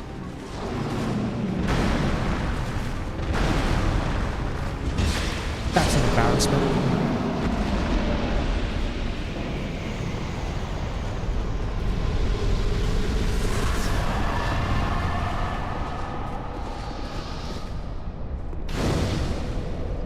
Almost saw someone getting shunked, like absolutely shunked over there. You deal with more mannequins as you go through Earthen Rise, and the mannequins are fiddly because they're just always around little corners, or they just drop down from the tops of ladders, stuff like that.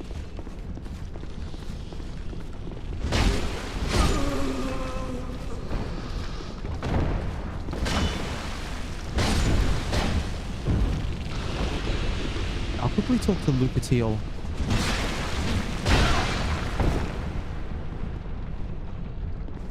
The hammer is like too big.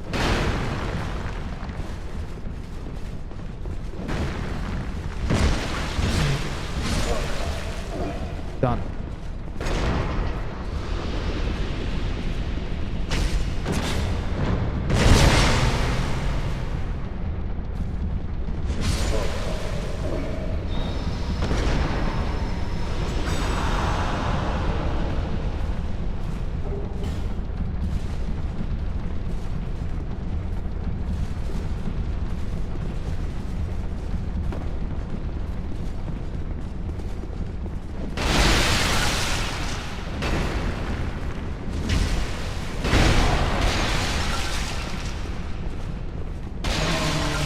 Done.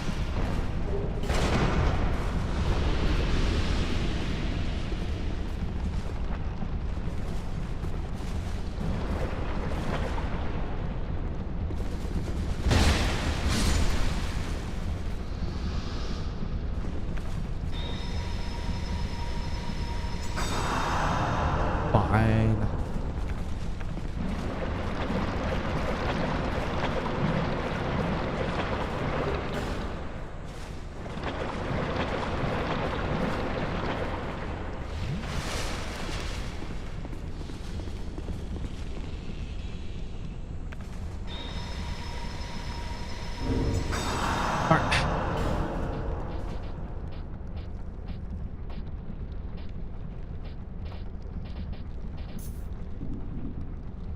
Quickly talk to Lucatiel so I can move her into position for when I need to summon her. Got like 2 minutes left. I'm thinking maybe I can risk it for a biscuit with Things Betwixt. Things Betwixt is the tutorial area.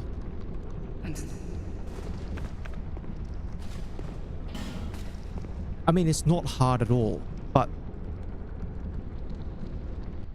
it might be worth it for just the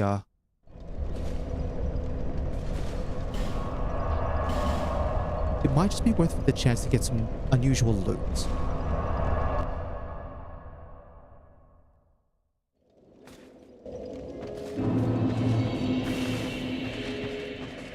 Now, I can't go through the whole of things betwixt, but I don't remember which ones are which.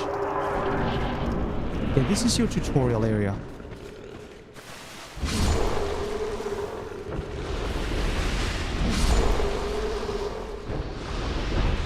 It's useful to come through here, at least if you're trying to get a couple of like life gems or something, because everything in here dies so quickly.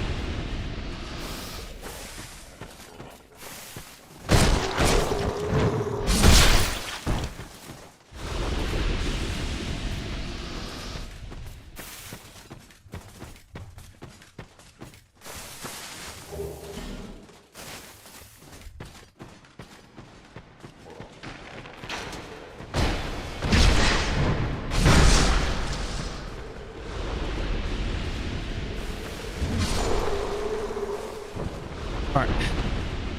Am I in the right area to get to the traders?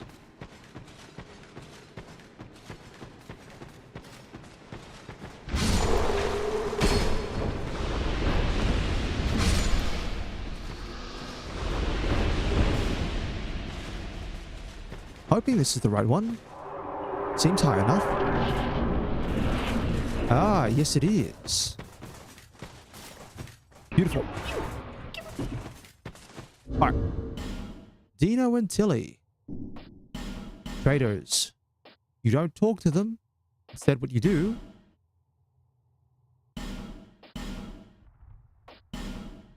is you leave items that are shiny. So they have to be smooth and silky stones or petrified something. And when you leave something, you leave it one at a time. They don't accept anything else. I'll take that. That's a slab. That's right up what I need. Amber herb, old mundane stones, petrified dragon bone. I don't think I'll have the stats necessarily for... Hey, there's a little reward if you want to go light up all the torches. But you can't light up all the torches until you... You can't light up all the torches until you are... Actually haven't... Yeah, you need a fragrant branch of yore to free up the guy behind there. So we just sort of leave the rest of this to what it is. It's pretty darn good. I will take a Titanite slab early on. That means a slightly earlier plus 10.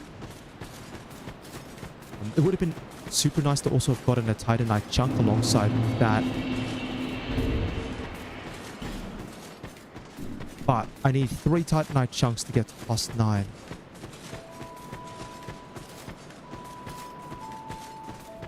Do I want to keep going? Do I really want to keep going? Maybe, maybe not. Bearer, less.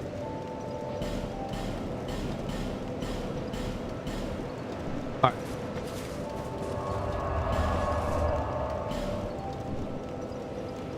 Do I really want to go to it?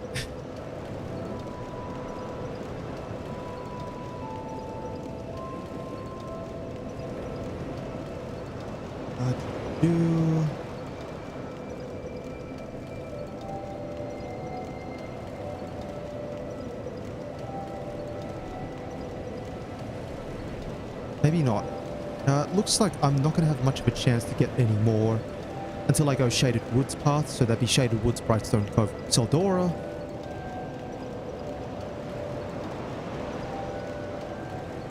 Yeah, and they're quite a fair bit out.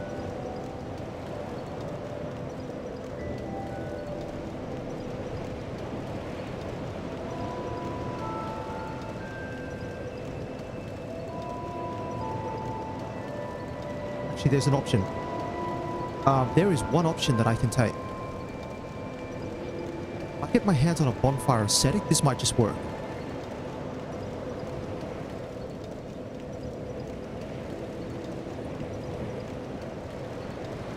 Trying to find out where's the nearest bonfire setting.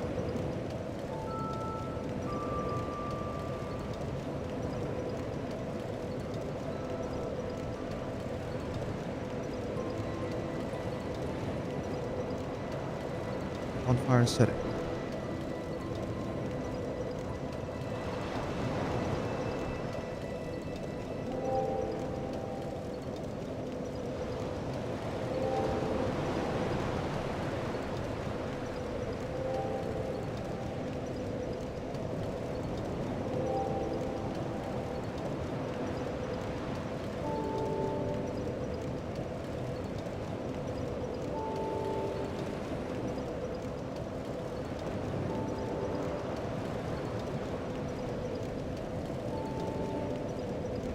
Steal before sinners rise, door to go up as...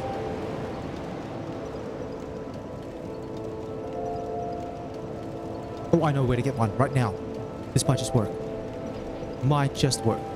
If I can get my weapon to +10 right now, I'm set. Go. Go. Hold on. Yeah, we'll go here.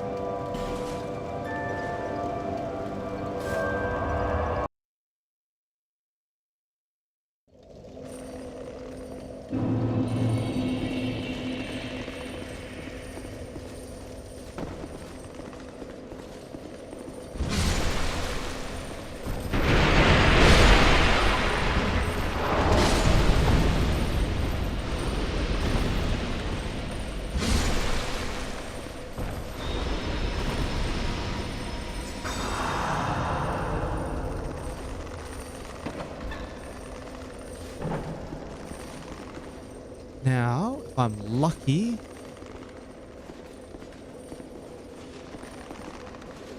I'm lucky enough, I can see the item down there.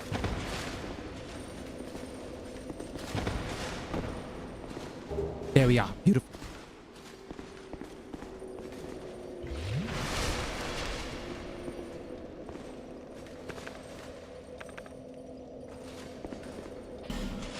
And then this should work.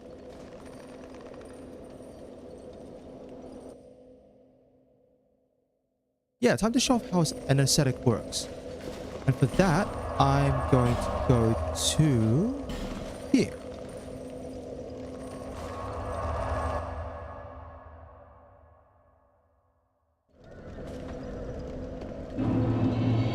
So, as we know, I've already beaten the Lost Giant and the Pursuer in this area.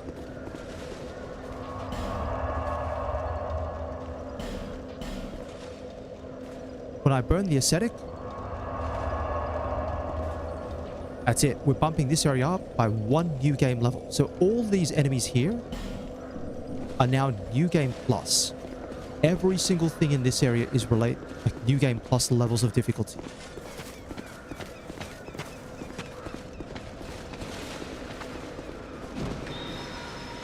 Ooh, hold on.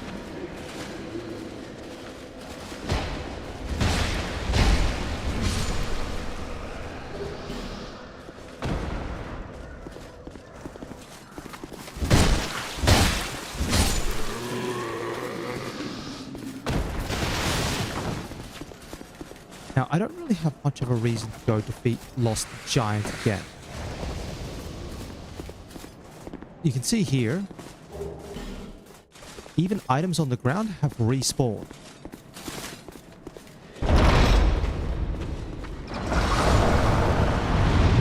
And there's a red phantom right there. There's 2 red phantoms, actually.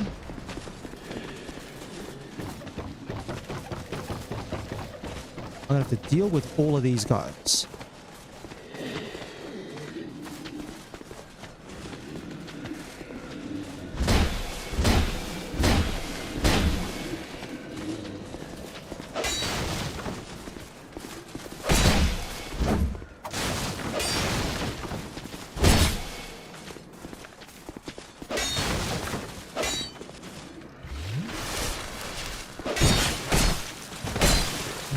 On the roll. All right, chug.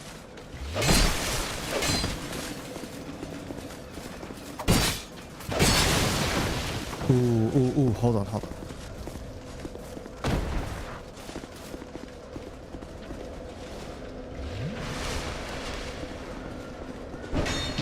There we are. Beautiful.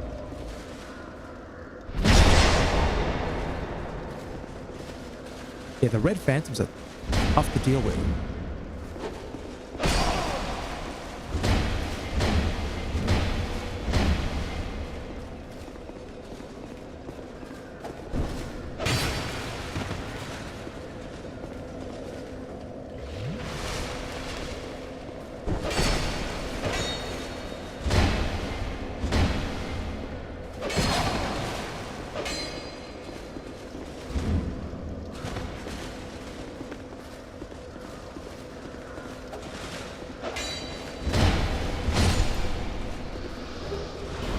I'll take that.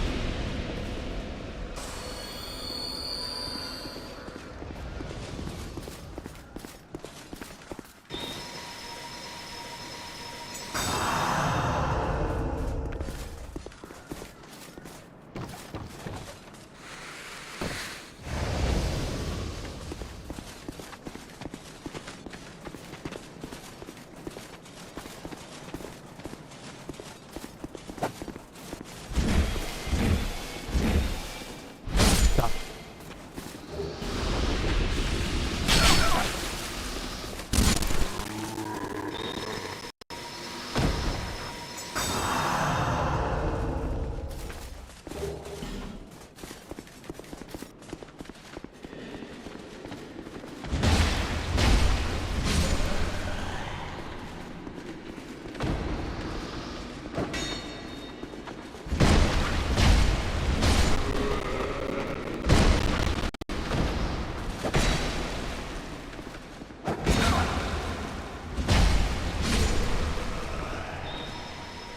All right. Almost there.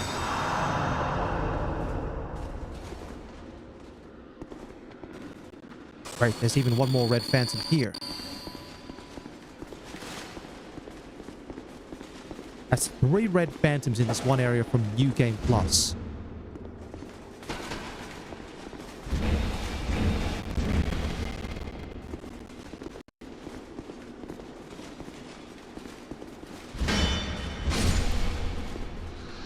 Yeah, that's the change from New Game to New Game Plus.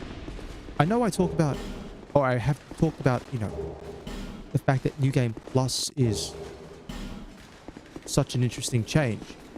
But when you see how it changes from New Game to New Game Plus,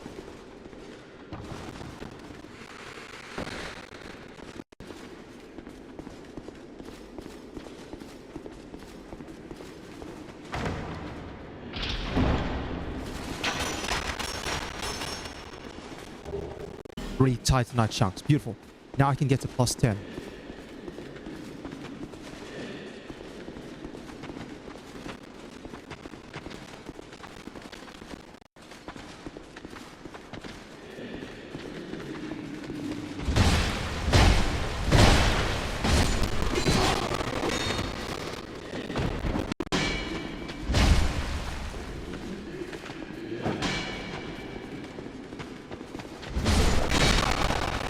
Ooh, okay, hold on, hold on.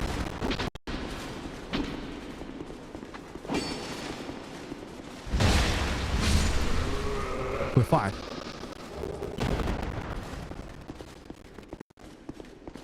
Only thing that doesn't respawn on the use of an ascetic are metal chests. Oh, and also, if a wooden chest is destroyed, then it won't respawn.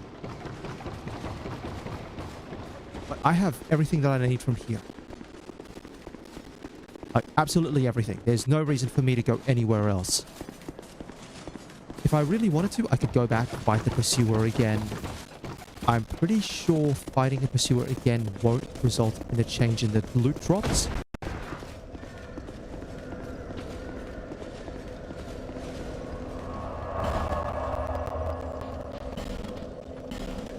Won't result in a change in the loot drops. I believe that's New Game 2 Plus. I think for the Ring of Blades.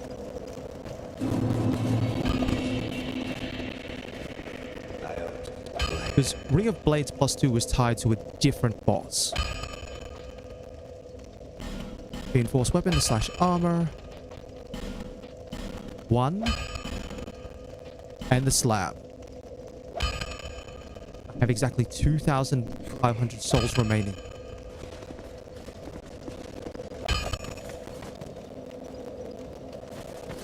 That's it.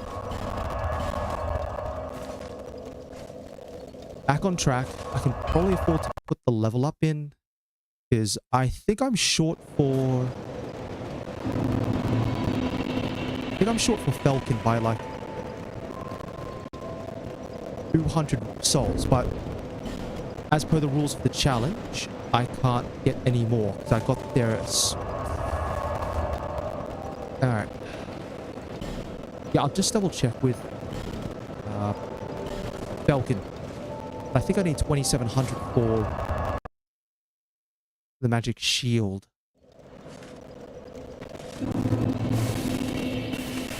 Go back this way.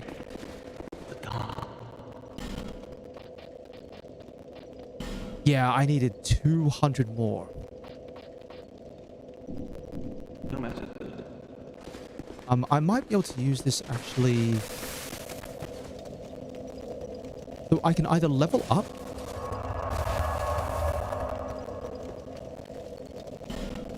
or I might be able to actually buy something else. I think I know what I want to buy. I think it's Melantha. Or Melantia here, or what? I can never get her name right. I keep calling her Melantia. It's Melentia or something like that, right? I believe you sell 1 copy of heal. If I buy this 1 copy of heal, or I can get 1 level up. And I think the 1 copy of heal might actually be pretty useful.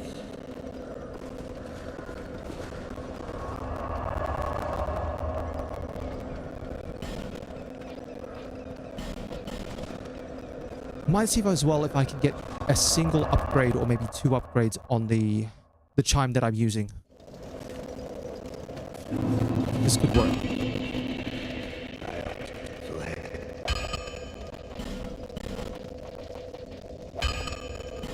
Get 1. I don't think... I think it might actually change something. I think it might. Alternatively... No, I can't get it on any armor at all. Yeah, you can upgrade armor, but I don't think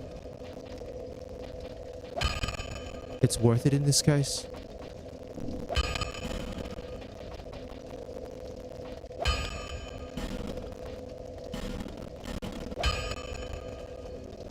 Just enough. There we are.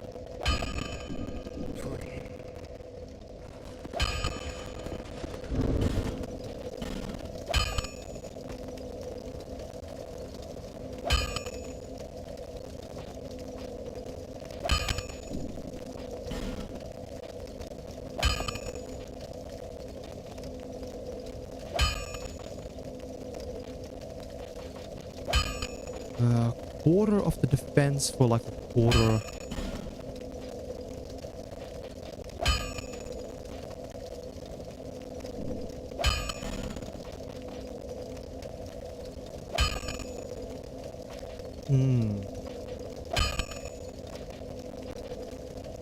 See, like, leather armor is more efficient per weight than archdrake robes.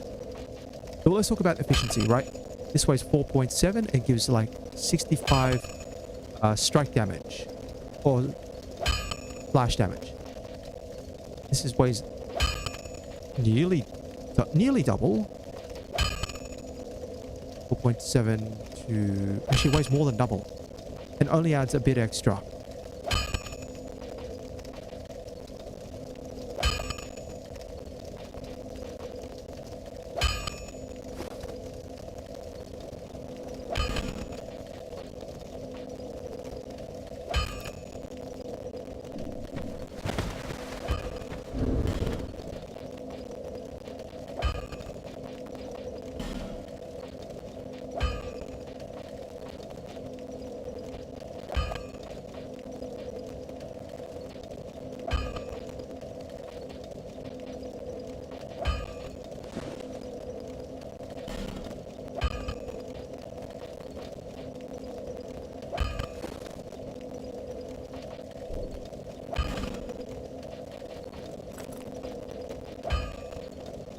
don't actually have a lot of weight.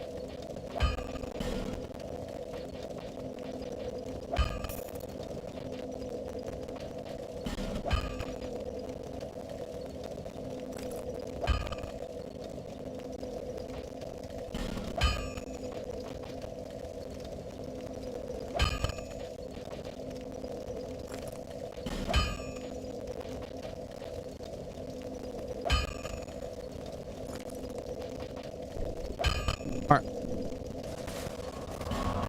I think that's it. I think I'm about as set as I can be for this run. And with that, I think I know what I'm going to do for next week. Alright. That is progress. Back again. It's a little bit behind where I was before, but it is progress nonetheless. So what's still left on my cards in terms of catching up to the last time? I've got to go Shaded Woods to beat Najka. Yeah, Shaded Woods to beat Najka and Ruined Sentinels. I might just be able to do with this. Though I don't have the strength for a Drang Lake shield. Maybe I'll find something a little bit more solid a bit later on. Oh, I think I know what I might do. One quick thing before I finish up. No, actually, no. Don't do it now. Don't do it now.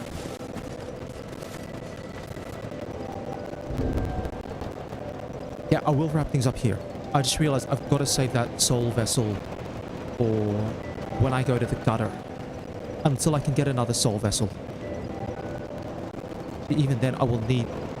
I think I need 2 soul vessels at the minimum, and then I have to wait before I'm ready to... So, bit of planning. But if I get 3 soul vessels, I can reassign stats now. If I only have 2 soul vessels, I have to wait. But yeah, I'll call things here. Despite parking it on the first attempt, I think I'm in a good spot now. Doesn't matter if I lose my souls. Spent everything that I can. This is it. I've got to beat the game pretty much with this weapon and with the amount of levels that I have allocated. And then I have to just kind of salvage my way through every other situation. But I will wrap things up here.